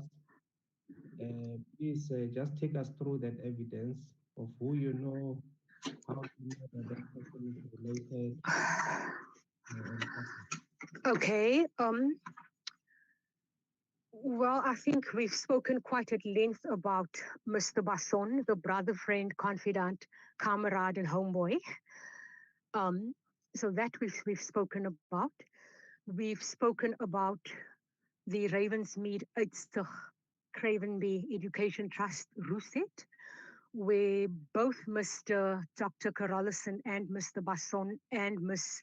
Steerman were involved in around that. I'm trying to go through the others quickly. Ms. Heidemann, Mr. Mamabola has also spoken to. Ms. Fortuin, we have spoken to. I'm sorry, Chairperson. What about Hello? Ms.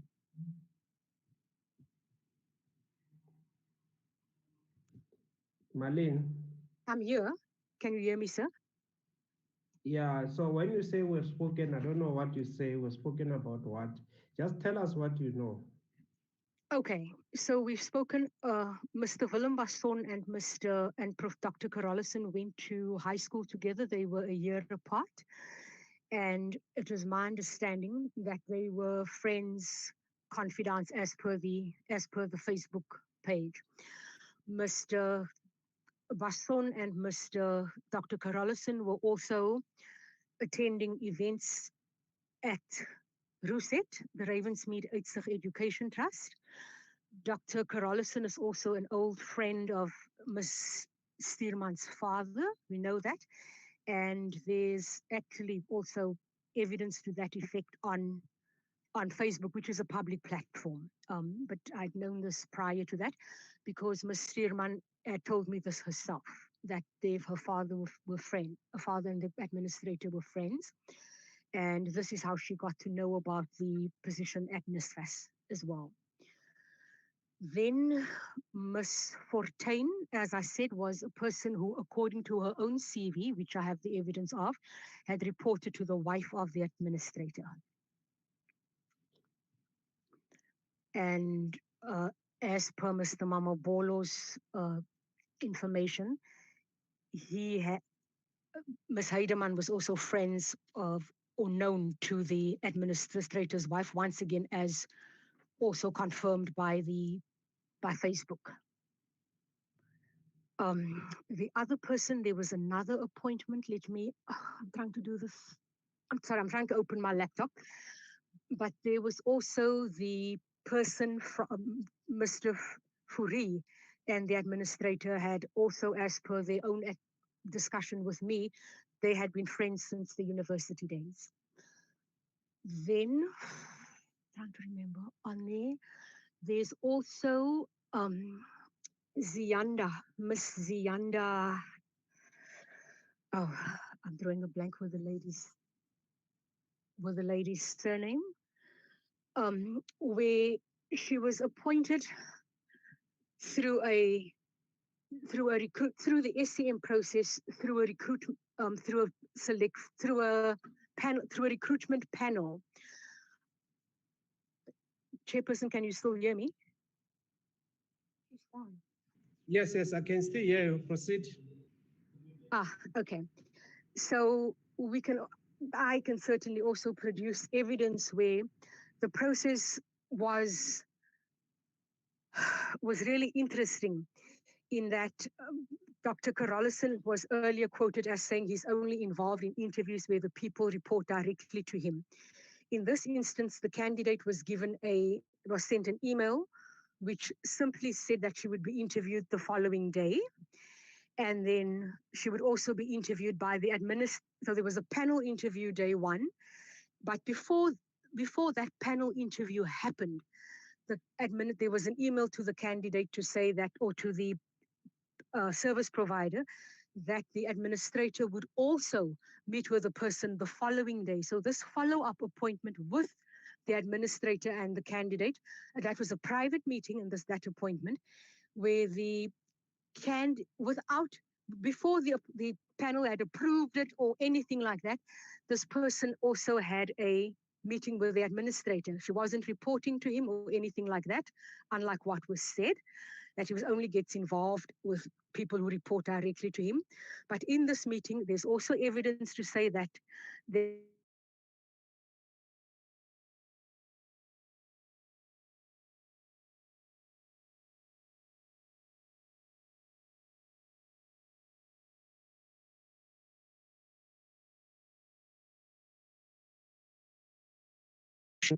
so that is all I know about that one, and there's evidence to that effect. I'm not trying to think who else is on there.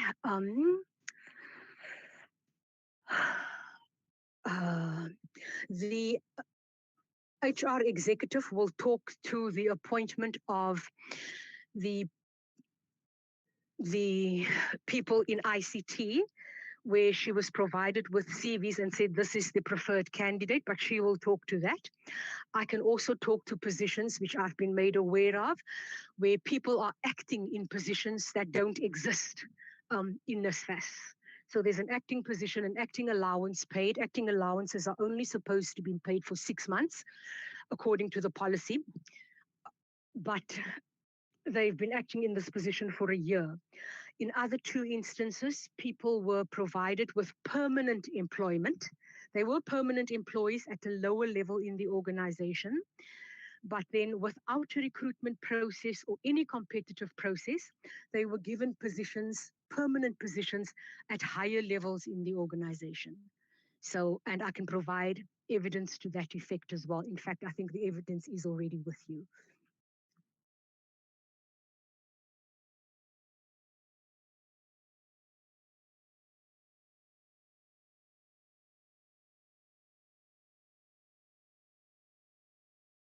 Malina, are you done? Mrs. Bossett? Malin? Oh, we seem to have lost Malin. Well, Malin, if you hear me, please indicate. Okay, I think let's move. We'll come back to Malin.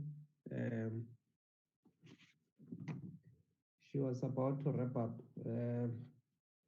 Who's next? Is it Gilbert or is it Mrs. Nede?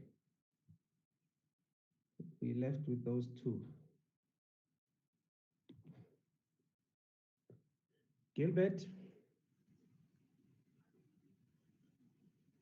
Okay, Mrs. Nede. Thank you, Chairperson. My name is Monelo Ncede. I'm the Senior Manager, Strategic Planning and Performance. I've been a civil servant from 2007. I started as an intern at the Department of Labor Provincial Office, which is under the national government. Also, I was in supply chain there. Then I moved to the Western Cape government. I was in the education sector from 2009 in the Western Cape government till 31st of January 2018.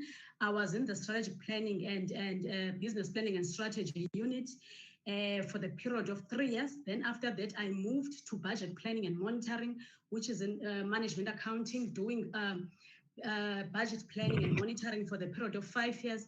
So basically, I've been in the monitoring space, the planning and performance space for almost a decade, because I'm still doing that. Further to that, while I'm in the Western Cape government, from 2014 September, I've been serving in the College of Cape Town as a council member, chairing the Audit and Risk Committee of the college, and also chairing the Finance Committee of the college. And I've been, I'm sure the DHED, they've witnessed the unqualified audits that are coming from the College of Cape Town. I've been presiding over as the chairperson. Further to that, in the Western Cape government, I've been part of the team that has been receiving clean audits for all the years. So basically, I started at NSFAS on the 1st of February 2018, and initially I was supposed to start in December 2017, but I had to close out my program, which was grade R for the province. Thank you, Chairperson. I just want to take you through the APPs because it is really important, because this is what this committee is actually monitoring, because we monitor the annual reports, the APPs, the strategic plans, and all over. I think it's important. I'll be brief, but I just need to give clarity about all the utterances of the administrator. But I'm worried in terms of his lack of knowledge in terms of the strategic planning space and the legislations of government. In terms of the strategic planning and performance, one thing that is important is that we follow legislation. Everything that we do is legislated. We deal with the PFMA. There has to be compliance with the PFMA, treasury regulations, and planning, monitoring, and evaluation frameworks, guidelines on planning and monitoring, national treasurer instruction notes, national treasurer templates, PPIs, policies, to mention the few. So there's a lot of things that we had to comply with, of which this is the legislation that is being passed by this parliament, the national treasurer, the Department of Planning, Monitoring, and Evaluation, of which I am a member there of the community of practice monitoring group. So they will actually give us trainings. Even the National School of Government, we are trained by them. The National School of Government, the Department of Planning, Monitoring, and Evaluation, and the National Treasurer. There's no other training that we receive in terms of a consultant or whatever in terms of the space. And I've been in the space for almost 12 years now in different platforms. Also, another important thing to also clarify is the fact that in terms of the space, yes, I have masters in business administration dealing with strategy. I am also currently right now doing my PhD in focusing on strategic management of government, trying to scrutinize the framework and assist government in terms of how they can better improve their strategic framework of government. Thank you, Chairperson. Now, I want to take you to the 2019-20 APP. What went wrong? The most important thing is that before 2019-20 APP, the administrator intended to change the indicators of the institution from the advice he received from Mrs. Tanya Isaacs, who was during that time a consultant, an auditor from NSFAS, providing audit services to NSFAS. I was called in the meeting in November. Mrs. Tanya Isaacs advised the administrator that the administrator would need to revise the key performance indicators of the institution, which are aligned to the mandate of the institution. He must actually realign them to talk to the terms of reference of the administrator. In terms of legislation, that cannot happen. In terms of legislation, we had to follow all these regulations. Also, we go through trainings and all that. I have also, in one of the trainings that I went to at DPME, I asked in terms of this, if it's a state of emergency, they told me clearly that you cannot deviate from legislation. Government deals with legislation, and some of the guidelines that we receive from National Treasury and the DHED, it's all legislated. So basically on the 8th of March 2019, there was a communication coming from the AGSA where the administrator intended to remove the key performance indicators of the institutions for the 2018-19 APP. Now, I just want to read briefly the response from the AG. AG is saying here on their letter of 8th March 2019, we have assessed the request and wish to advise that the AGSA will unfortunately not be able to expressly state its support to the request to amend the 2018-19 APP of the National Student Financial Aid Scheme. However, the administrator, because he could not, his fear is in terms of performance. Unfortunately, we have to speak truth to power so that we can be able to equip those who are trusted by government to take decisions, because you take decisions based on the annual reports and all these things that we support you. So I cannot declare performance that is not a true reflection of the service delivery environment of NSFAS. Moving from that, because of 2019-20, seemingly I've been viewed as a destructive person. I would understand them, because I was told by the administrator that I am too straight-jacketed, I am a bureaucrat, and I am too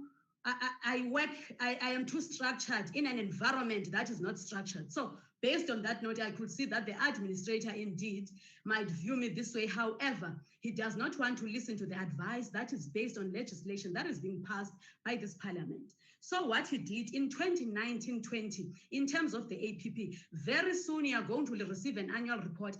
But I am certain, as an official and as been trained by the Western Cape government, as been part of the council and at NSFAS, National Student Financial Aid Scheme, I'm certain that NSFAS is going to receive the adverse finding in terms of the service delivery environment of that institution. Why am I saying that? I was removed. We submitted, as the planning unit, we submitted the strategic plans and APPs of NSFAS, which were developed by the planning together with the management of NSFAS, the entire broad management. We submitted on the 15th of November in 2018, and those APPs were supposed to be for the 2019-20. However, in January, this is what happened. We received an instruction from DHED, from National Treasurer to DHED, to freeze the salaries of executives and senior managers. In that process, I was removed from the process. One of administrators, advisors, Professor Neil Garrod, was the one developing the indicators together with a senior manager from the project management, Mr. Matela.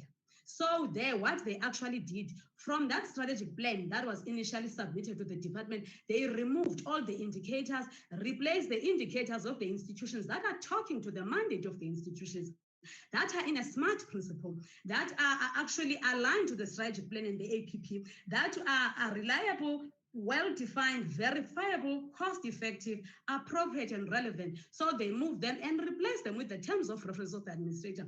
So that is what happened. Now the challenge was only 3 indicators were not removed.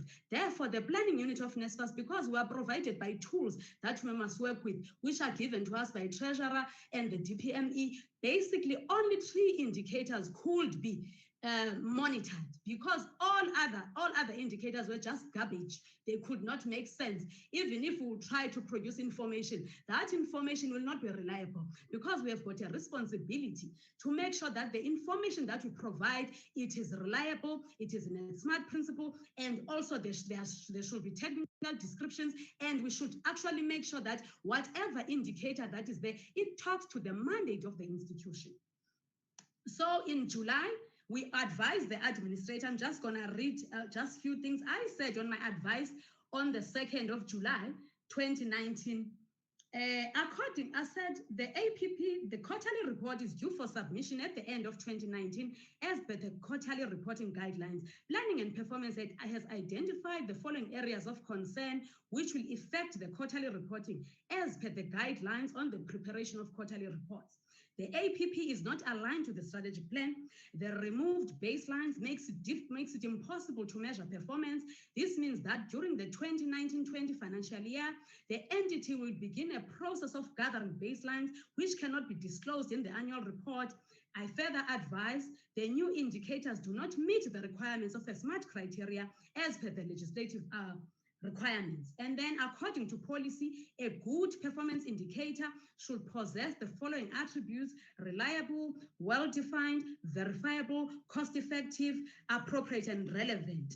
There, I further said the document does not allow the M&E process of developing the technical descriptions. The performance targets are also not reliable, nor in a SMART principle. And then I said the misalignment of the strategic plan and the APP will make it difficult for the Auditor General South Africa to perform the audit due to the limited scope on performance information, the reliability and completeness. Because if from our side, we are difficult to use the tools that we are equipped with by government to measure the service delivery environment of the institutions, it's going to be worse from the AG. So basically, the 80% that the administrator is talking about, it's garbage. That information is not reliable. I am certain that the AGSA will vindicate me on this, and the AGSA will give them an adverse finding on this, because whatever that will be in that annual report, it will not be the true reflection of what transpired in terms of the service delivery environment of the students. And it has been so difficult to follow the money because the indicators are not measurable. Basically, the strategic plan, the annual performance plan, and the budget, they are not linked, because that APP is a standalone document. Thank you. Further to that, on the 11th of September, there was an email we received from Department of Higher Education and Training, from Ms. Twaita Simbini. Seemingly, the administrator and his advisor, Mr. Prakash Mangray, were invited to a PFMA meeting at the department. I received this email that is saying, I'm just going to read a few things. It says, NSFAS was advised that Chapter 6 of the PFMA and specific treasury regulations are key to the compliance of public entities. The entity should make use of the PFMA and treasury regulations when submitting requests to the department. Then it goes, I'm just not going to be much. It says NSFAS was reminded of the 2019-20 APP submission that during 15 November 2018, NSFAS submitted an APP that was aligned with the strategic plan, key performance indicators, and budget. This is the APP that was developed by the planning unit together with NSFAS management. However, when the entity was requested to revise the budget to reduce the allocation for compensation of senior managers, which was a directive from National Treasurer, in the process, NSFAS also amended the APP when submitted the requested information to the department during January 2019. The amendments, including the administrator's terms of reference. So basically, the administrator was also cautioned by DHET. Further to that, on the 4th of February 2020, AG, they came to NSFAS. I was still there. They were given, there was a preliminary audit that was being conducted by the AGSA South Africa. Now, they are sending emails to myself and the administrator. On their emails, they are saying, I'm just going to read in one point, they are saying, also, In Annexure A are misalignments identified between the strategic plan and the APP. Kindly provide comments on these misalignments of the key performance indicators. Misalignments between the strategic plan and the APP may result in non-compliance with Treasury Regulations 5.2.3 and the Framework for Strategic Plans and Annual Performance Plans. So basically, members, the administrator has been advised several times, but it's just that the administrator, I'm not sure whether it's a concerted effort of not wanting to report, or maybe he just wants to do things his own way, but whatever it is that he tried to do, and with his friends, it was not legislated. The administrator, because he's been viewing me as this person who's too straight-jacketed, he opted to bring parallel structures within the planning space. I've seen mostly 7 people. It's more like a beauty contest. We will continue to do our work. However, the administrator will bring his service providers, will bring your Velembasons, will bring other people to come and just make sure that they are bringing disruption in the unit and they do whatever it is that the administrator is asking them to do. However, whatever it is that they've been doing, it's not legislated to such an extent that why I got suspended. I got suspended simply because there was an intruder that was seeking strategic planning documents of NSFAS. Immediately, I raised an alarm because we don't know this person. And this person is actually sending an email via his SharePoint private email. Now I'm raising an alarm to the administrator and his advisors. I'm saying there's an intruder that is trying to seek confidential information of the institution. Administrator, please let me know if you are aware of this person. If you are not aware, then because what we don't understand is the fact that we have tried to check for this person even in the NSFAS database, only to find out this person is also registered in the system as the strategy and APP specialist. Also, it should be noted, members, that this title does not exist in government. There's no such a title in government. Further to that, this person now, I received a response after 5 days to say that, are you saying there are fraudsters? We are fraudsters here. The executive office are the fraudsters. Okay, wait for the charge sheet. We are going to charge you. Indeed, the following day, because the office itself reports to the executive authority and the EO. So what happened, the administrator delegated powers to Mrs. Mncwabe to charge me. That's what happened. And I'm surprised that even it was that Mrs. Mncwabe who actually appointed Velembasson. But what happened was that the charge sheet happened after 5 days. And after that 5 days, on the 25th of May, the administrator called us into a meeting, and that meeting was recorded, and said, planning unit, you don't do your work, whatever. You are trying to say that we are not working here. We are working here. We got 80%. And you should remember, there is no evidence of 80%. The only evidence I could get was 11.7% in terms of the overall performance of the institutions, based on the indicators that I'm able to measure. So he said, okay, I will make sure that if you don't want to work, because we got 80%, and Velembasson, I know for a very long time, he's a good person, he knows how to do this work, this Velembasson will come here and work with you. If you don't want to work or to put this 80%, then we're gonna make sure that I discipline you. If it means that your case can go to the labor court, it will be so. So that's what happened. Immediately after that, I received a readily made quarterly report from Mrs. Mncwabe and the administrator's PA. They are saying to me, Ms. Ncede, kindly receive, this is a quarterly report, remove the one that you have measured, which is evidence-based, and replace it with this quarterly report, quarter 4 report that was commissioned outside of the planning unit without any evidence. I couldn't do that. I responded. I said, unfortunately, I can't do that. This is unethical, against good corporate governance. As an employee of the national government, knowing my work, I cannot do that because this is the whole instruction is unlawful. But even so, in terms of even the 2020-25 strategic plan and the 2020-21 APP, which was rejected by this parliament, because I remember the chairperson of the chairperson of the other committee of NCOP, Recreation, Education and Recreation, and also Mr. Nodada, they raised a point. They asked, are you aspiring to receive a qualified audit opinion? Why did they ask that? Because the APP's indicators were wrong. One of the indicators was aspiring to receive a qualified audit opinion. I've never heard of any government institutions that will ever aspire to receive a qualified audit. Further to that, I'm telling you right now, the indicators that were there are wrong. We even wrote a memo as the planning unit. We wrote a memo on the 4th of February, 2020. I'm just gonna read just a small piece in terms of what I said on the memo. I said, based on the above matters, the Planning and Performance Monitoring Unit of NSFAS is distancing itself from the 2020-25 Strategic Plan and 2020-21 APP provided to the Planning and Performance Monitoring Unit by the service provider. The Planning and Performance Monitoring Unit does not wish to put the institution and the national government into disrepute, nor wish for this institution to repeat what transpired during the 2019-20 financial year as indicated in various communications to the Executive Office during the latter year. It is also important to alert the administrator and advisors that the State of the Nation address was on the 13th February 2020 and the budget speech on 26th February 2020. However, during that time, it had to be noted that NSFAS has not submitted the SMART indicators for inclusion in the budget vote. So basically after that, when the administrator said during May, because Mr. Nodada raised the question and asked, this presentation that is here before us is different from the strategic plan that is submitted.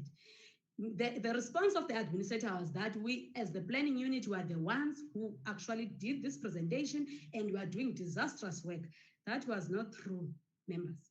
The person we were requested to make a presentation based on the APP that was done by the service provider. I made it clear.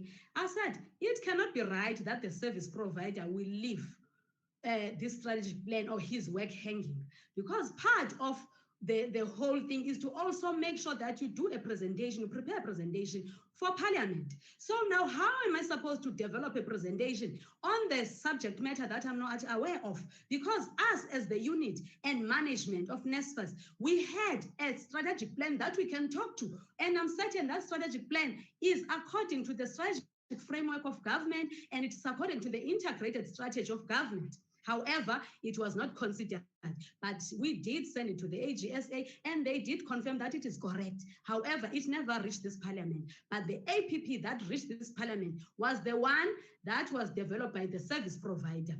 So Mr. Velem Basson is at NSFAS to ensure that the strategic plan, which was rejected, the APP, by this parliament, is actually amended. But the interesting part is this. Mr. Velem Basson used to work for the community safety.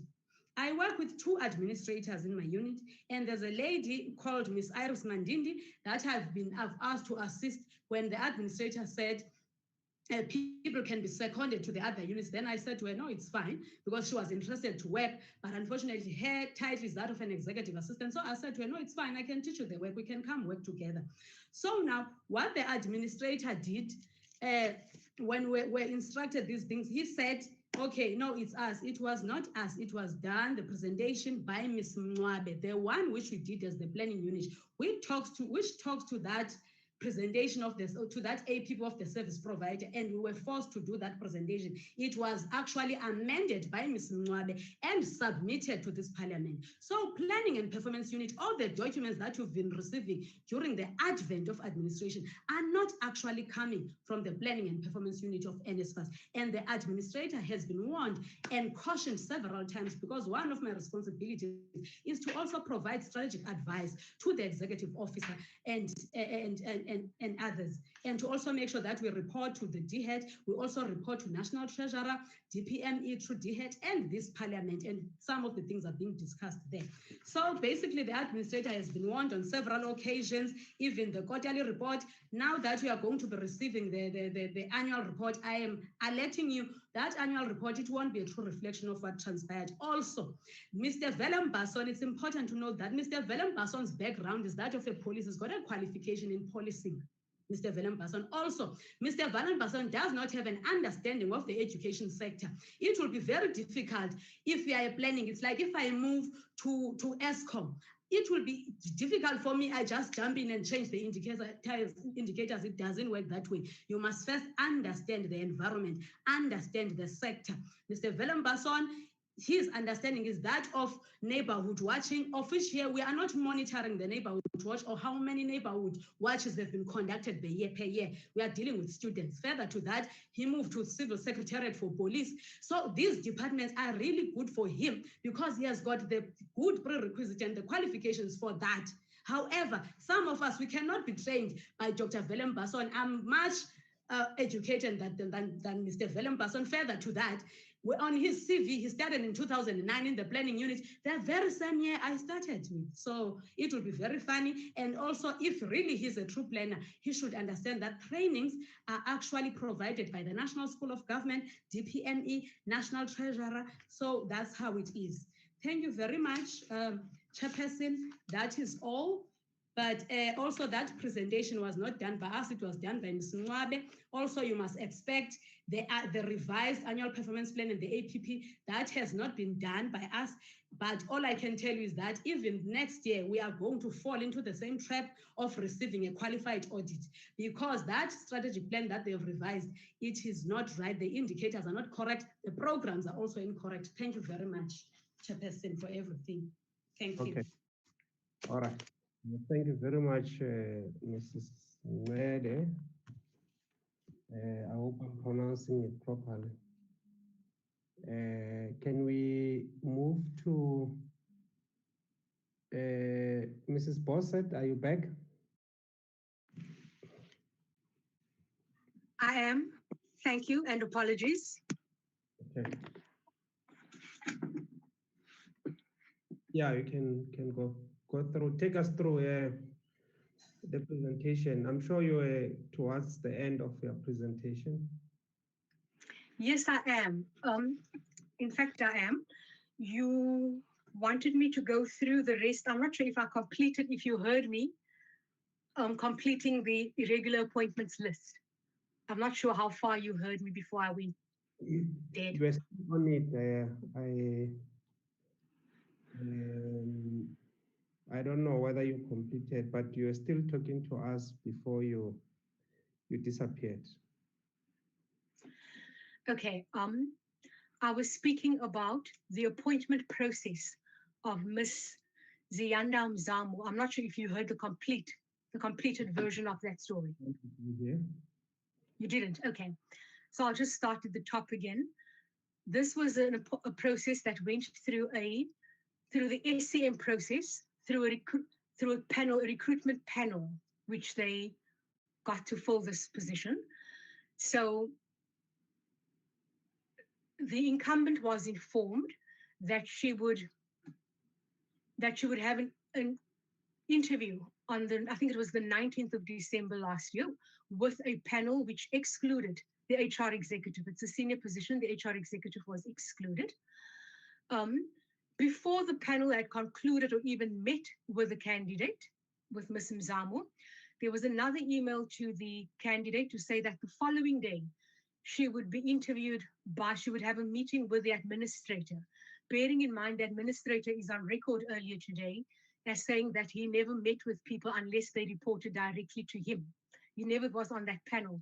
However, this position reported to Ms. Isaacs. But there was a separate interview before the panel had concluded anything about the candidate, that she would also meet with the administrator. This meeting was held privately between the two of them. I don't know where, but it was a private meeting. In addition to that, at the meeting, it emerged that there were benefits promised to the candidate. For example, there was relocation of goods. It was a private school for the child that was mentioned in the email, accommodation and all of that. Now, those things are completely outside of the NSFAS policy, at least the policy that was there when I was there, and had always been in place as well.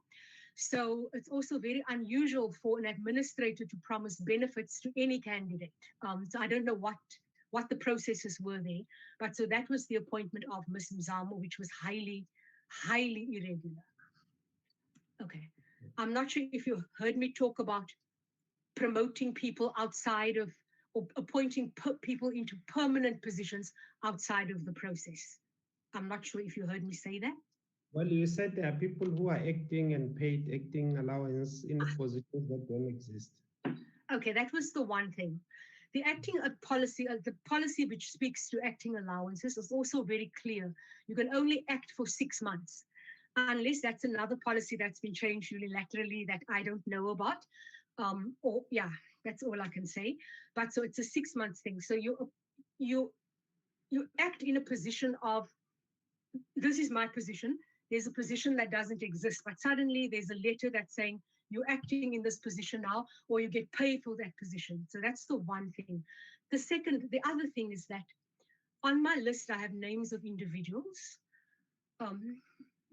Yeah, I have names of individuals where the position is X. The administrator then unilaterally decides that I will move you to Y permanently, and there's minutes to that effect. Exco minutes and other minutes. So the person, without any process or any other people given the opportunity to apply for the position, it's a higher level position, it is suddenly yours, and you just appear and it's just announced outside of any process, outside of any competitive process for other people to have the same opportunity. And those are permanent moves. Those are not contract moves or anything like, or temporary deployments. And there are at least 3 that I'm aware of. Personally. Yeah, what you are saying is quite serious, Mrs. Bossett. Are you able to, because what I would like to get from you, all of that you have been saying here, are you able to put it down, including the list and the names of the people that you are mentioning, and the evidence that you have, and send it to us, because it's quite serious, because you were explaining what you're explaining is a situation where there is chaos, where there is just a disregard of policies, people just being appointed left, right, and center without following a process, and all of that. And they are very serious allegations. So are you able to do that to us? For us, sorry. Chairperson, the evidence has already been submitted to you in the files, I think, that were provided previously, but the evidence is there. If you want me to write another letter to say that, but as I said, all evidence is with you already. I want you to give us the statement that will be exactly the exact statement of what you have been telling us. Put it down in writing, and then send it to us with the supporting documents. If it is there, I guess you can just repeat it if we have received it. Remember, we also are talking to you in your capacity as an employee of NSFAS, not as a member of NEHAWU. Now, if, for instance, there is more information you have to supply us, please do so. I will do that. Okay. So the one last thing, you said somebody asked you to go to Bloemfontein, instructed you to go to Bloemfontein to interview, what's this? Ms. Heidemann. Heidemann. Yes. Who instructed you to go to Bloemfontein? It was Mr. Jacobs. He was asked me, he had gotten the CV from the administrator, according to him, he can attest to that. And he said that we have to go to Bloemfontein to go and do the actual interview. This was also outside of formal recruitment process. And who's that? Who's Mr. Jacobs? Mr. Jacobs was the general manager, stakeholder engagement, if memory serves me correctly. Yes. But he left. He left the organization, yes. Okay. All right. And then you said there is another person who can corroborate whatever that you're saying, is a manager for human resource, something like that.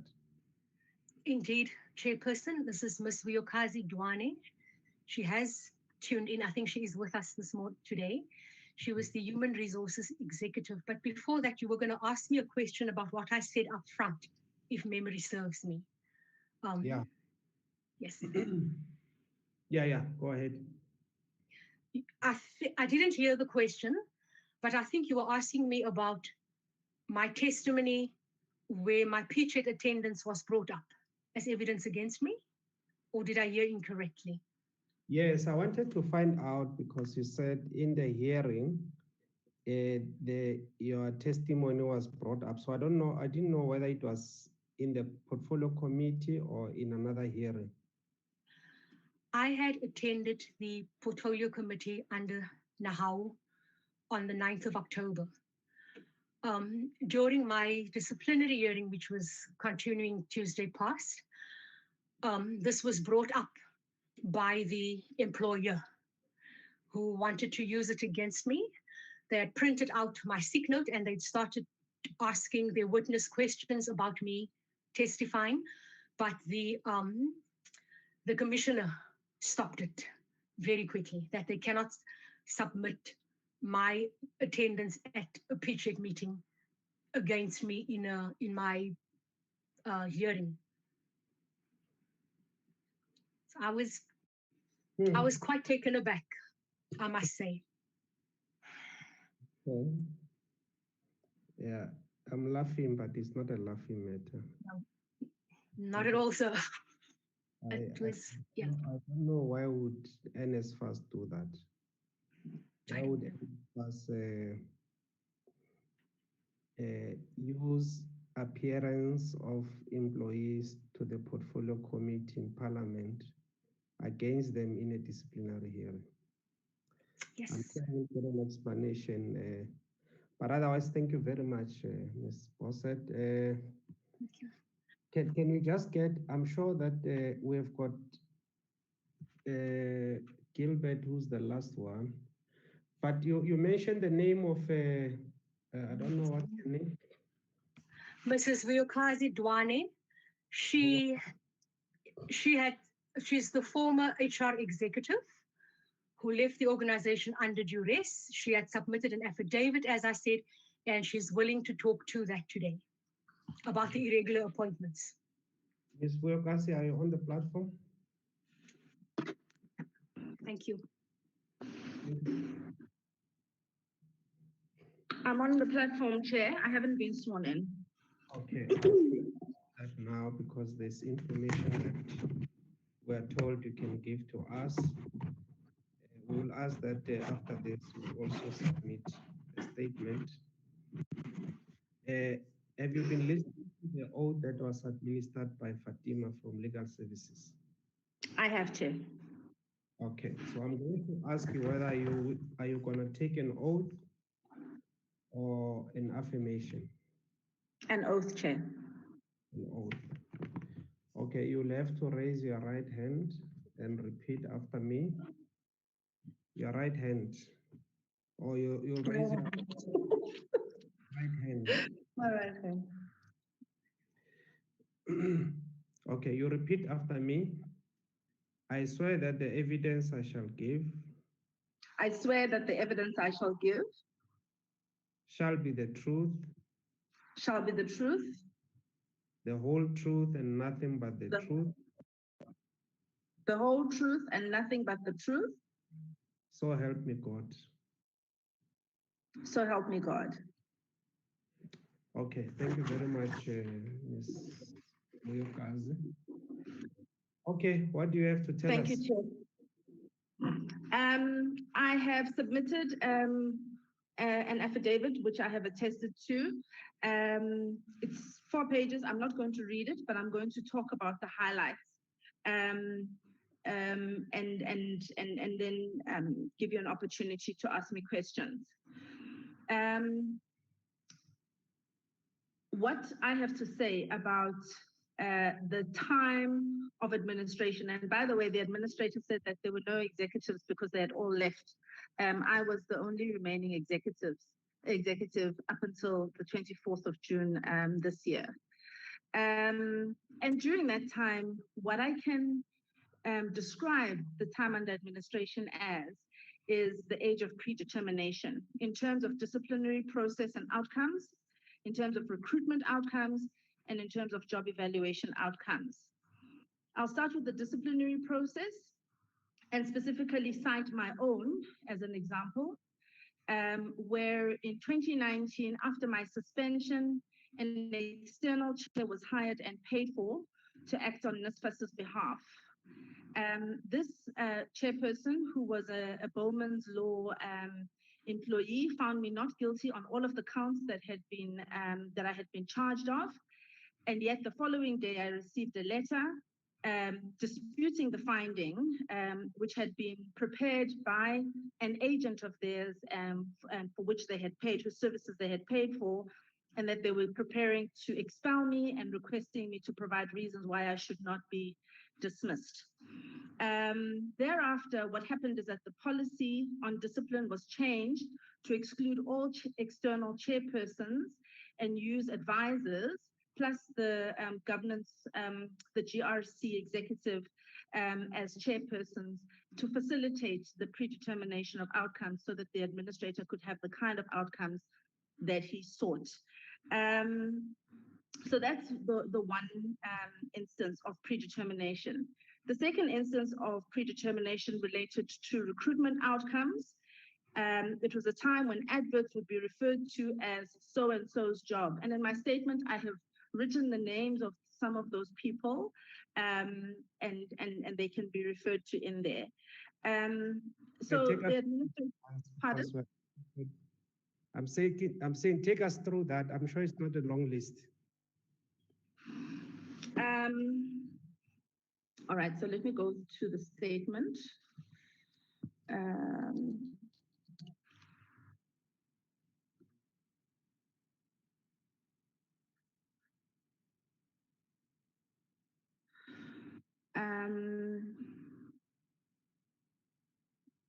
Chair, may I just read this paragraph then from my statement so that you can get those details?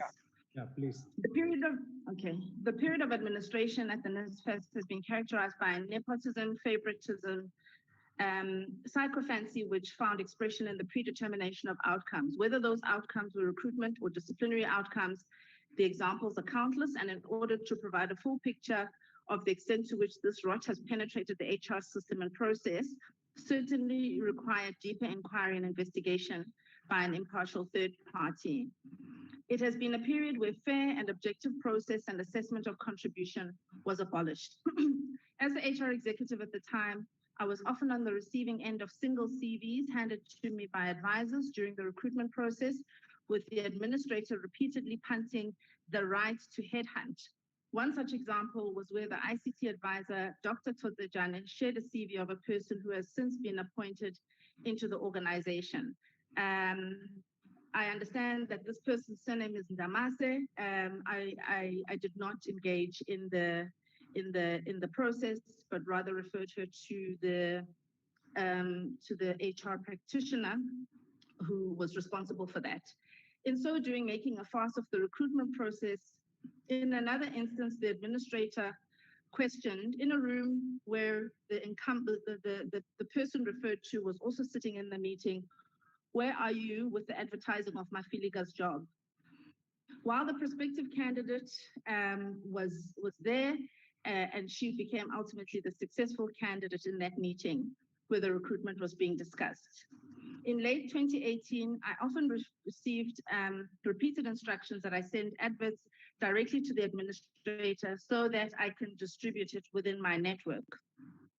Another instance was when the role for senior manager stakeholder relations was advertised and re-advertised because a specific individual had not applied. In this instance, Ms. Fairuz Sherry, who is the talent sourcing specialist, was instructed by Mr. Mohammed, an advisor of the administrator, to find out why Ms. Chiwula, for whom the job had been created, had not applied for the job.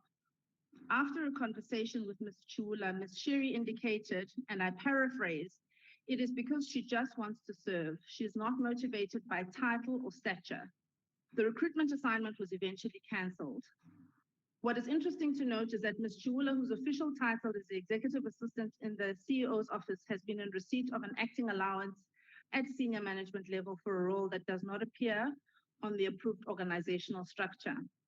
This arrangement is at least 18 months old and in excess of acting provisions defined by the DPSA on acting allowances. The same arrangement has applied to Ms. Sherry, acting in the non-approved role of talent sourcing lead, another creation of the NSFAS administrator. The use, dare I say, the abuse of the supply chain process as evidenced in examples such as the recruitment of Ms. Nzamo, which Marlene has made reference to, demonstrate that the administrator was prepared to use any means possible in order to influence outcomes of what should be a fair and transparent process.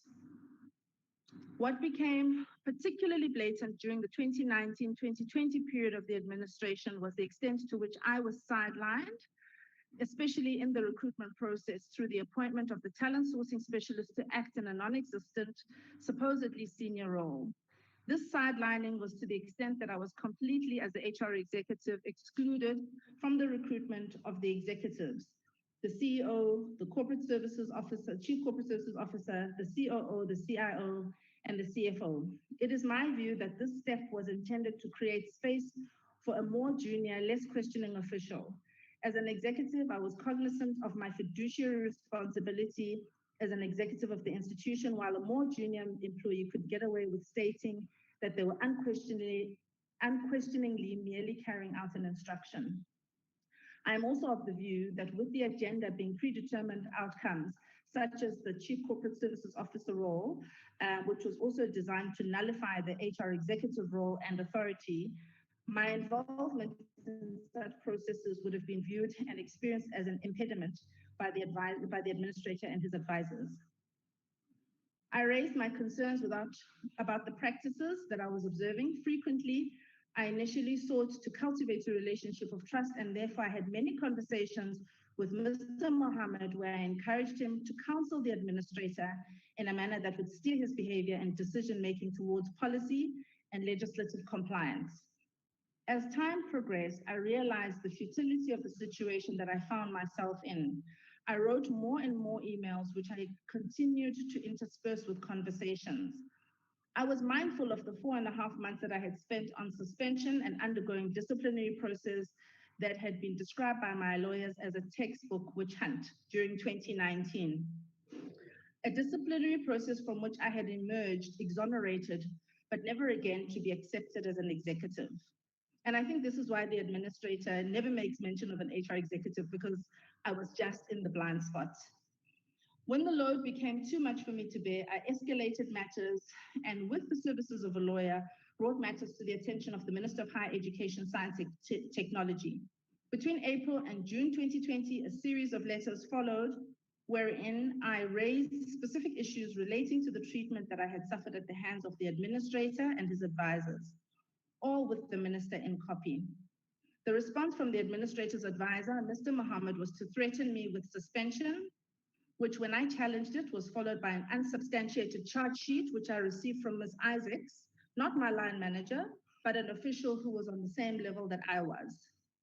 The minister's response was a deafening silence, and I was left with no option but to tender my resignation, as I did on the 24th of June.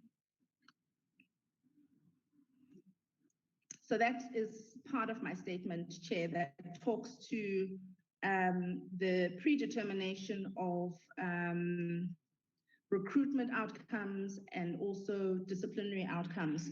Also, what I'd like to refer to is job evaluation outcomes.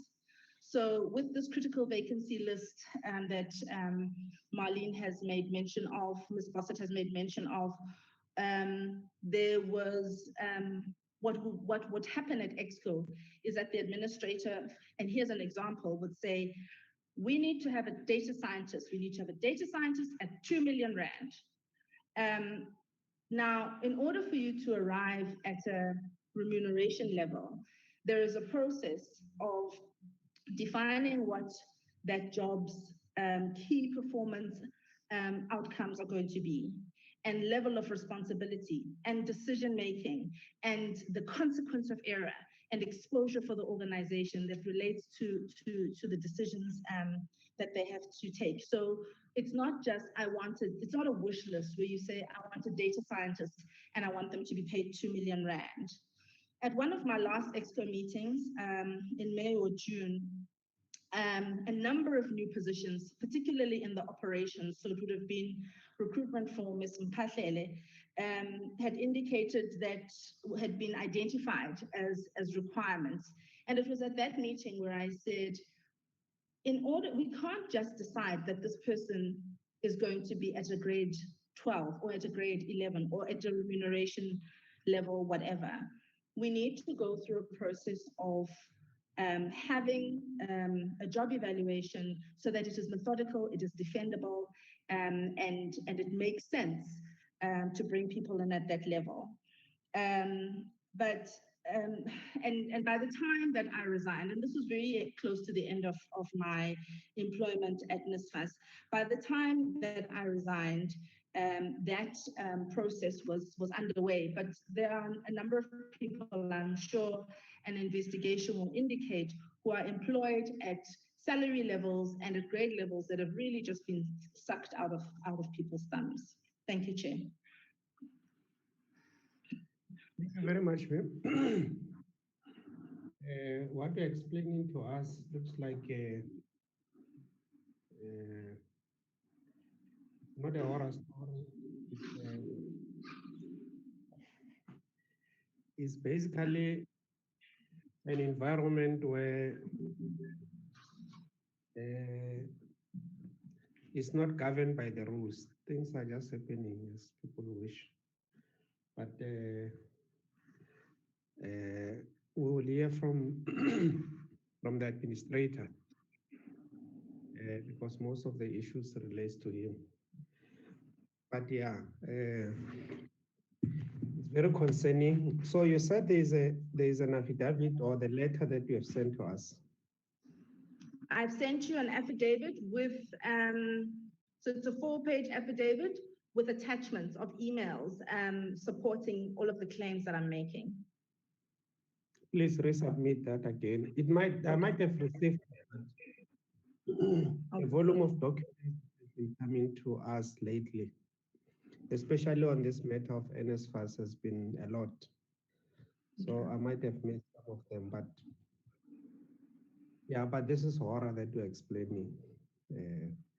I'm sure there is no one who will be proud to be associated with that kind of an environment that you're explaining.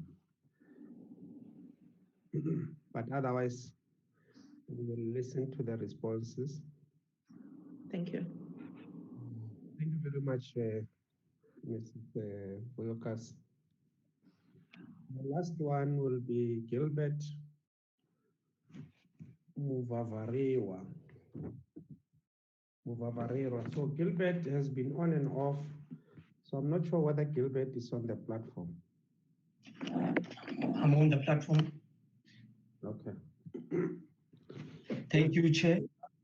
I know that I've not been restricting anybody, but as you can see, it's late now. Please try to be as precise to the point as you can. Thank you, Chair. And thank you to members of Parliament for letting me come to present. I am responsible for, I'm the GM for ITC strategy at NSFAS. I joined in 2017. I'll start with a topic dealing with who's bugging who. This will just give you a highlight of the culture of fear that exists in NSFAS. One night around July last year, I was working in the office late, around 8 or 9. There was a knock on my door. I went to my door. There was a lady from facilities. Her name is Sharon. And behind her, there were about 5 gentlemen with gadgets I've never seen before.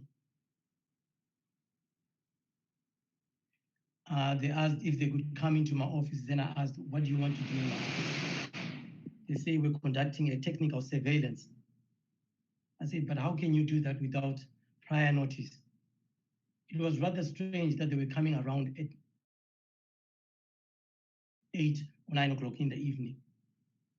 Then they say you can stand outside. And I said, but why do I need to leave my office? I left my office and stood outside with Sharon. I've never seen what I saw that day. They had these gadgets, like what you see in a movie. They went into the ceilings. They told me they were debugging. That's why the title of what I just said is called Who's Bugging Who? So they told me they were debugging things that were in my office, and they'd done it to all offices.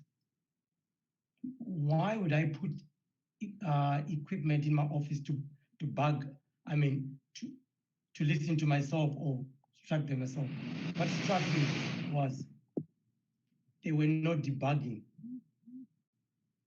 I think certain things were being put into my office to listen to every conversation that I make or any other offices within NSFAS. And to that effect, one day when after disciplinary charges that were meant to be charged against me, I was talking to the senior manager, employee relationship. We're in the HR boardroom. At one point, he says, Gilbert, I can't talk to you in this boardroom. This boardroom is bugged. Then it hit me that the organization had been bugged. I never said it myself. I was told by Lungisa Mtumtum, who is the employee relationship manager, who could not speak in the HR boardroom because he said it was bugged. So my question to Parliament is it legally correct for an institution like NSFAS to have surveillance equipment installed? I'm not saying it's there, but from what I heard from Mr. Mtumtum, NSFAS is bugged. From there, that instilled fear into myself and everyone in NSFAS. Most people knew that the place is bugged. From there on, was people were having meetings or talking outside their offices because they were scared that the offices were bugged. Thank you, Chair. Let me talk about the ITC department. Instability in ITC department. There's been high level turnover for executives in ITC department. Since 2018, there's been, to my knowledge, 4 executives. In 2018, September, Azria, who was the CIO, left the organization. And that position was taken on in October 2018 by Colin Foree, who I reported to. In my engagements with Colin Foree pertaining to strategy, he was clueless. He is clueless. He would not know what goes into a strategy. And from there onwards, when he realized that he could not discuss with me anything pertaining to strategy, I was victimized. Then in, I think, October, I think in March, he was moved from that department as head of ITC, reporting to the administrator. That position was taken on by Dr. Tosenjani.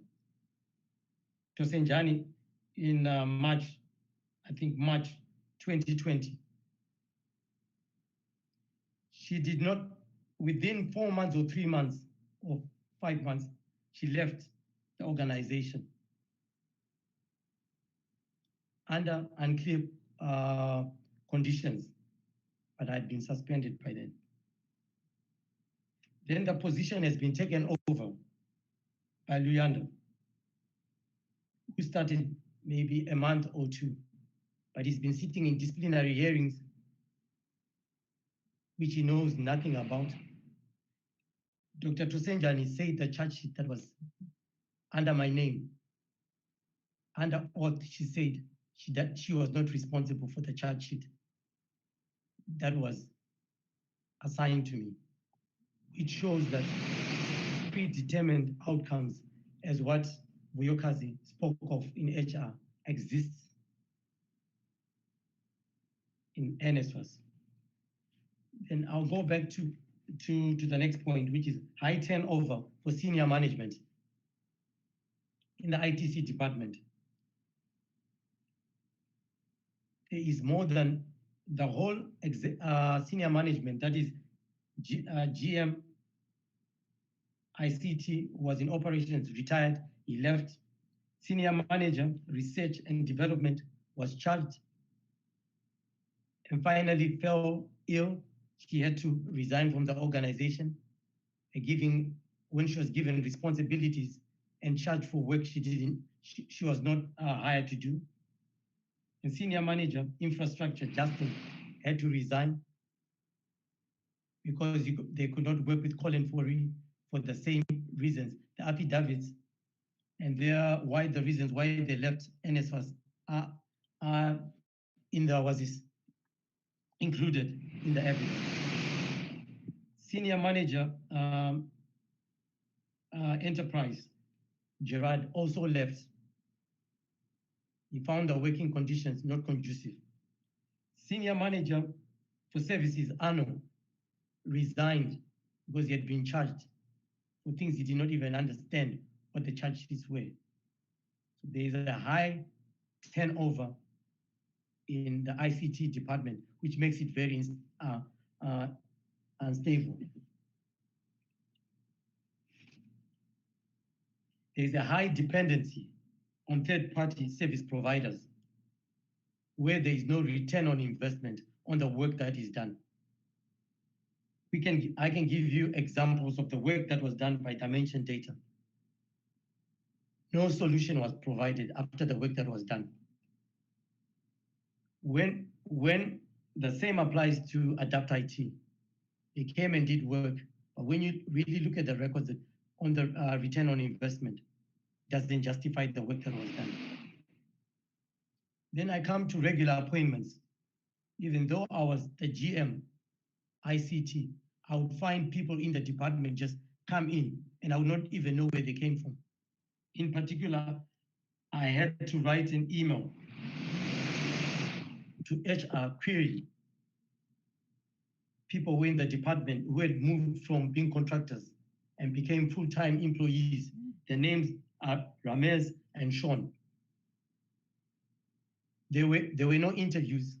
There were no CVs that were used as the basis of how they got into the organization. When I highlighted that point, the senior manager, employee relationship, Mr. Mtumtum told me management knew about it. Then I said, but how could that have happened? You violated recruitment and selection protocols. How do people get employed without interviews and following the right protocols? And the victimization continued because of me pointing out things that are irregular. Lastly, Jovan, who is a cousin to Colin Forey, who I reported to, who was the advisor, brought in his cousin, and I did not even know when the interviews were conducted. As a GM in IC strategy, I didn't even know, which just shows you raises questions how these people were coming into the organization. Restructuring. I'm privy to an ITC document that shows an organogram that doesn't have me in the structure. And I've been targeted since last year to get out of the organization. And the proof is in there. So it tells you there is predetermined outcomes when it comes to anyone who's being charged at NSFAS. And I think I will keep my presentation to that brief. And I've been told that my employment relationship is between me and NSFAS is broken. And I'm waiting for the outcome. Thank you, Chair and Parliament. Okay, thank you very much.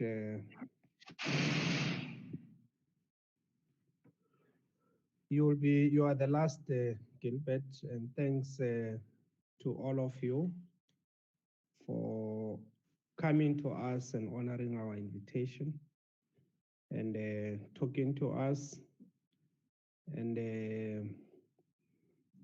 taking us through what is happening from your own perspective. Most of you, if not all of you, are senior managers at NSFAS. I must say that the picture that you are painting is a horrible picture. It's a terrible, terrible, terrible picture that I'm listening to here.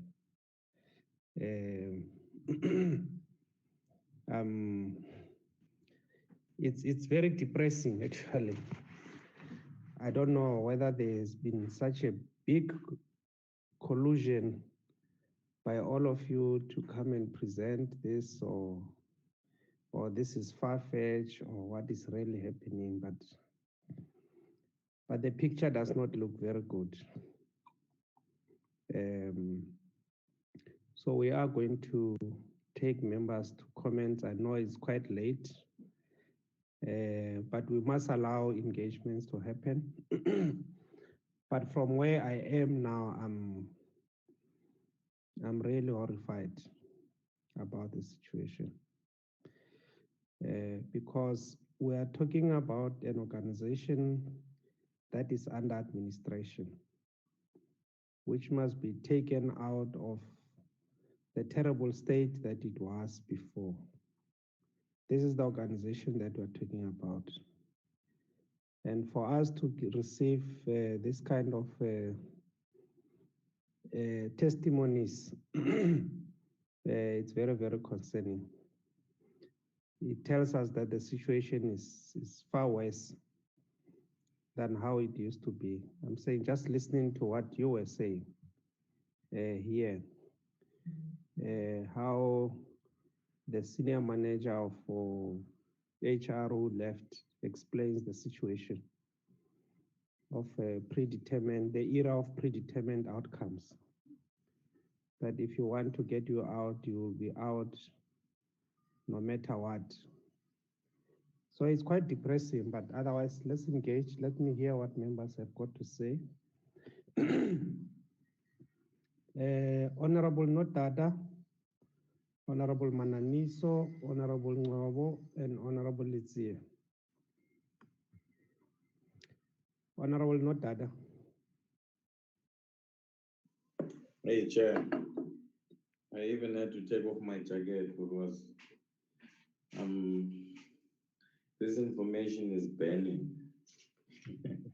I'm not laughing because I'm laughing, Chair, but I don't know where to start with my 9 pages of notes here. But Chair, what I want to start with is to say, I hope, Chair, you are now convinced more than ever that the proposal that I put forward for full inquiry and the proposal that Honorable Litsia put forward about the SIU and criminal charges and an internal investigation is a route that we might have to take. In fact, I don't think we might have to take, I think we should take. I hope that you're convinced more than ever now that's the route we need to go down to. And you know, the reason why, Chair, earlier I allowed to be managed regarding your interjections and all of that is because I wanted you to get the full satisfaction as well. But I think that particular approach is what is best if we do an inquiry, because you get a chance to fully do that. And you probe and, you stop people, they speak, and you ask questions and all of that. And I think the information we're getting here today is actually leading us to that particular point. Because on one end, the administrator says this. On the other hand, different employees of NSFAS, say something completely different. With evidence, we've gone through these documents, we took time, we went through them. And I think now more than ever, before I even ask questions, I think we're going to have to test it amongst the portfolio committee, whether the route of a full inquiry and an internal investigation, independent investigation, which might lead to some criminal charges, needs to be explored by this portfolio committee. And that's our responsibility as an oversight body, that we don't just go through this information for our own satisfaction, but we go through this information to take particular action.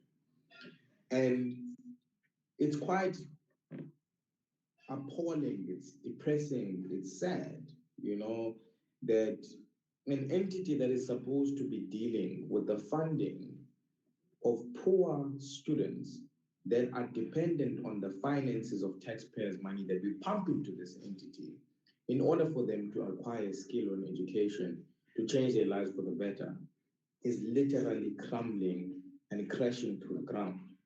And that is the reality that we're getting here today. I don't care who says what, but that is the picture that we're getting. It is extremely appalling. From the mismanaging of the APP and strategic plan, which is flouting legal processes, to the poor management of tenders and how that is being handled in terms of the PFMA, to irregular appointments, which is extremely, extremely serious allegations that need to be dealt with. And the reason why we have this problem in this country in public service is because people are appointed irregularly. And that's why we can't, get, services rendered to people, because we appoint people that we know and we think, and it's of some sort of a reward. And we end up with this mess that we're in. And that's what NSFAS is in today. And we're going to have to do a full inquiry. We're going to have to involve the Auditor General in this as well, because it's very important. The department must be involved. The minister must be involved. There's allegations against him here and all of that. So I think we're going to have to do a full inquiry, Chairperson. And I'm emphasizing this point because if we want to get to the bottom of what's happening here and come up with a resolution that will have remedies for it moving forward, that is the best approach. We can be that portfolio committee in this 6th Parliament that actually deals with NSFAS as a problem entity and actually try and resolve these issues, so that moving forward, when we leave this Parliament as the 6th administration, we know that we did good when it came to NSFAS as an entity, and it's not a reservoir of a mess like it is right now. But that's all I wanted to say to you, Chair, in terms of my remarks to you personally. But let's go into the questions nonetheless, even though I've made the necessary proposal, but I just want to satisfy myself.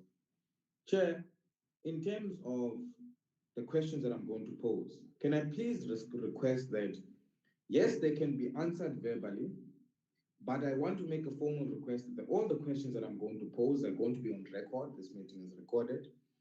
Can they please be responded to in writing? I know that the portfolio committee takes minutes and all of that, but I would like to have a formal response in writing to these questions. Starting with NSFAS, Chair, I would like to ask the administrator, did you replace any members of the bid adjudication committee and the bid evaluation committee? Yes or no? If not, have any of those members that were there replaced? And why were those members replaced? And if there are any members that have been replaced in the BAC and the BEC, would you be able to confirm that they received the relevant training as per the Treasury regulations and the Code of Conduct? That's the first question. The second question I wanted to check with the administrator, how did you arrive to the decision of appointing Ms. Mncwabe, who is not an acting CFO, as chairperson of the BAC as per National Treasury's Regulations Code of Conduct for BAC.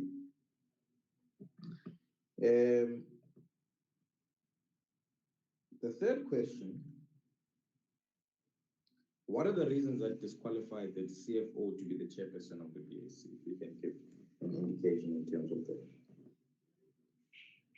Number 4, which unfortunately the minister is not yet to answer for himself, but I read the report from the Department of Higher Education and Training Director General, Mr. Gwebs Konde, about the sequences of events about the laptop tender, which is one of the key issues I'm personally interested in, because it involves quite a fishy and hasty way of handling things. And hence I asked the questions that I asked. But in any case, I ask again, Ms. Dr. Randall, and maybe this question, Chair, through you can go directly to Ms. Mncwabe. Why did Ms. Mncwabe as chairperson appoint Mr. Ngandela, who was sent by the minister? Under what reasons, I don't know, but it's in the report with the Director General, whom she worked with when she was working in the minister's office in her previous employment.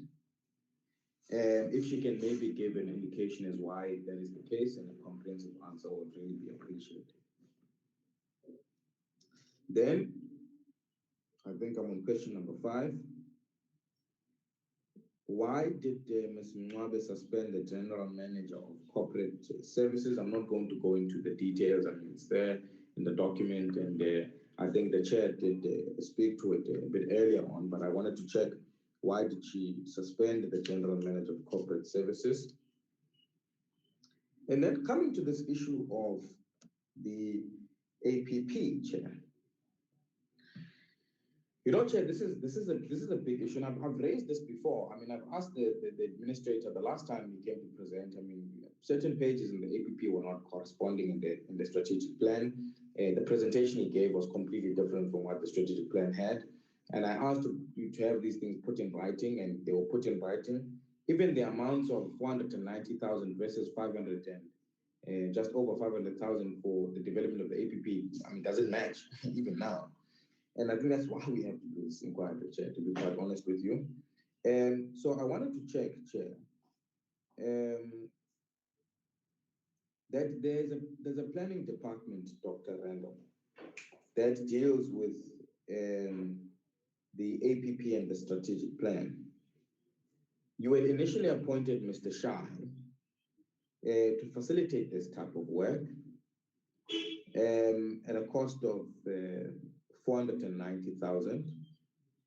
In fact, you appointed Mr. Basson, right, to complete the strategic plan of the APP. When a consultant, Mr. Shah, was appointed at a cost of 490,000. Maybe I need to get clarity here as to, is Mr. Basson the consultant, or is it Mr. Shah? But seemingly there are two people that are appointed to do the same thing. Thirdly, you've got a department of planning that you have, but the work is completed by somebody else at a cost. So if Mr. Shai, for example, did not meet his statutory obligations as per your directive as an executive officer, was there any consequence management implemented against Mr. Shai? Because obviously it costed the entity 490,000 to develop this type of work. And when Ms. Ncede raised these issues with you about somebody requesting information without her knowledge, what did you do about that?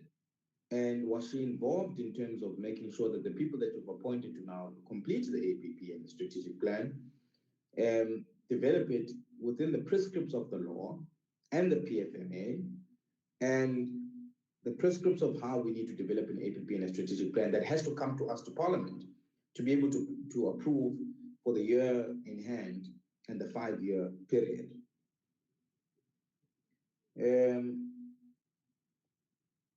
And then lastly, why was Mr. Paswan trying to access information without Ms. Naide's knowledge, if you are aware of that? And if you're not aware, then we'll have to summon or subpoena Mr. Paswan to come and answer for himself, Chair, if we go ahead with the inquiry. Then my second last question, Chair, goes to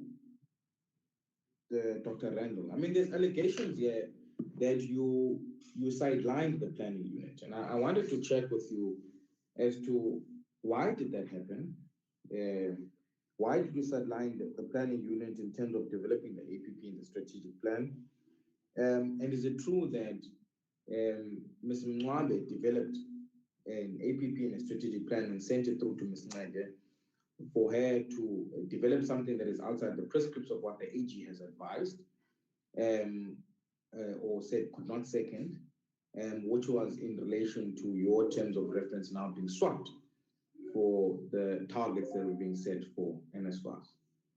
Then I wanted to check with the employees, Chair. I've got specific questions for them that I noted while they were speaking. The first one, did the planning department of NSFAS account accurately on the service delivery environment of NSFAS during the 2019 and 2020 financial year, particularly to us as a portfolio committee? If you're saying yes, then you will substantiate. If you're saying no, I think you're going to have to provide us with a written response as to why you say so, so that we establish whether that was misleading Parliament or not, because there is an allegation of that. But that is a very serious one when it comes to the APP and the strategic plan. Was the unit, in terms of their responsibility now, what you are paid for every day, being able to see the impact on the service delivery, and whether the money went to the correct students now that the key performance indicators were replaced with the terms of reference? So that's the first question, I think, goes to Ms. Naide. If you can maybe give us an indication of that, or any other employee of NSFAS that might have information in terms of that. What was the actual cause of the delay of the annual performance or annual report during the previous year and the current year? As you may know, Chair, we're still waiting now for the Auditor General to fully audit NSFAS. You know, there's a delay there. There was a delay last year. I mean, we can't continue in a trajectory like that. Did this happen before administration, or is it something that is new now, according to you as employees? And how many people were involved in the production of the annual report during administration? I've asked Dr. Randall his question around that. He will respond to that, and I'm asking you these particular questions. In terms of SPACs, can we get more clarity from the employees on the SPACs and the e-wallet system? Are you saying that you simply changed the name and you simply changed one function that swapped allowance to cash and removed vendors? Or it's just still the same system, it functions the same, but it's administered differently? I want to get to the bottom of, I mean, Dr. Randall came and said, no, we now use the NSFAS wallet, it's different, and you know, and he justified why it's different. It pays out students, there are no vendors. Is the actual system in the administration the same? Is the tender still given out to the same person? If you can just give clarity around that particular issue. Chair, in terms of the last question that I have, to the administrator, did the Chief Risk Officer of NSFAS motivate for the insourcing of the internal audit while the end of the financial year, consulting offering audit services of NSFAS was there? I asked this question with the particular information beforehand that I have here, Chair.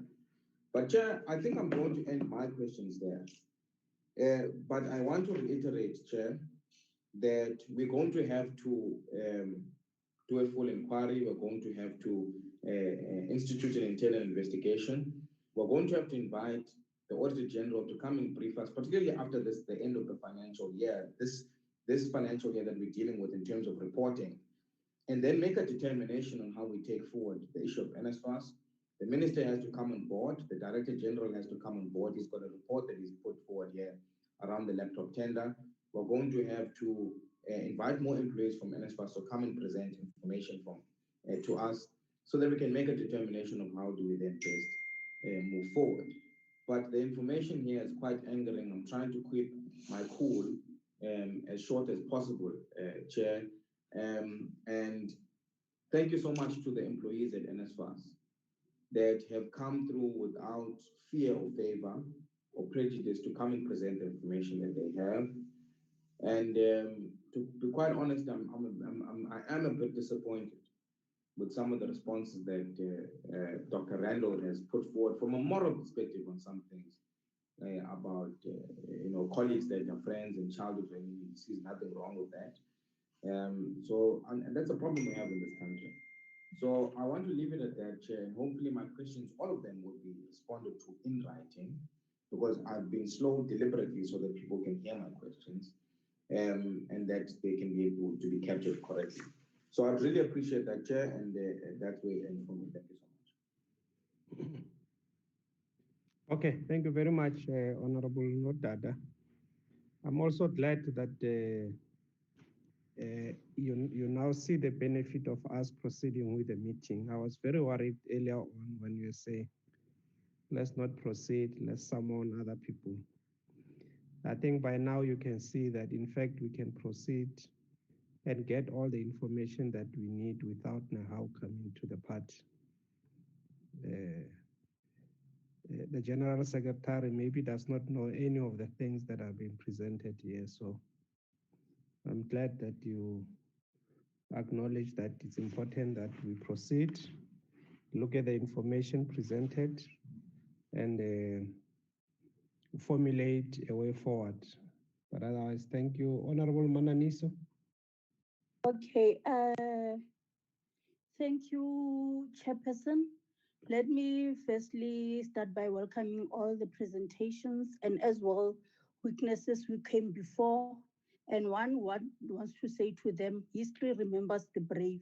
We want to thank them for their bravery that today, at least we can applaud NEHAWU for actually bringing this allegation up front in their absence. You would note that Khalima Muntlante once said, consciousness, so NEHAWU, I think when consciousness left them, it didn't indicate that I'm leaving, and it just left the comrades.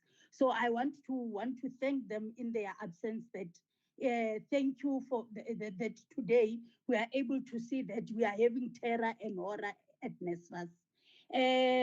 Chairperson, without wasting time, some of the issues that have been asked by Honorable Nodada, I think you were continuously raising them as it when the NSFAS was presenting, of which I'm covered on some of them with regards to irregular appointments. However, I think I want to say to Mr. Randall, I was very worried as he was presenting to us that he used to get CVs and then he would send CVs to HR or whoever, and he doesn't see anything wrong about that. And to my surprise, everybody that he receives the CV gets appointed. So it really shows that some of the allegations, they might be true, that some of the things it was about nepotism. Chair, I want to go to the issue of Kagiso Mamabulo. I want to ask the administrator to explain which positions were created externally and actually which positions were created to recruit people externally during his period. I want to check as well where processes followed as supposed to, because of we have heard from the HR that most of the time process were not followed. So, but I want a specific number in terms of people who were appointed during his term without proper processes, and that one as well must be forwarded formally so to us. The other thing, it's the question for SBACs. I think this question goes to Malika. I want to ask Malika, because of when she was presenting, she indicated that now she's living in fear and she's very worried. She's not certain as well in terms of her position at the workplace. I want to check with her as well that is today still the same, that she still feels threatened about what is happening. And was there anything communicated to her with regards to retrenchment or any other thing that might be threatening her work position? The other issue is with regards to the fact that Kagiso was presenting to us to say he advised during the executive meeting that something must be done on issues of Auditor General, and still he was ignored. Perhaps this thing reflects that there's a problem with regards to power in NSFAS, that people are abusing this power when they have to just listen to their colleague and work together as one. So I want to check with the issue that can you confirm if the Auditor General SA want NSFAS that the administrator must pull up his socks? And if so, which date do you have that this occurred? The administrator must answer that. And I want to ask as well the administrator about this person, Mr. Stellan Links, and how come he was involved in the annual report.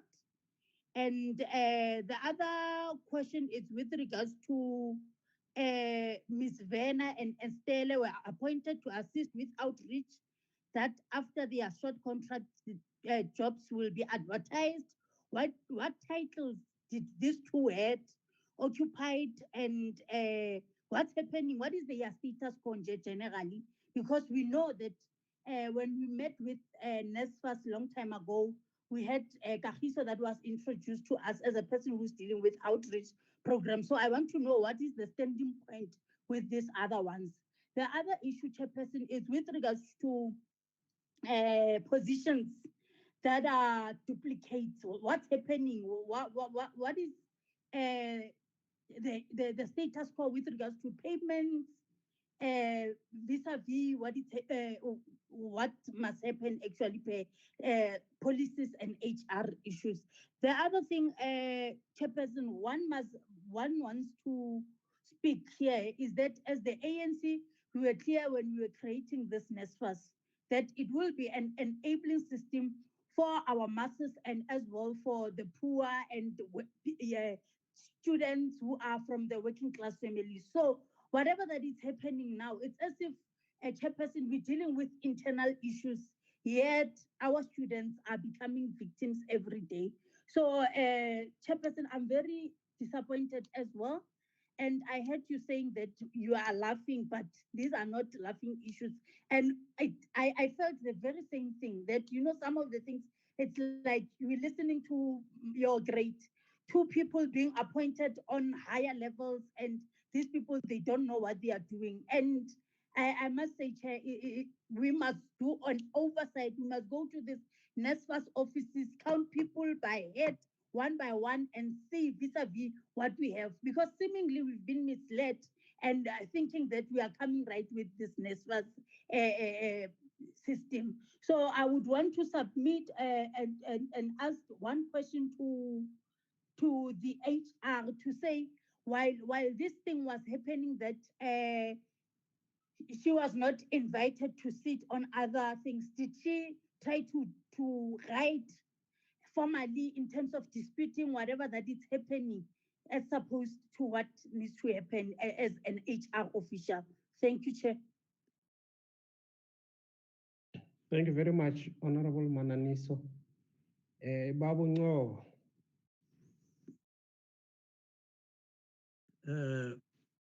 Thank you very much, Honorable Chair. Well, Chair and honorable members of the Portfolio Committee and the employees who were brave enough to come and testify, I'm greeting you.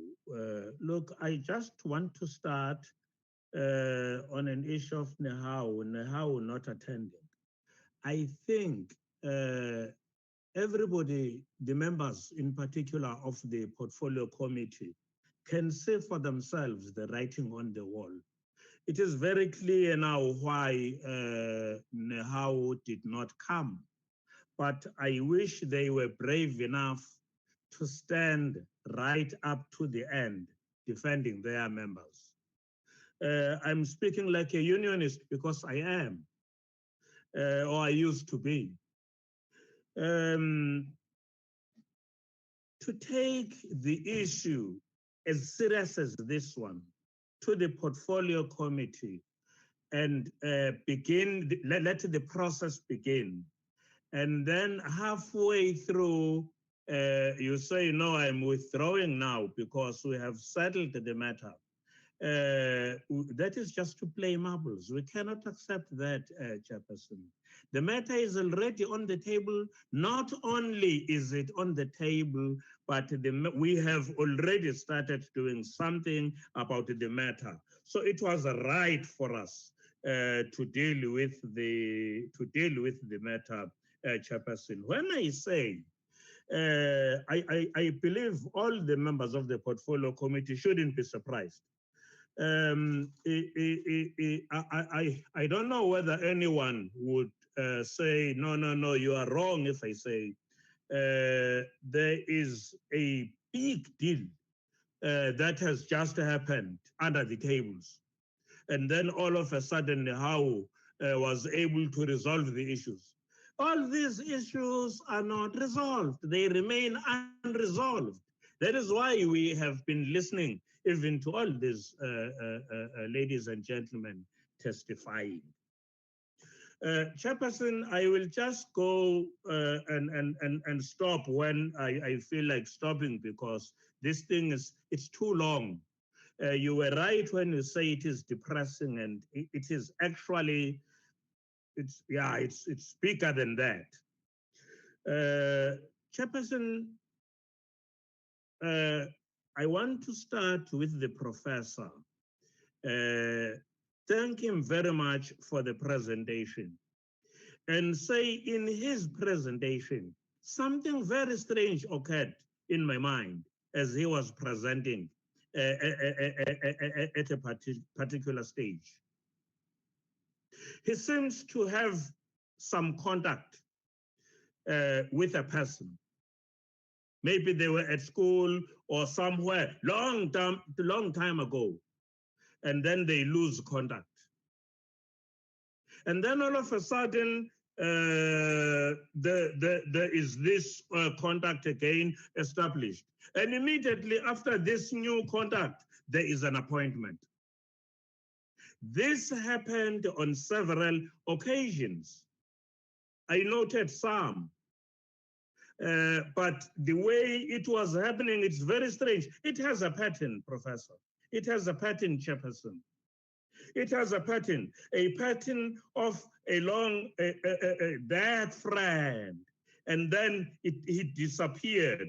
He resurfaced and then got appointed. And when he gets appointed, Chairperson, or she gets appointed, there is no process. That is very strange, really, it's very strange. The chairperson, Honorable Chairperson says, this is depressing, indeed it is. And I just want to stop there with the professor because there is a whole host of things that one might have wanted to speak about had we had time. And actually, I nearly suggested that we find another time, maybe an hour or 2 hours, just to engage these things on our own, even in the absence of everybody else, because it's very difficult to engage at this time, if you look at the watches. At the root of it all, Chairperson, are these irregular appointments. Irregular appointments. No, these are irregular appointments if one has to go by what we have had. Of course, there are two sides of the story, but I am referring to what we have just had. No consultations, when employees are redeployed to another positions. There is one who said so. That's Kagiso Mamabolo. It may sound like a simple thing, but it doesn't happen in the world, in the labor world. You cannot just simply be redeployed to another position without consultation. There must be consultation, and the union must be involved. Even if you do not have a union, but there must be consultation. That one I'm not doubting. I'm not talking about anything I'm doubting here. There is a certain Jomo which was mentioned by Kagiso Mamabolo. I would have suggested that we get Jomo Jacobs, but I don't know whether it will help, because at least we have had a lot of things. All we need to do now is to take a bigger step. We have had enough. Take a bigger step as to how we move forward with this whole thing. Now, you know, when you hear an employee saying a complaint, there was a complaint by the administrator's wife.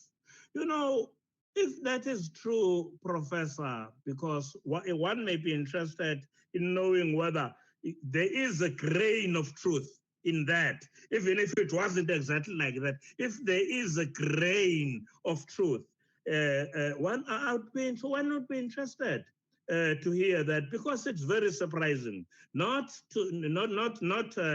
coming from a professional like yourself, Professor. Is there a grain of truth in this thing? A person gets removed from the tender adjudication without consultation again. That is very strange. Just before there is a tender to sit for, it's very strange. What was the motive, if one may ask the professor?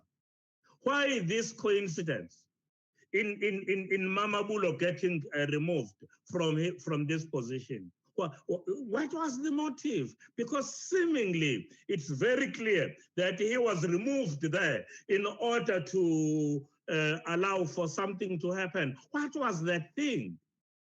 Was he really removed because he did not have the capacity? I don't believe so, because of the coincidence.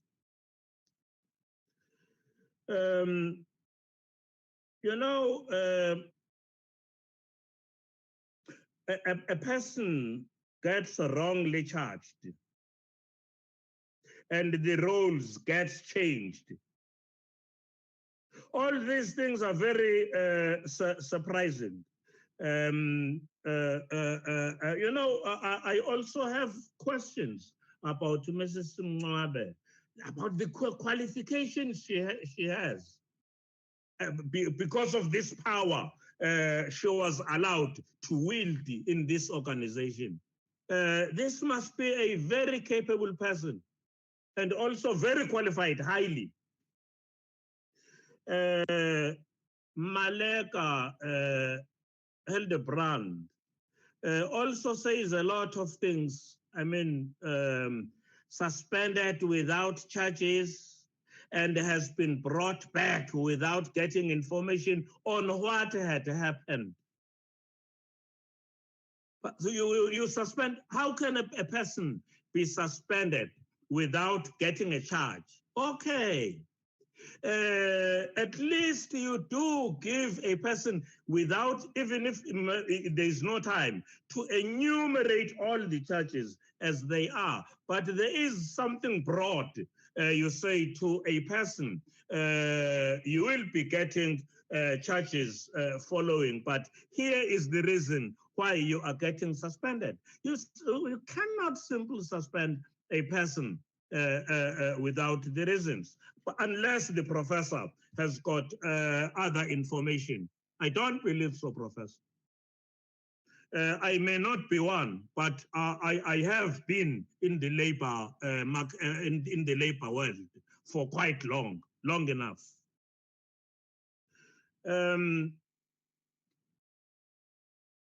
Even the suspension was not done through the line manager as it is ordinarily done, and all these things raise questions, and one keeps on asking, Professor, why did this happen if it is true? Well, if a person has got to get retrenched, Malek, there is a process again. The unions have to be involved, and the person herself or himself has got to be involved. Retrenchment is not something that simply falls from the sky and then it gets implemented. But you end up, Malika, with a very painful question. When you come back, you do not even know. There's a certain, I don't remember how you phrased it. All I did was to ask you a question again. Are you sure you have been reinstated? Because I think in your question, it appears as if you have been reinstated. Are you sure you have been reinstated? Because reinstatement and reappointment are two different things. Maybe you have been reappointed and not reinstated. If you have been reinstated, please check, because you should have been paid for the time during which you were away. Otherwise, there has been a breach and you must be compensated for that.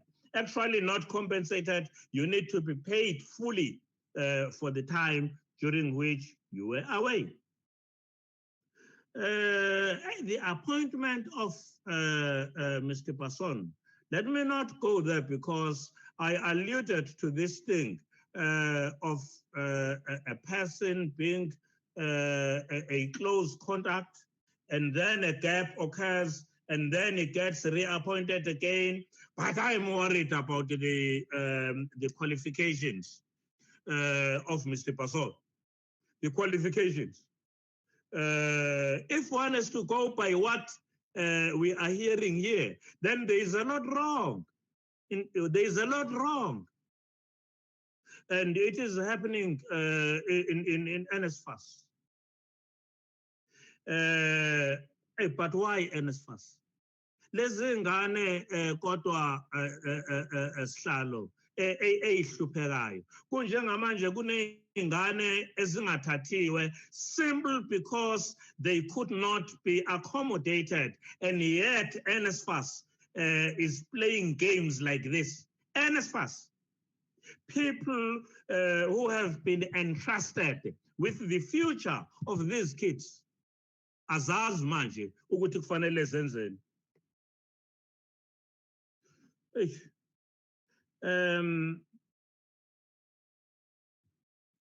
Yeah, I've asked about the qualifications and this of Mrs. Mwabe. It comes back to my mind, and the question which comes now is, what was the rationale behind the appointment of Mrs. Mwabe? Skill, experience. What was the rationale? What was she appointed to go and do there?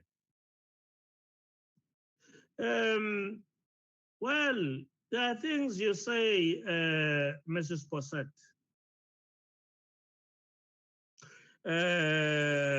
I'm thinking of the administrator's wife being a reference. I don't understand it.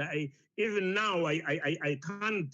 I don't know whether I understand it the way you were putting it. But there is talk of restructuring when you address us. Restructuring. And this thing, it appears as if it was done haphazardly. How do you conduct restructuring haphazardly? Because as far as I know, it is never done so. It is never done like that. But if you listen to what was said, I wish the professor could say, no, they are wrong. Restructuring was indeed done, but it was not haphazard. Because I am saying, after listening to the presentation there, it was haphazard. Professor said the aim of restructuring was to deal with the top-heavy structure. And I know usually when you hear people say they want to deal, and with all due respect here, Professor, when they immediately they say they want to deal with a top-heavy structure, I have been exposed to different and numerous cases where people say we are dealing with the top-heavy structure, and then they start afresh. They restructure. You get new organograms and all those things, and you end up with what has been alleged here as being a structure which is even heavier at the top than before. These things happen. That is why Chairperson then, maybe I said I will stop anyway. That is why Chairperson, maybe even I would actually support the comrades, but not before I touch on this one, just this one. Hey, ICT instability. Chairperson, this high turnover, which Gilbert is talking about, you know, I counted them, there are 5. The first one retired. The second one was charged. The third one resigned. The fourth one resigned. The fifth one resigned. It's worse than what is being referred to as a high turnover. This is just something that is that you cannot describe. But above everything else, why were the offices backed? Because it appears as if it is a fact now that they were backed. If they were not, Chairperson, Honorable Chairperson, I would like the professor to tell us that it is a lie, that the offices were backed, or he doesn't know of it. And Chairperson, if there was a way, I would recommend that something be done immediately. Maybe we do need to revoke the SIU services so that, or other specialists, so that these offices are checked with immediate effect.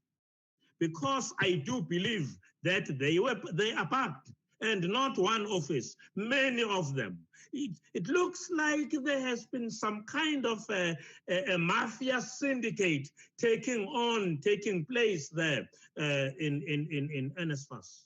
And I'm disappointed because I never thought that could happen in NSFAS, for an example. Look, Honorable Chairperson, we are not being subjective here as if we are already prejudging the administrator.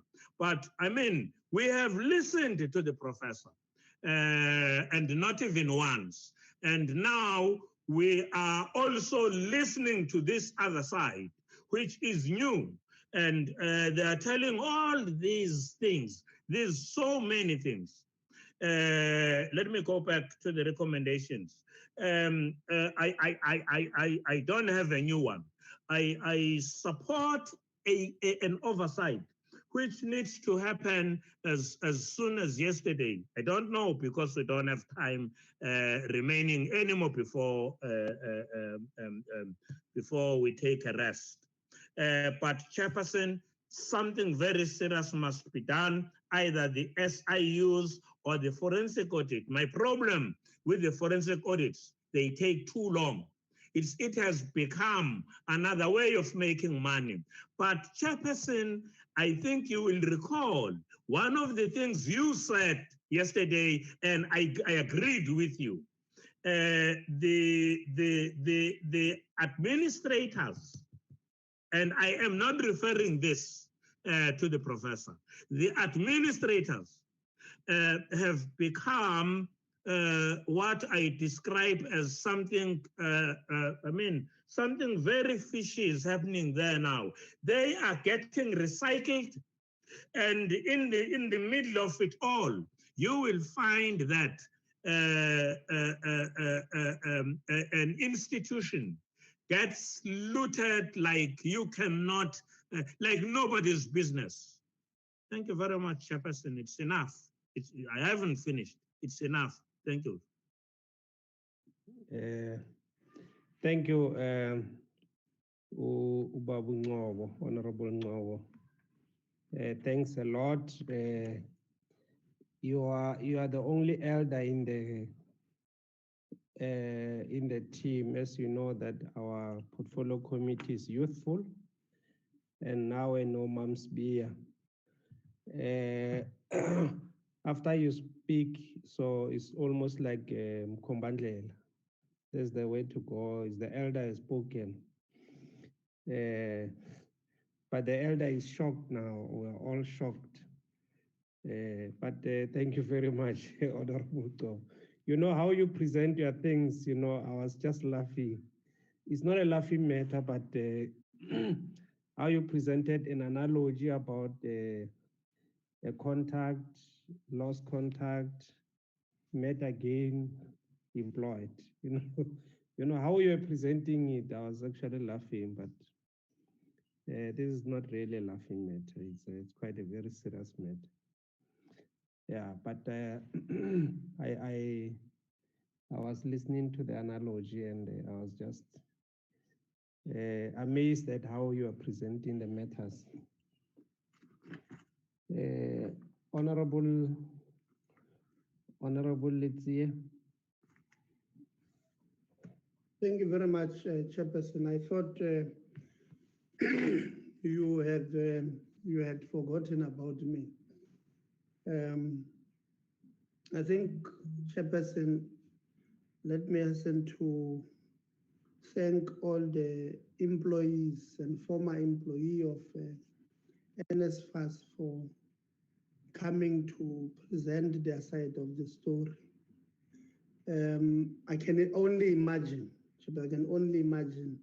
how difficult it might have been, or it must have been for them to come tomorrow, or maybe on Monday. These employees of NSFAS will still need to go back to work. And I can only imagine how difficult it must have been for them. And I think I want to thank them for coming to present their side of the story. One of them says the employer, which means NSFAS, I'm not sure who is that employer, wanted to use her appearing before the portfolio committee with NEHAWU a few weeks ago as a charge.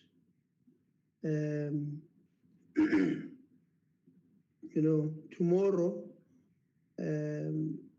some might be charged for other things. They might be charged for leaving a cup of coffee in the table. But the charge is not there. The charge will be, let's get them for what they said in the portfolio committee. And I think, Chairperson, we must put on our glasses like you are having yours now, and zoom in at the National Student Financial Aid Scheme. Because if my theory is correct, we're dealing with what looks like a cartel. I grew up watching a lot of movies, and I was fascinated about how cartels run generally. And I think we're dealing with what looks like a cartel environment, not at NSFAS per se, but in the entire sector, the PSET sector. It looks like there's a cartel. Chairperson, let me begin by making a point to everybody. Why do we have NSFAS? NSFAS is an extremely important entity to the lives of millions of our people. Those who are in primary school today, those who are in high school, and those who are in institutions of higher learning today. Majority of them, hundreds of thousands of them, are able to survive because of a living entity called NSFAS. And we must have interest on how that institution, that entity continues to live. Because if it dies today, if it dies tomorrow, do we know how many people will go home, will be excluded financially from institutions of higher learning? And what will become of those students? They will go on and become hijackers, they will go on and become robbers, because where else will they get employment? So NSFAS is extremely important entity in our lives. It has changed lives of many of our people. It must continue to do so. So we must have interest on the entity called NSFAS,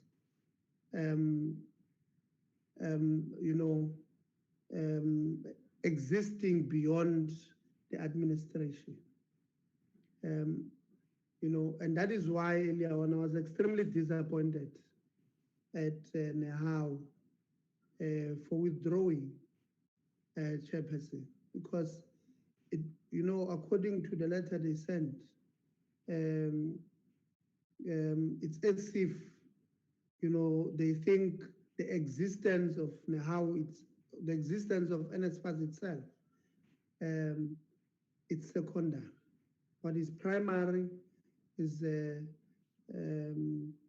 employer-employee relations, and that is disappointing, coming from a union very close to some of our hearts. Extremely disappointing, Chairperson. And I want to therefore agree with Honorable Nodada that he's supporting my proposal and of a full inquiry, Chairperson, because some of these things, I mean, we started at 9, it's now 4. We're almost 9 to 5 now in this meeting.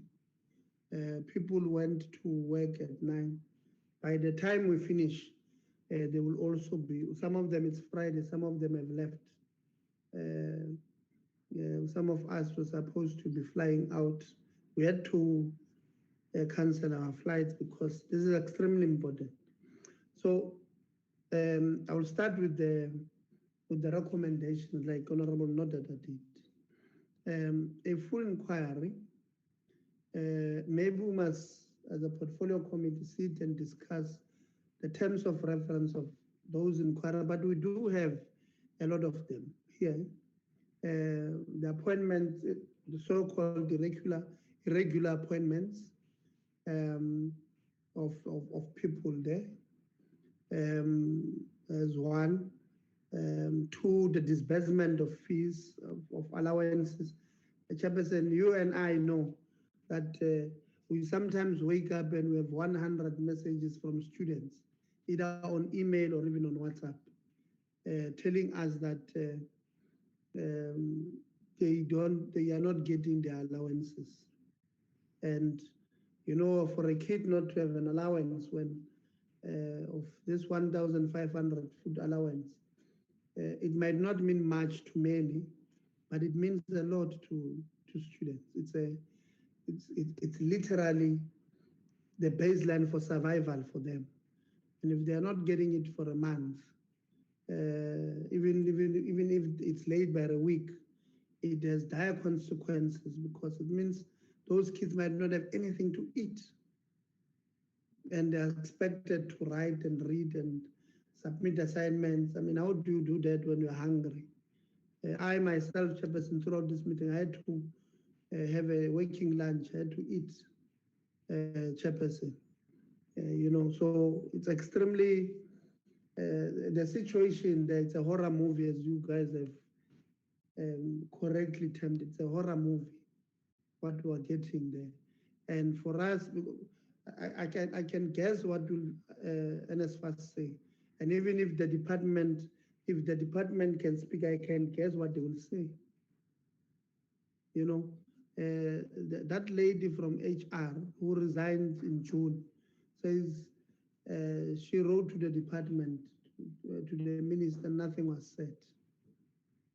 Nothing was said when she went through a DC process. The DC process cleared her, and the employer refused to take their own DC that they themselves appointed, that they themselves paid. They said, no, we're rejecting the outcomes of this DC. Who are continuing. When I tell us, why do you write to us, give us reasons why you must not be suspended, even after a DC. And the department did nothing.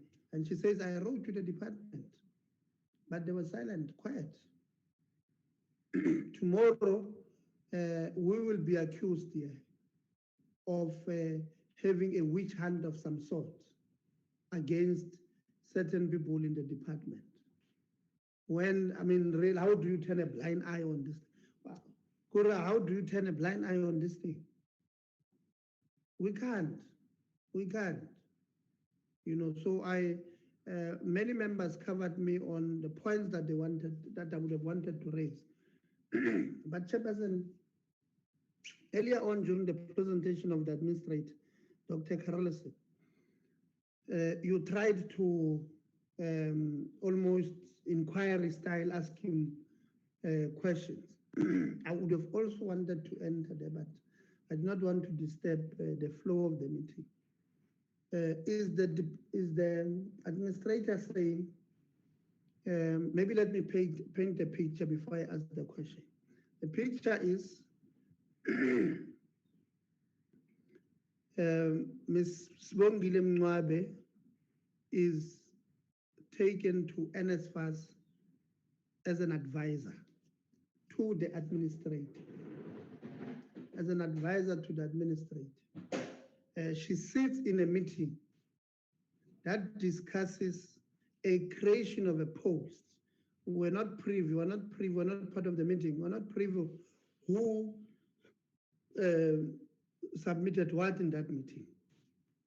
But the resolution of that meeting is that, yes, create this post. From outside looking in, from where I am,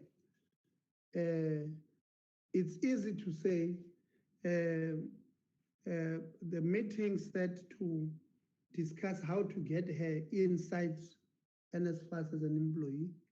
And they probably looked at her qualifications and created tailor-made advert that suited her.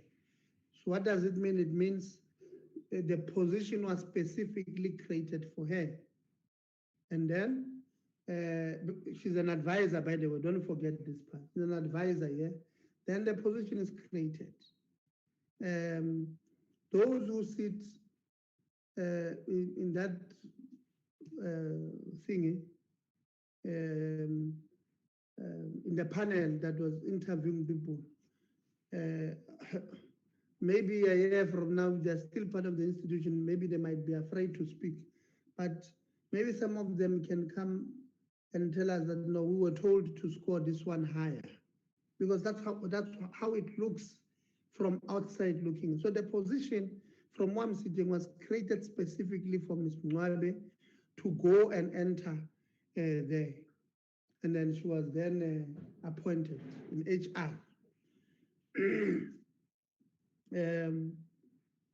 You know, and it looks like she's She's one of the trusted soldiers there, Chairperson.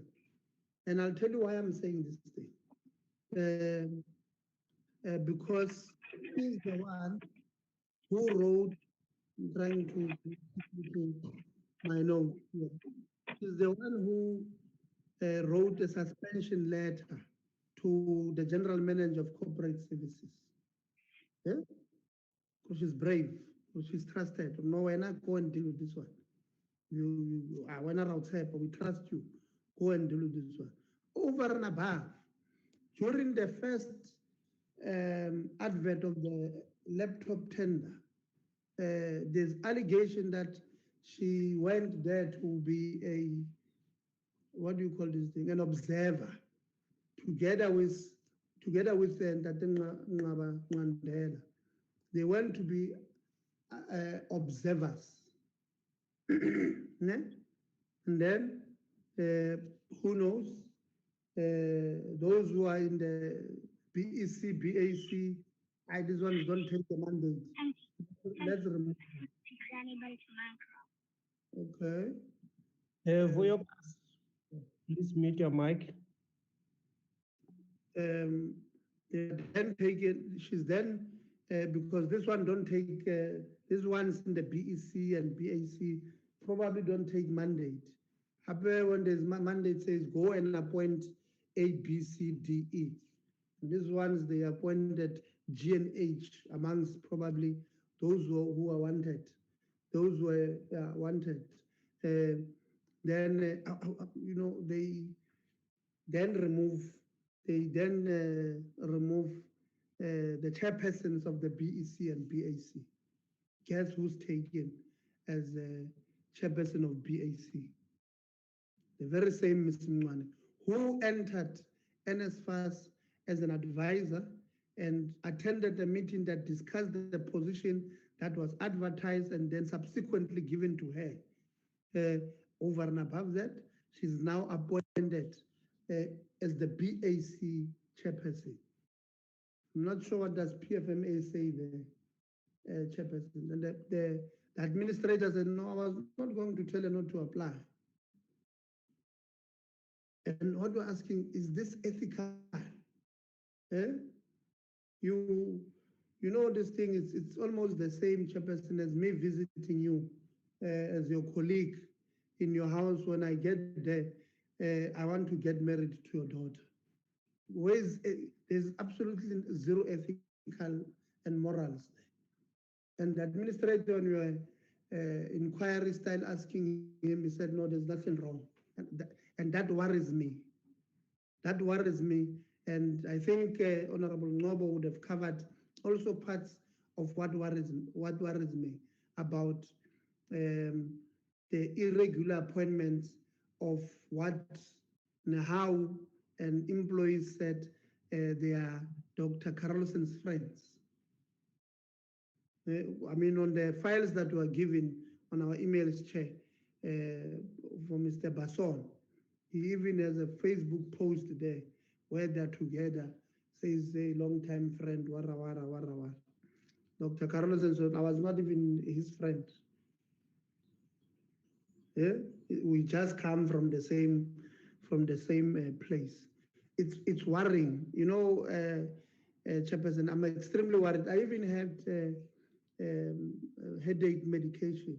Honorable, not that I took off the jersey. I had to drink medication because I'm just thinking about the ripple effect of all of these things. At the end of these things, what will become of NSFAS and what will what will be the end result?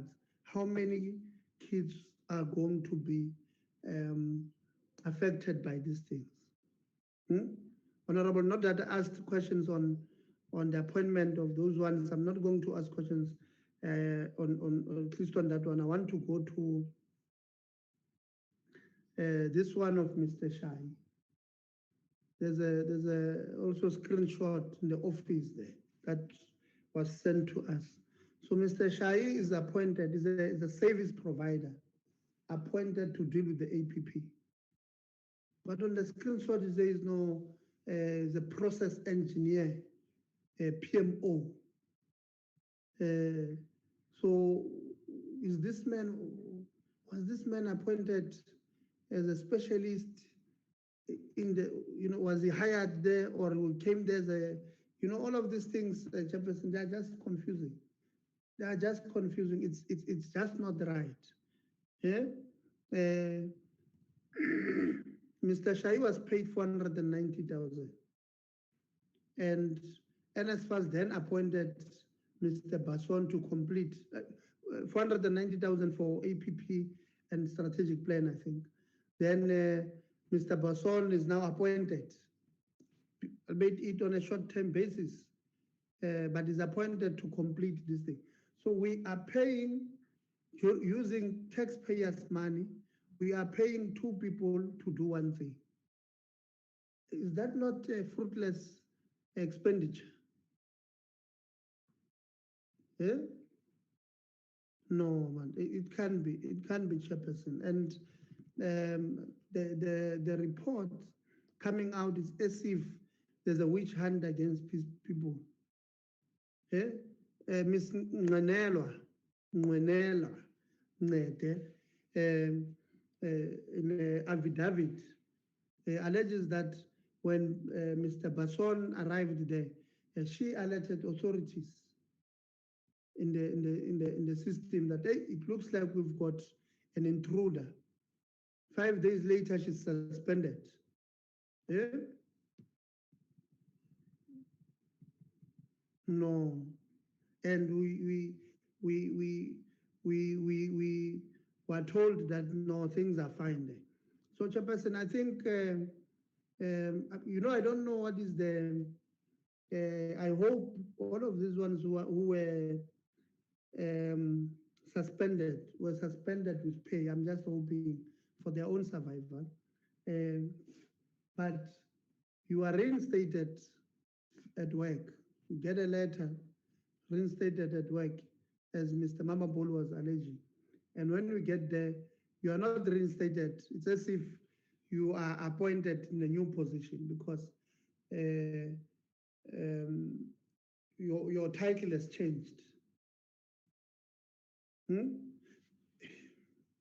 These people are just stressing me, Chairperson, or I'm just stressed.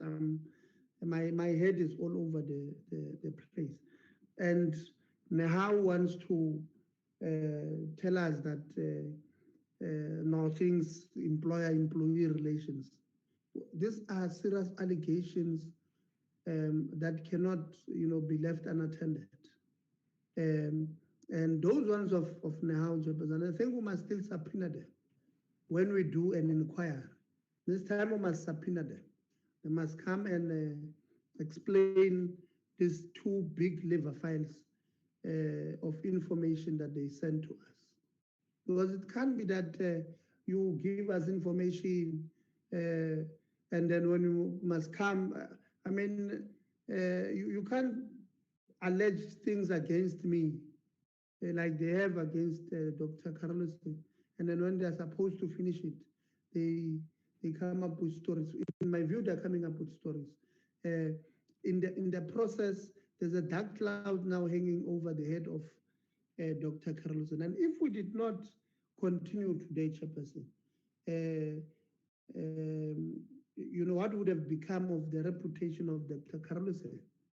And I want NEHAWU to answer this thing. What is it that, are they going to, because it looks like they were smearing his name and they don't have the guts to come and explain. And in the process, there's a dark cloud, like these ones in Cape Town now, dark cloud hanging over his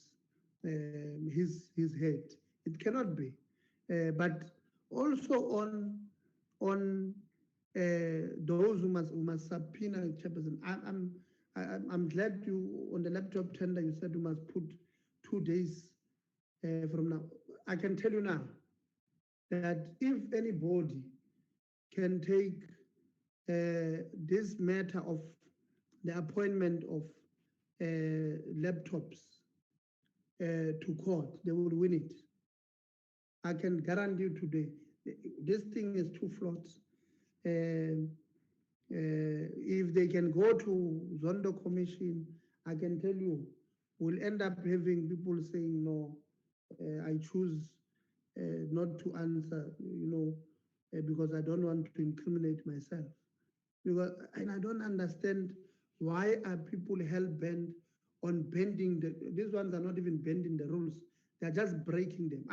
I mean, making Spongile Mngwane the chair of that BAC, who was put there as an observer in the previous one, on the same tender, but the previous advert. Chairperson Kore, this one, I mean, morals out of the window from the 20th floor down. It's as if we don't care anymore.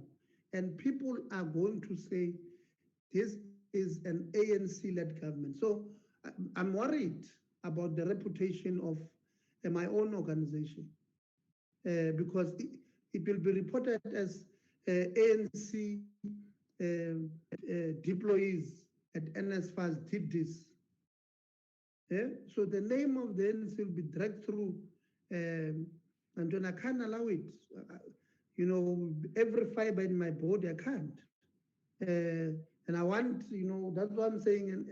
I mean, how many ANC MPs spoke here? 3 with yourself, and we're condemning these things. This is not how we should do things. Our people must try by all means to resist doing wrong things, because now we're going to process things, and we're saying the SIU, I agree, this SIU must be brought in there to investigate all of these things. And when they come, they are even going to get things we don't know about. People tomorrow will be crying, yeah, there's an attempt to destroy my name.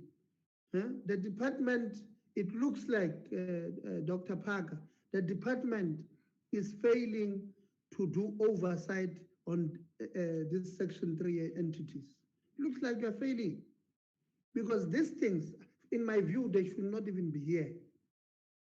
They should not even be in the portfolio committee, because they're the department, you should have dealt with them at that level and fixed this mess. When there's no such thing as a small complaint. When somebody complains, Chairperson, it means they can't breathe. They now complain, respecting protocol. They could have went to the media, leaked all of these things to the media. And then the media, they just give you a right to apply. On Friday, they say you must apply by 4 p.m. The signal as City Press were printing. So they are going to the department to ask for help. The department is not doing anything. The department is not doing anything. Now we met with the Auditor General this week. Auditor General Dr. Carlson says that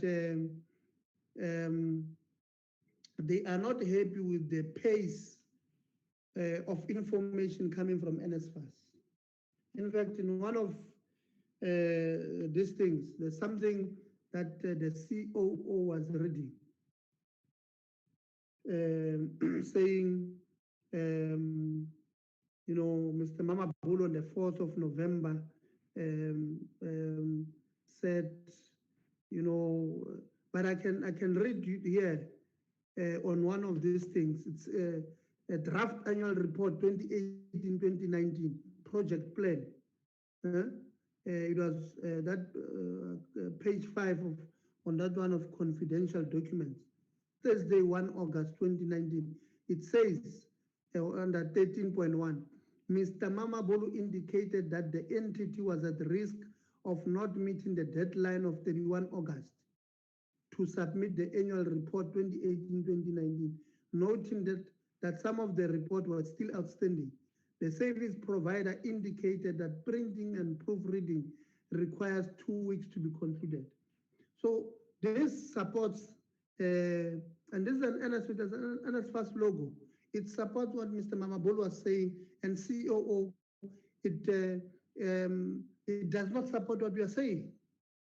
And this is an NSFAS document.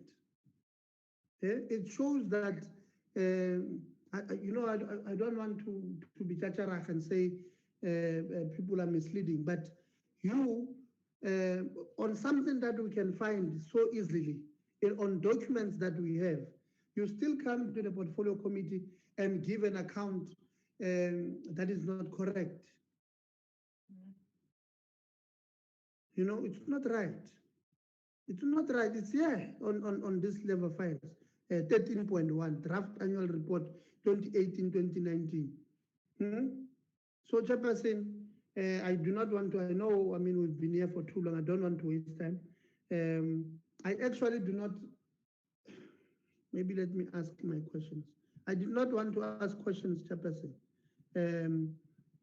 because I mean, Ms. Ngede, I think Ms. Ngede said she was suspended 5 days after alerting authorities of an intruder. So I have a question. Was Mr. Basson introduced officially to all staff members?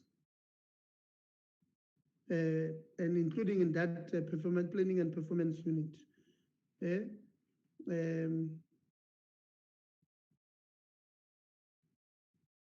Whether those staff members in that unit were informed that Mr. Basson was appointed to augment capacity within the unit. If not, why not?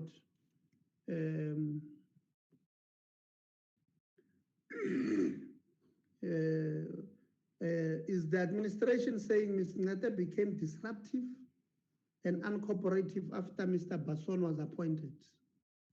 If not, why was she suspended after reporting the intruder, the so-called intruder?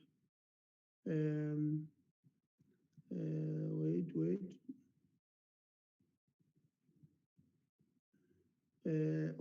I'll go to IT just now. The CEO presented on the hand of God, and she vehemently denies that there's such. There's no hand of God. There's no, as alleged 3 weeks or a month ago, 20,000 or 38,000 applications that were withdrawn by this hand of God in 2020 that exists. That is what she said when she was presenting. All right. Now,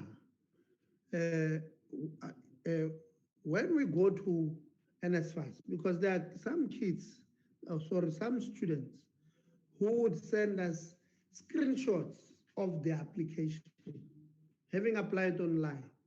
And when we ask them at NSFAS, what is happening with the application of this one?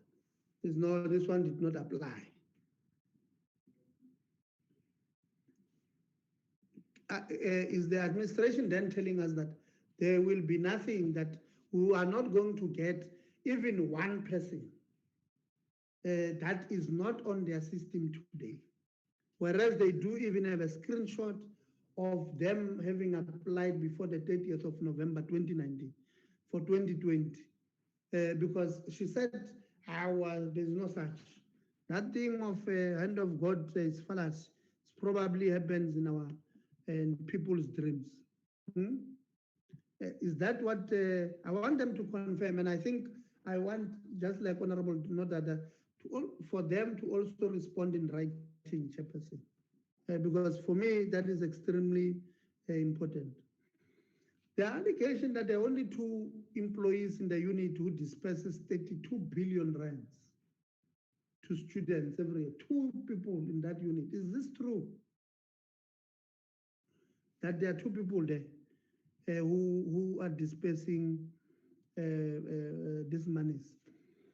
Last year, when we spoke about IT systems, there were 5 levels where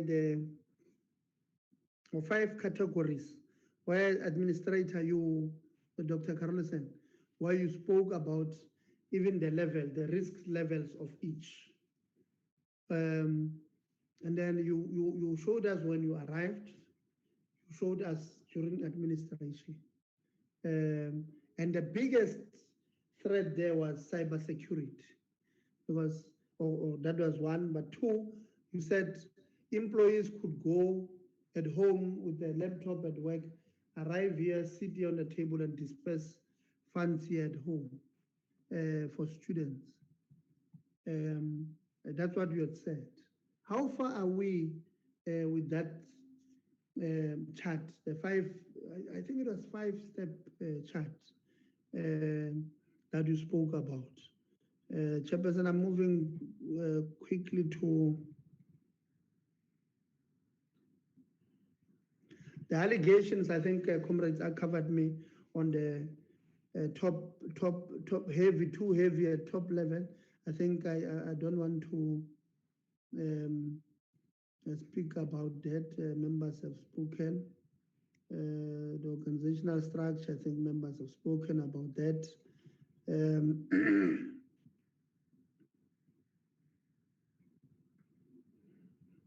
Yeah. The advisors, I think, Chairperson, you tried to cover it at the beginning. And I did in the previous meeting raise it, that Treasury had released a document guiding people on who deserves to get increase and all of those things. But NSFAS increased, I think, by 2.8%, if I'm not mistaken, the salary levels of advisors who were earning far more than 1.499 that was put by Treasury. What is happening there?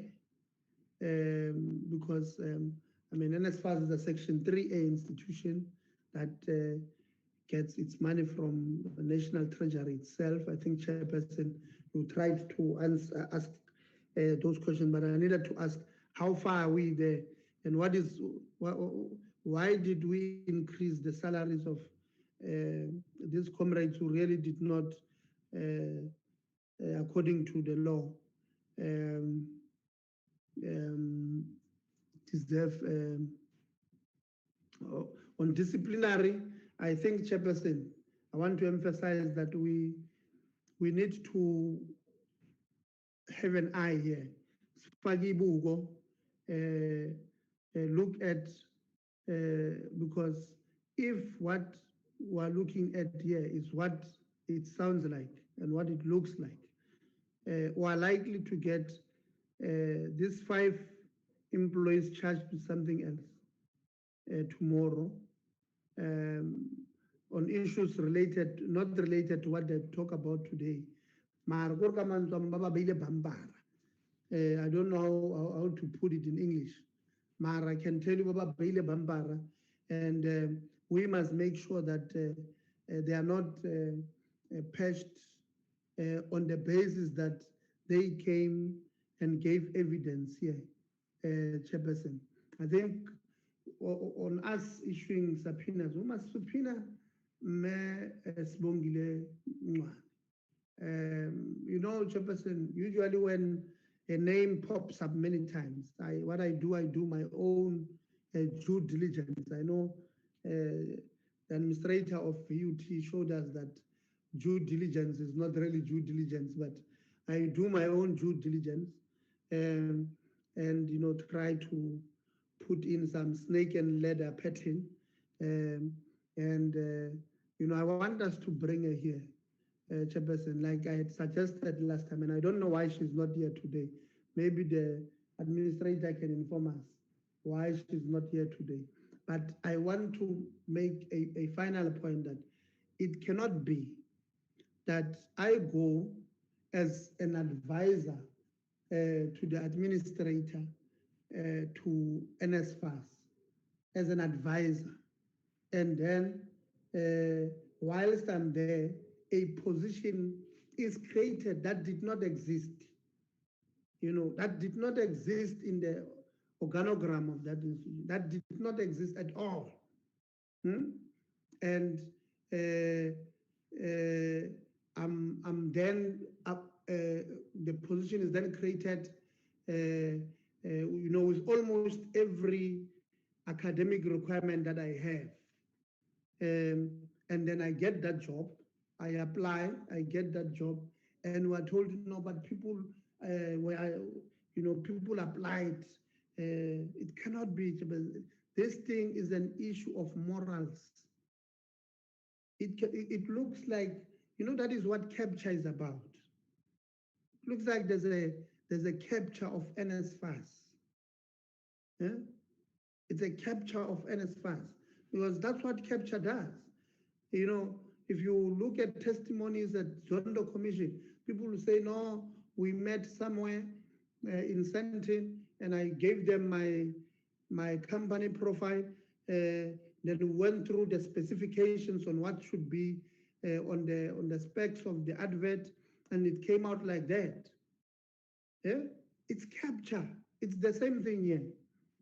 It's the same thing here. But my biggest problem with this thing is that the death of NSFAS will be the death of the majority who are poor Black students, majority who are poor Black prospective students, and children of the working class. And how, as an organization that has impressed us for standing up for rights of those disappointed me today. The last point, Chairperson, is that, I did make that point in the morning about unions losing members. They lose members because of these things. Dining with authority at the expense of your members. And I want to ask NEHAWU, ka boikokobetso, tloelang ho etsa ntho tsena tse le di etsang, ka hore le createla union mathata. Union o sane tla be sena matla a ho organize. If o na le union e nngwe ko NSFAS, e tla le nkela di-members. It will take your members, and tomorrow you will be crying foul. So do right by your members. Defend your members. Don't dine with authority. And as we put it last week, bargain for certain things we don't know. And then release statements here, attacking the portfolio committee, saying you want to teach us one thing, a thing or two about these things. Yeah? It cannot be. It cannot be, Chairperson. Serious allegation. I think, Chairperson, I don't want to enter this comrades. I think I'm worried about the IT person's thing, because he suggests that we have serious problems there. The thing I've read them about 5 people there that we've recently lost 3 and who resigned and all of those things. So IT, we might wake up tomorrow and money from NSFAS might be transferred to a bank in Nigeria, because people are not there. Looks like we're in state of shambles. So thank you very much, Chairperson, and I apologize for taking too long. Okay, thank you very much, Honorable Letsie. We left with 2. It's Honorable Mamsbia and Honorable Boshoff. And then we will be done with the questions. Mamsbia. Thank you, Chairperson. It has been a long day. In the first meeting, when we met with the administrator, we were so excited because we have seen that he's going to take NSFAS from the Red Sea. We'll take the NSFAS from the Red Sea out, but now he's going back to the Red Sea. What can I now manje administrator? Administrator, do you know anything about the removal of Kagiso from the tender committee? Is it true that he was removed? Is it true that Marlene, according to the statement of Marlene, that there was a private meeting with the candidate? Is it true that there are people who are acting on positions which don't exist? Is it true that Marlene was mandated to go to Bloemfontein? And Vuyokazi said she resigned because of nepotism. Is it true? If it is not true, why did she resign? There was an installation of parking in the office, and Gilbert was not informed about that. Is it true that there was in that installation? And what are the relations of the appointment employees and consultants during the period of administration? And how many consultants in total has been appointed? And how was the recruitment process implemented? What was the impact of the consultants? What is the progress in the filling of vacancies, CFO and CEO and other senior management? I thank you, Chairperson. Thank you. Hayi, nami ngiyagula Mamsbiya. Thank you very much, Mamsbiya. Honorable Boshoff. Thank you, Chair. Several people mentioned that the whole story sounds like a horror movie. It didn't sound to me like a horror movie. To me, it sounded like a Western right out of the 50s. And we have two different storylines, two different narratives going here. The one is that we had this unruly town called NSFAS. And luckily, the new sheriff, Sheriff Carolison, was appointed to restore order. And he had to bring some sidekicks and he had to deal harshly with some of the criminals. But fortunately, things are going well again. And then we have the other narrative that we had the peaceful little town of NSFAS where everything went well until the crook Carolison announced his presence and started to shunt everybody about and to disrupt everything that was beautiful and peaceful in the little town of NSFAS. Now, both of these can't be true, but maybe none of them can be exactly true. None of these narratives, it seems to me, can be the exact truth. And that's why I want to add my voice to everybody who said we need to go into the full investigation. I think we are now at the intermission of this film when we stop our proceedings for the day. If we investigate this fully, we might find even more than to date, because indeed we had been impressed that actual performance and actual payment of students increased, and the KPIs, doing it on time and so on, that increased, although there was still some errors and there were still some problems, but it increased. Now I would like to know from the employees which come from the previous dispensation before the administration, why did NSFAS actually need administration? Because it seems to me that it all went very well until Dr. Carolison arrived on the scene. And that somehow isn't credible, because in the first place it was placed under administration for some reason. So I think we are just halfway, and we are going to find out much more, and I'm definitely not making up my mind about the end of this Western before the names are all over the screen. Thank you, Chair. Okay, thank you very much, Honorable Dr. Boshoff. I think we've had a very long day, members. I'm not going to ask a lot, but I just want to make comments. The, the submission that we got as part of the evidence was titled "Who is Bugging Who?"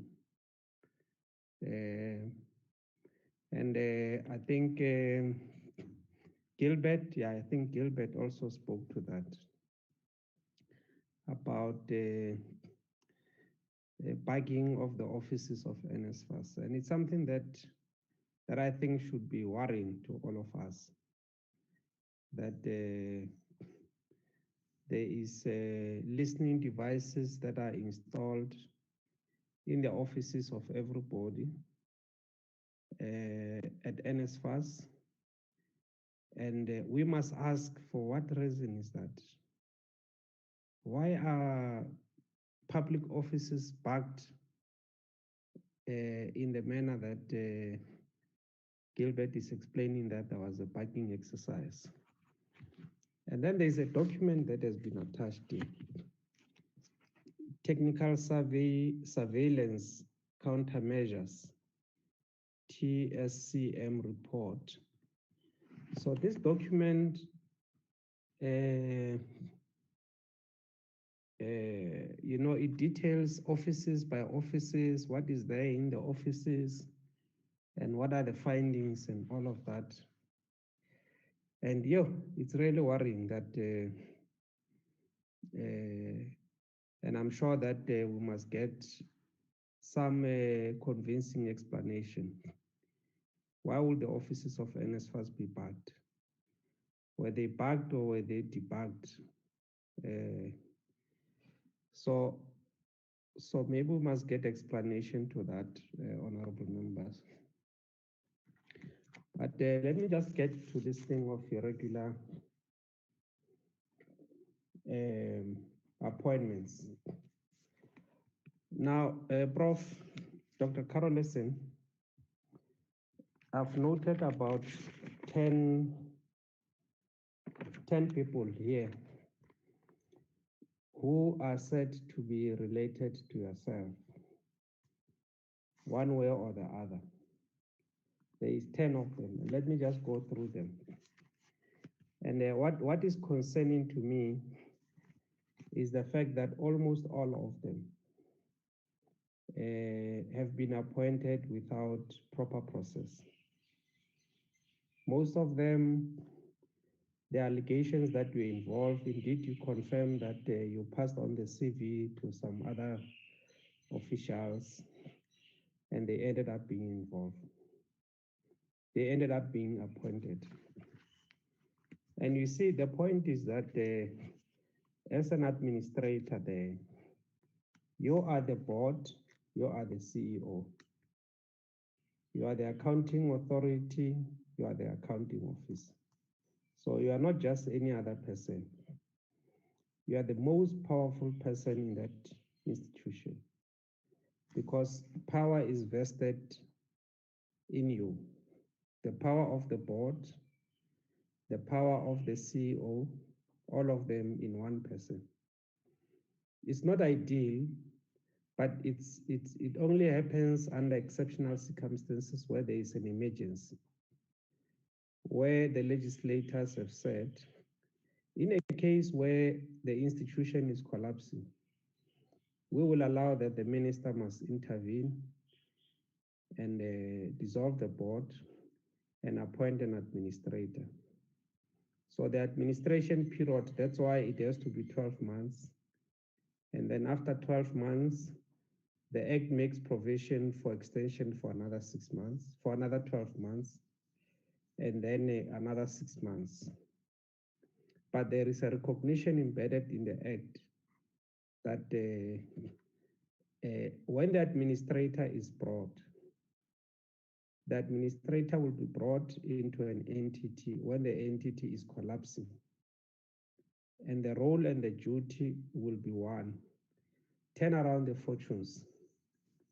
Make sure that you turn around, make sure that you restore the governance, make sure that you follow good corporate governance in restoring whatever that is there. Now, when you pass on the CV, as an administrator. You may be saying, look, consider the CV, but the subliminal message that is there is that please appoint this person. Because the person that you are giving the CV, if you don't appoint that person that you have given the CV, you might not have said it in your own weight. But clearly the message is very clear from there that, look, consider appointing this person.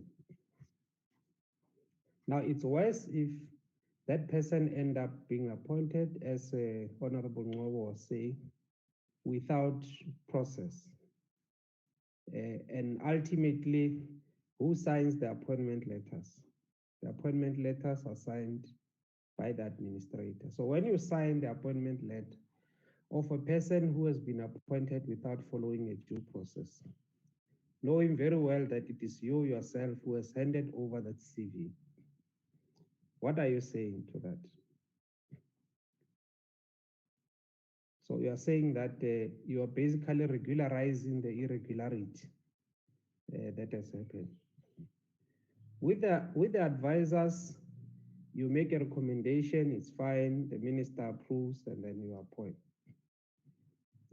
Maybe there, maybe, but still, your close associate, people that you know personally, people who are within your own social circle, and all of that. You know, Dr. Carolison, you are a professional, you have been working for some time in public institutions. You can't do that. Ethics 101 that you take when you do your undergraduate degree will tell you that that is not allowed. You can't do that. You know, if there's anybody associated with you, you disclose interest and make sure that if that person has to come in, it will have to be through a process that everybody else is given a fair chance to compete. Now, let me read you a list of 10 people who came in here irregularly, and all of them are associated with yourself. Verma Stirman, the first person. Now, the Verma Stirman's father is a long-standing friend of yours, and I don't think you have denied that. I think you have admitted to that. No advert was taken out. There was no proper recruitment process in the appointment of Verna. You provided a CV to Eva to take it down the line, and this person ended up being appointed, Verna. Has got a relationship with yourself, close, is the father of your friend. Your friend is the father of the employee. 2, Estelle Heidemann. Estelle Heidemann, the evidence that you've got says that she is a friend to your wife, and I think it's something that you never denied. How did Estelle Heidemann get appointed? There was no advert in the appointment of Estelle. You supplied the CV as the allegations are saying. In fact, it's something that you did admit to it. And I believe it's the same Estelle who was supposed to be interviewed in Bloemfontein. There was an instruction that Ms. Bossett must fly to Bloemfontein to interview her. But whatever happened, how she was interviewed, she did end up being employed by NSFAS. Number 2. Number 3 is Willem Basson. You know Willem Basson, you attended the same school. He was in a lower grade than you were in. He was 1 grade behind you. Willem Basson does not hide the fact that he is your friend. You are his homie, and all of that. And you met and you lost contact. Then you met with him again recently. Now, immediately when you re-establish contact, he gets appointed into NSFAS. There was no process followed in the recruitment of Willem Basson.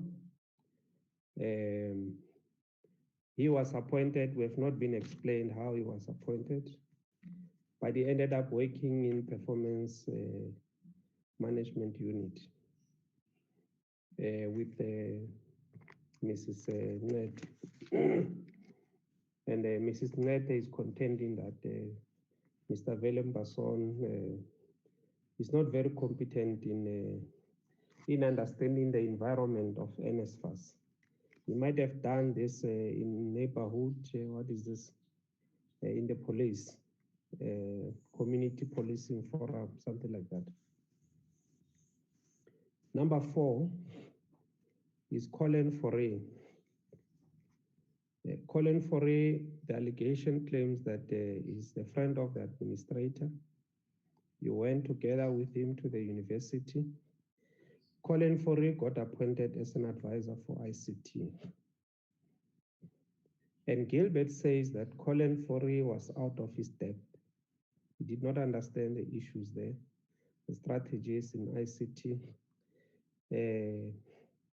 Somebody else was brought in later on and all of that. But Colin Foray, the point is that Colin Foray has got a relationship with the administrator. Then the niece, the nephew of Colin Foray is brought in, Johan Foray. Johan Foray is appointed. There is no advert or recruitment process that gets followed. And he's a nephew of Colin Foray. 6, Mweketse Shai. Mweketse Shai, the evidence says is a friend of the administrator. The administrator in this meeting admits that they work together at the South African Bureau of Standards. So they were colleagues at some point in the past. So he was appointed without any advert, any procurement process whatsoever. He was paid 490,000. He could not do the work of producing the APP or the annual report. And then Willem Basson later on came in and completed this work. That's Shai, number 6. 7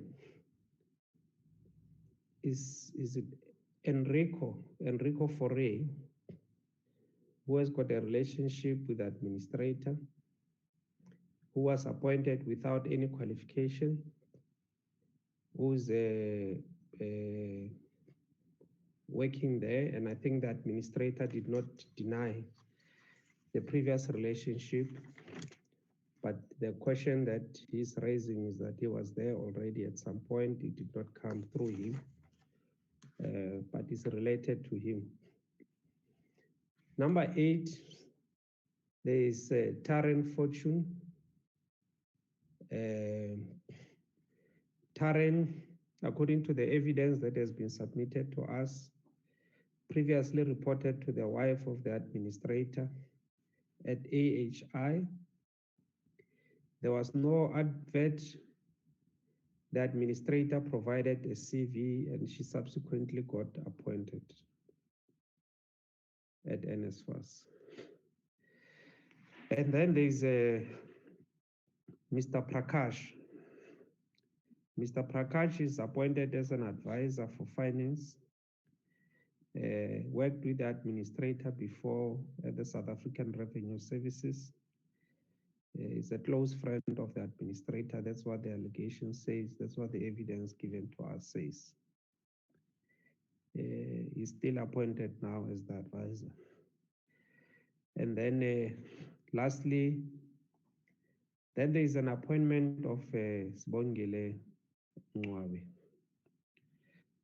which, as Honorable Litsie is saying, it's also quite a strange appointment. But how did this appointment came about? Mrs. Mncwabe was first brought in as an advisor to the administrator,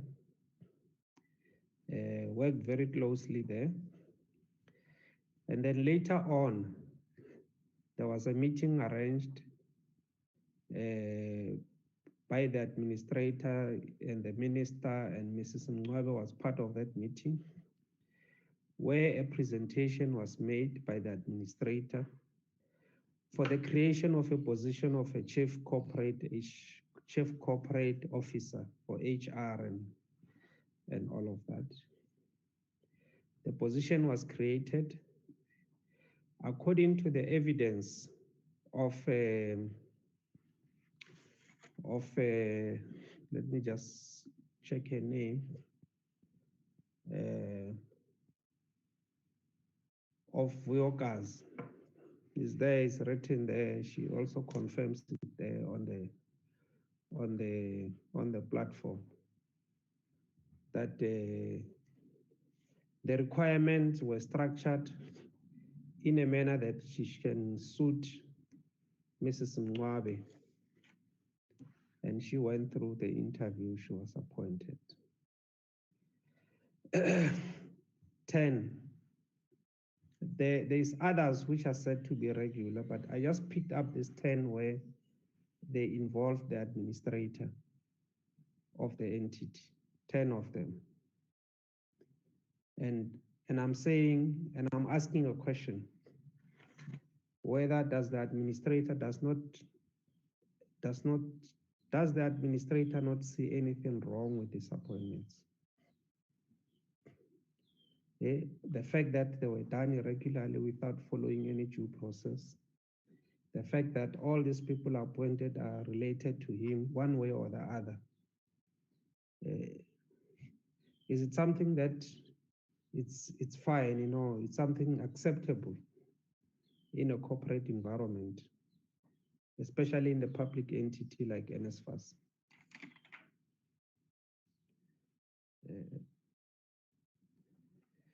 Now, members have been asking questions.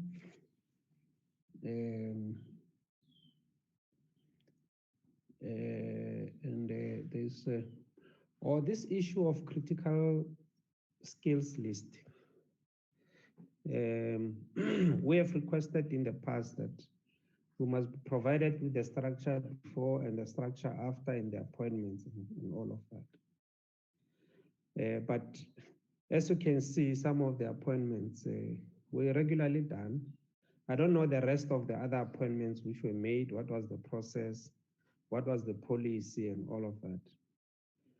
But I would still want to see a comparison of the two organizational structures, the one that exists, approved by the board, and the one that was approved by the administrator, so that we can compare apples with apples and then see whether the statement which says the structure was heavy on top and all of that can be matched by evidence that will have given us. So I would like to get that. I'm worried about the evidence of Mrs. What's her name? She's an SBAX manager. That basically what the system that she left before is the same system that is there. There's just some improvement, but the service provider is the same system and all of that. It worries me because that still leaves some doubt in my mind whether indeed was there no misleading of Parliament in as far as that issue is concerned.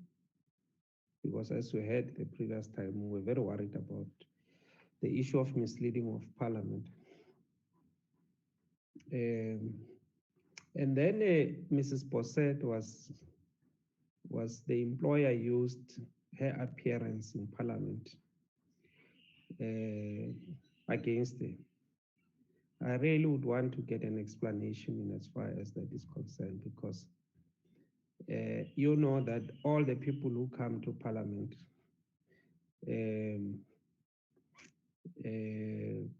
are not supposed to be discriminated against because they came and assisted Parliament. They came as part of the delegation of NEHAWU.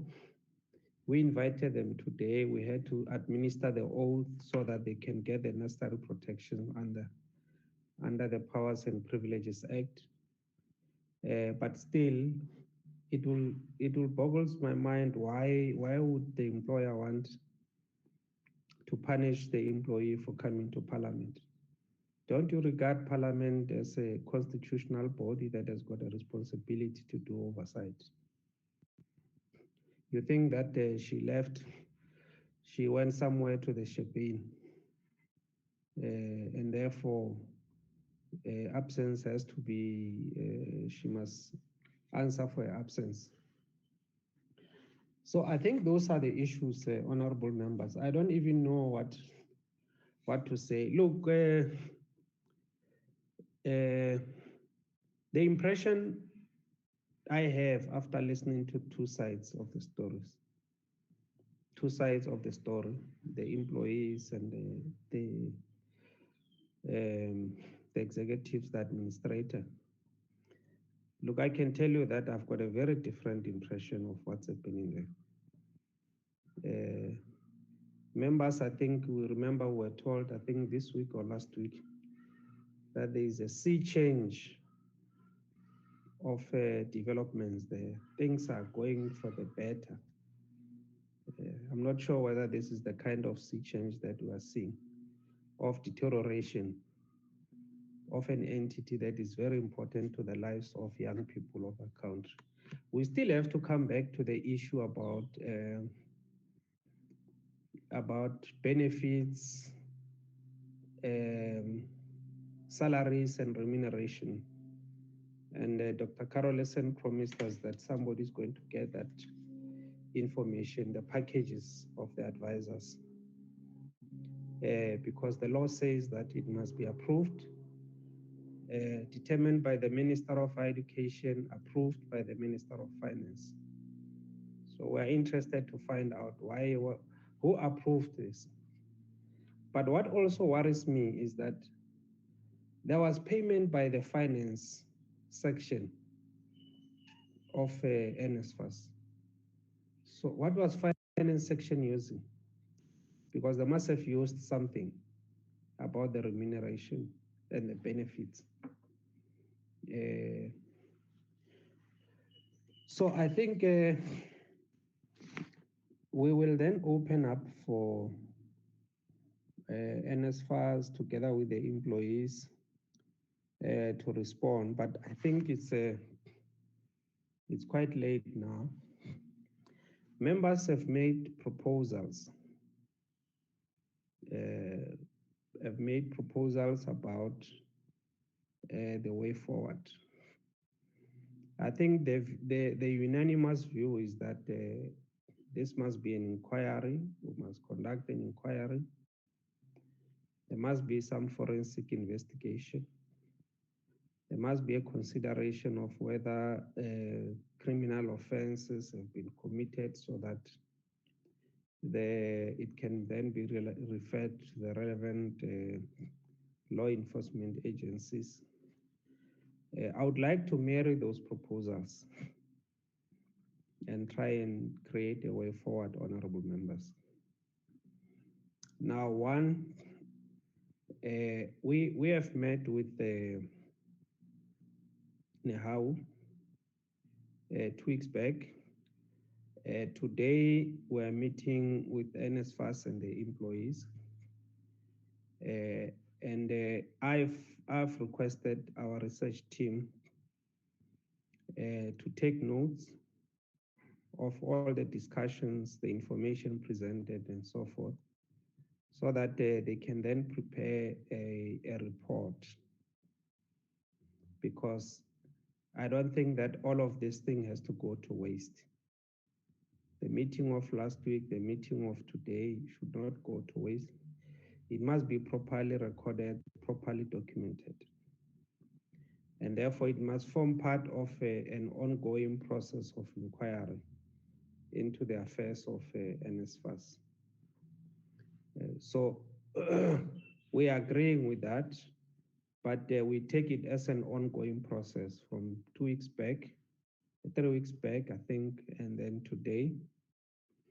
And then out of this 2-day session, we then identify the questions that are still lingering, the questions that have not been explained, and the individuals that we think that we need to convene and be part of this parliamentary process. Because I'm sure members who have explained, Fatima came to explain on the issue of our inquiry into Sfako Makgato, appointment there of Professor Mbati, that the rules of parliament says we may inquire into, I think Honorable Litsia was reading it, was it last week or so, or this week? We may inquire into and report any part of executive or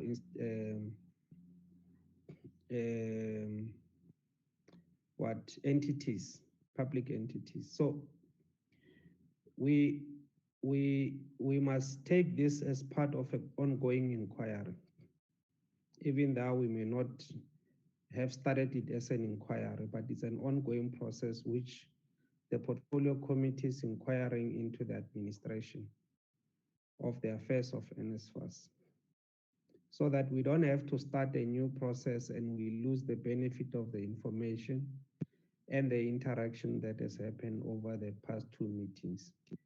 Because we received a lot of information today from the employees, much more information than we did in the past. There were also information that came. Members have asked questions, specific questions which must be responded to, which I think that instead of allowing the administrator to respond to all those questions, our team then assists us in packaging those questions and sending them to the administrator. And then we schedule another date. And on that day, I think we must just schedule the whole day.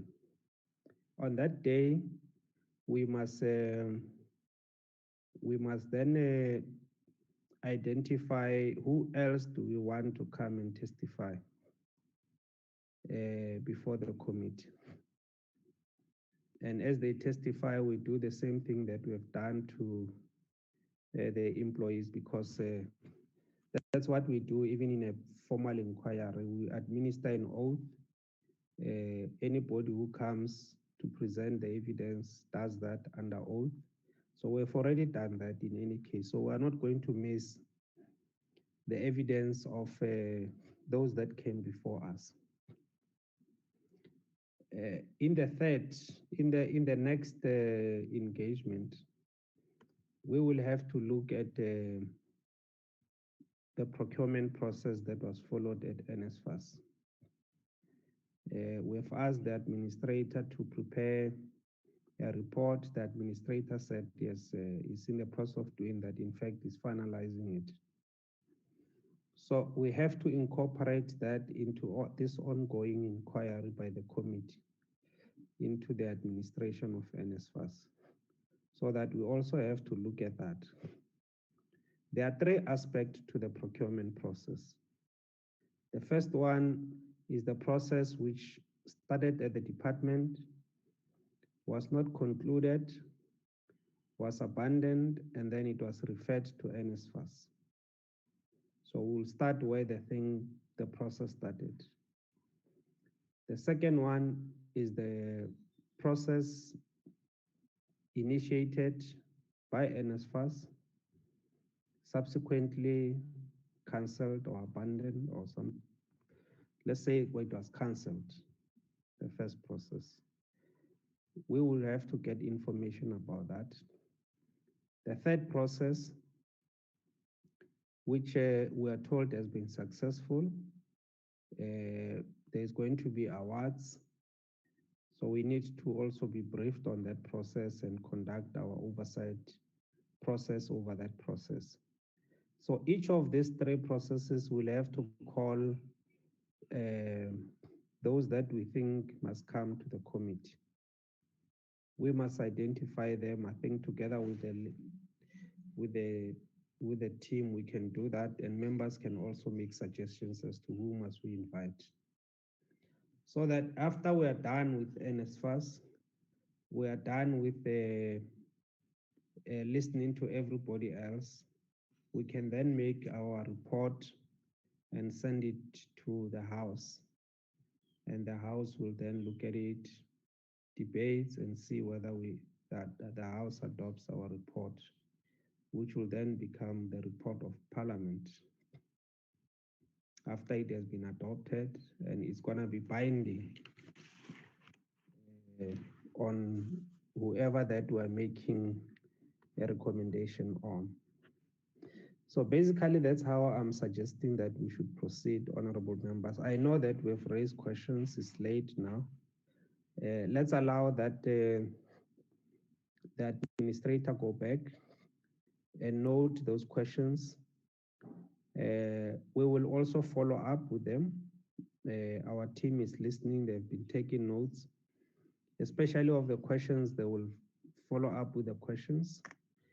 We have asked them to come up with the preliminary, with the report. They can do a preliminary report now, which I'm not sure whether should we go preliminary, but we have got all the information that we need at our disposal.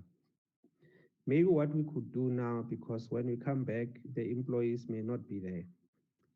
What we could do is just to ask, there were specific questions asked to the employees. We can allow them to respond, give them about 10 minutes or so, they respond. Or if they think that they need to send us written responses, I think we can also agree on that they can send us written responses to the questions.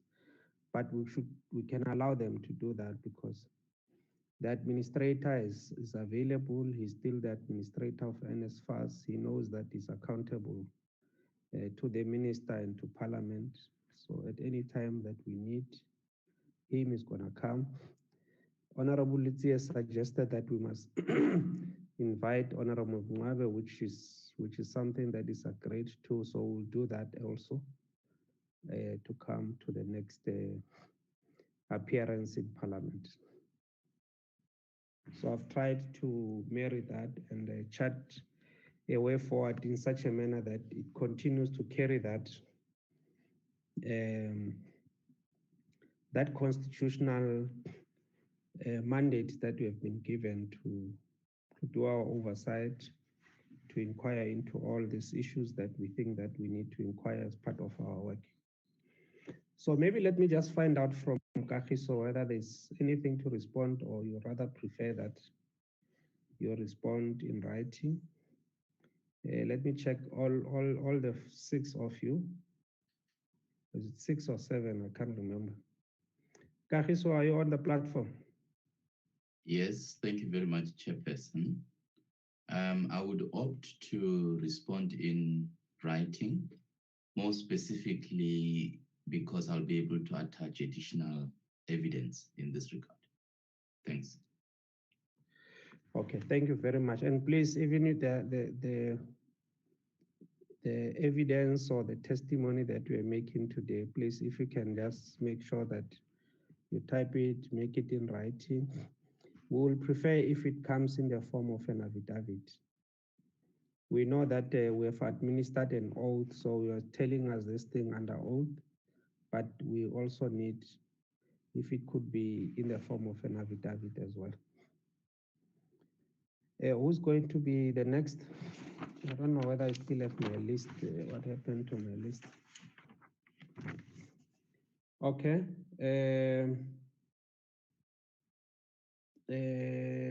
Mrs. Hildebrand, are you still around? I'm still here, Chair. Thank you. Do you prefer to respond now? Is there a question posed to you? Yeah, there is a question. You want to respond now or later? Right. I would opt to respond later unless there's a pressing question from someone. Okay, let's allow you to respond later. I'm sure you've got a question, but otherwise, our team can also help you. Thank you, sir. And then Mrs. Bossett, are you still here? I'm still here, Mr. Chair. Do you want to respond now? Is there a question posed to yourself? Not that I heard, but if there is, if you can send it, I will respond in writing as well, if it pleases you. Thank you very much. Mrs. Vuyokazi, are you still on the platform? Not yet. Okay. Gilbert? Not yet. Mrs. Ngade? Thank you, Chair. I would prefer to respond in writing because the planning situation is complicated, complex, and a wicked problem. Thank you. Okay. All right. There were questions posed to you by Honorable Modada, so you can respond in writing. Thank you, Chair. All right. Honorable members, is it fine how I've determined the way forward? I would like us to have a second. I know there are questions raised with Dr. Carolison, but I'm thinking that let's rather allow that all these questions are collated, and then in the next appearance, you can then go through the questions, answer the questions, and if there's anything new that Dr. Carolison wants to bring to our attention, you can do that. So what I'm foreseeing is a situation where, because mainly this is about the administration of NSFAS, and Dr. Carolison is at the helm. So I don't see him responding and we're coming back, calling other people and not calling him back again. So I think we will identify other people that we think that we need to call. There was a suggestion of Jomo, I don't know Jomo or who. There was a suggestion that there are other employees who needs to be called. There was a proposal that we need to summon NEHAWU, although I don't know what are we going to get from the General Secretary of NEHAWU, because he really don't know what's happening at NSFAS. He also gets second-hand information. But if members, we can look at that. Sorry, Chair. I know that you are wrapping up. I just want to make one important point, which is of a personal nature, if you allow me to. It's very important for me. Okay. Yeah. You can do that.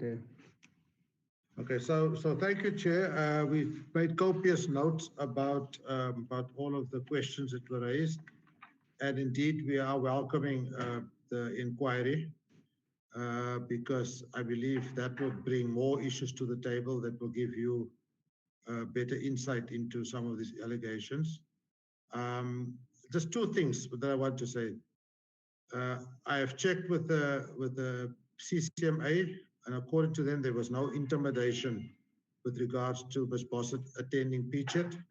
I am awaiting a transcript of that, and I will send that to you. If that had been the case, I take strong exception to it.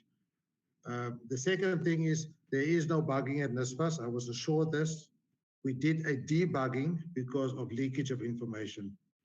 But the important point I want to make, I don't want to respond to all the things.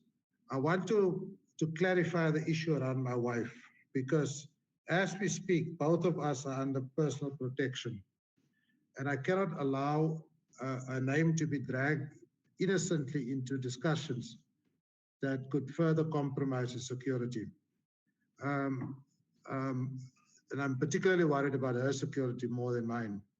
An allegation was made that Estelle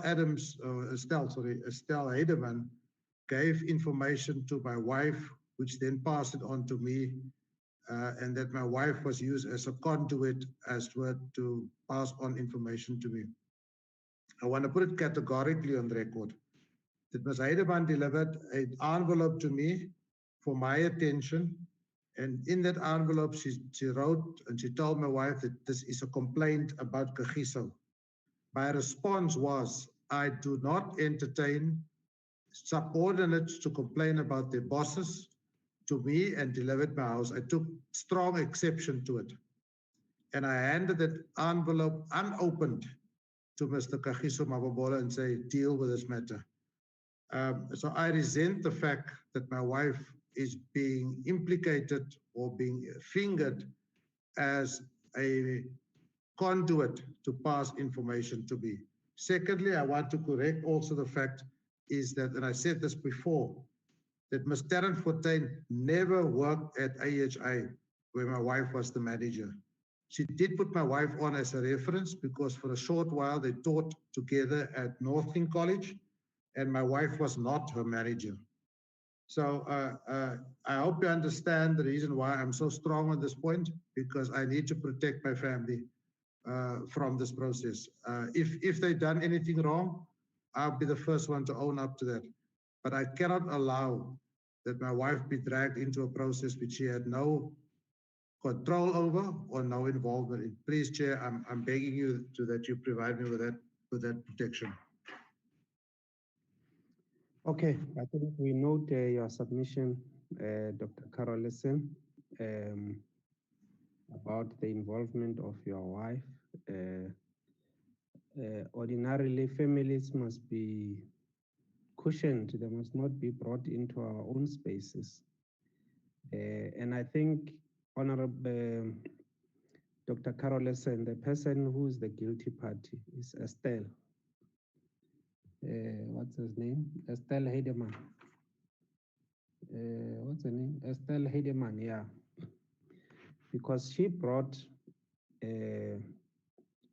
your family into the whole situation. She sent an envelope to your wife, and your wife then gave it to you, and then you gave it back to Kagiso. So the person who's at fault, in fact, is Estelle. Why did she bring your wife into the matter that involves NSFAS? She's dragging your wife into the process, into the matters that involve NSFAS, and that's how your wife was brought into the whole thing. Kagiso might have interpreted it to say that because it's information that is known that Estelle and your wife are closer, she went to report him to your wife so that your wife can then give you the information and then you can act on it. So you didn't open the envelope, you gave it to Kagiso as it is. But I think it is not Kagiso who's bringing it, it is Estelle, who then brought your wife into the situation at NSFAS. And I think it's gonna be unfair to create any other impression, because and maybe we must the people that we need to invite is Estelle. Why is Estelle involving your family, involving your wife? Why did she do that? Did she think that by taking the information of NSFAS or her unhappiness to your wife, was it gonna bring better results? What was she thinking in doing that? Because she's compromising her, she's bringing her into the issues of NSFAS, and that's why the name of your wife is then mentioned under that context. But we know the other issues that you raised, and I think we'll have an opportunity to engage again. This thing might be stressing, but it's our duty to do this thing of oversight, to probe want to understand further exactly what is happening. Why is this, what's her name? There's another lady here. It's Taryn. Why is Taryn including your wife as a reference when she knows that you are working in NSFAS as an administrator? Why is Taryn compromising you in that manner? Because in the CV, she's making the wife as a reference and that she worked with her at some other institutions in the past. But otherwise, members, I'm sure you're accepting the way forward in the summary as I've made. And I would like to thank you very much. It was a marathon of a meeting.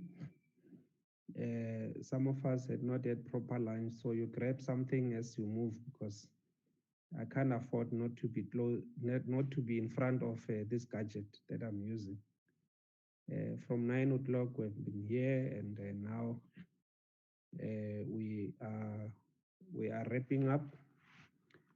But let me take this opportunity to thank the employees. And indeed, the point that I raised in the beginning, that we are able to proceed in this matter without NEHAWU being involved. Because now we are asking information from the persons who are involved, from the persons who are affected. So if NEHAWU wants to join the process, they can always join at a later stage, because we must respect their right. If they say we are not willing, something that we must always respect. Irrespective of the fact that they brought serious allegations to ourselves, but they are no longer willing to participate. And so it does not stop us from proceeding. We will proceed because we have got the information, and it's information that we are going to use. So they can be left behind, it's not a problem. But the important stakeholder here is the workers at NSFAS. Not only those who appeared here today, but all the workers who are at NSFAS are very important. And I must thank you very much for those of you at a very great risk to your careers. And to your careers, probably some of you were eyeing some promotion and all of that. But you are willing to come to the portfolio committee and state the facts that as you know them. And we're grateful for you for supplying that information to us. We are going to utilize this information because it was presented under oath. We'll utilize this information as we move along. But I must say, and I'm happy that Dr. Carolson has dealt with it. No one must victimize anybody who comes before the portfolio committee to produce information or to give whatever evidence. No one must do that. Because you see, we have fought for this democracy. People died for where we are. We have a constitution which is the cornerstone of our democracy, that places Parliament at the epicenter of the process of oversight. So when we do the work that we're doing it because we're enjoined by the Constitution, because we respect the sacrifices that those who came before us have made to be where we are. So we can't get any other person to show us the middle finger, to show the parliamentary process the middle finger. No one. No one. That's why we were very harsh in the past to say to Mrs. Mwabe that you can't do what you did. When people are supposed to appear, you send them letters. Who do you think you are? You can have all the power, but you cannot have the power to subvert the process of Parliament. That's what we said in the past, and that's what we are saying now, that all those who appeared before us, they came here to help the Committee of Parliament do its work. There must never, ever be, if anybody is targeted for that, please raise it immediately with us. I can guarantee you will go to extra length to make sure that your rights as a citizen are protected. So thank you very much for coming. I really don't want to get into what we have been invited to, a slinging match, as I said in the beginning. I think that the parliamentary process can go ahead, as we have seen members, it's going ahead. And we will be able, at the end of this oversight inquiry, at the end of the oversight inquiry, we'll produce our own report. We will send it to Parliament. There will be many other stakeholders that we are going to call, including the minister. We are going to have to engage with the minister to clarify us on this and that. And then at the end, we finalize our report, and our report will be submitted with recommendations.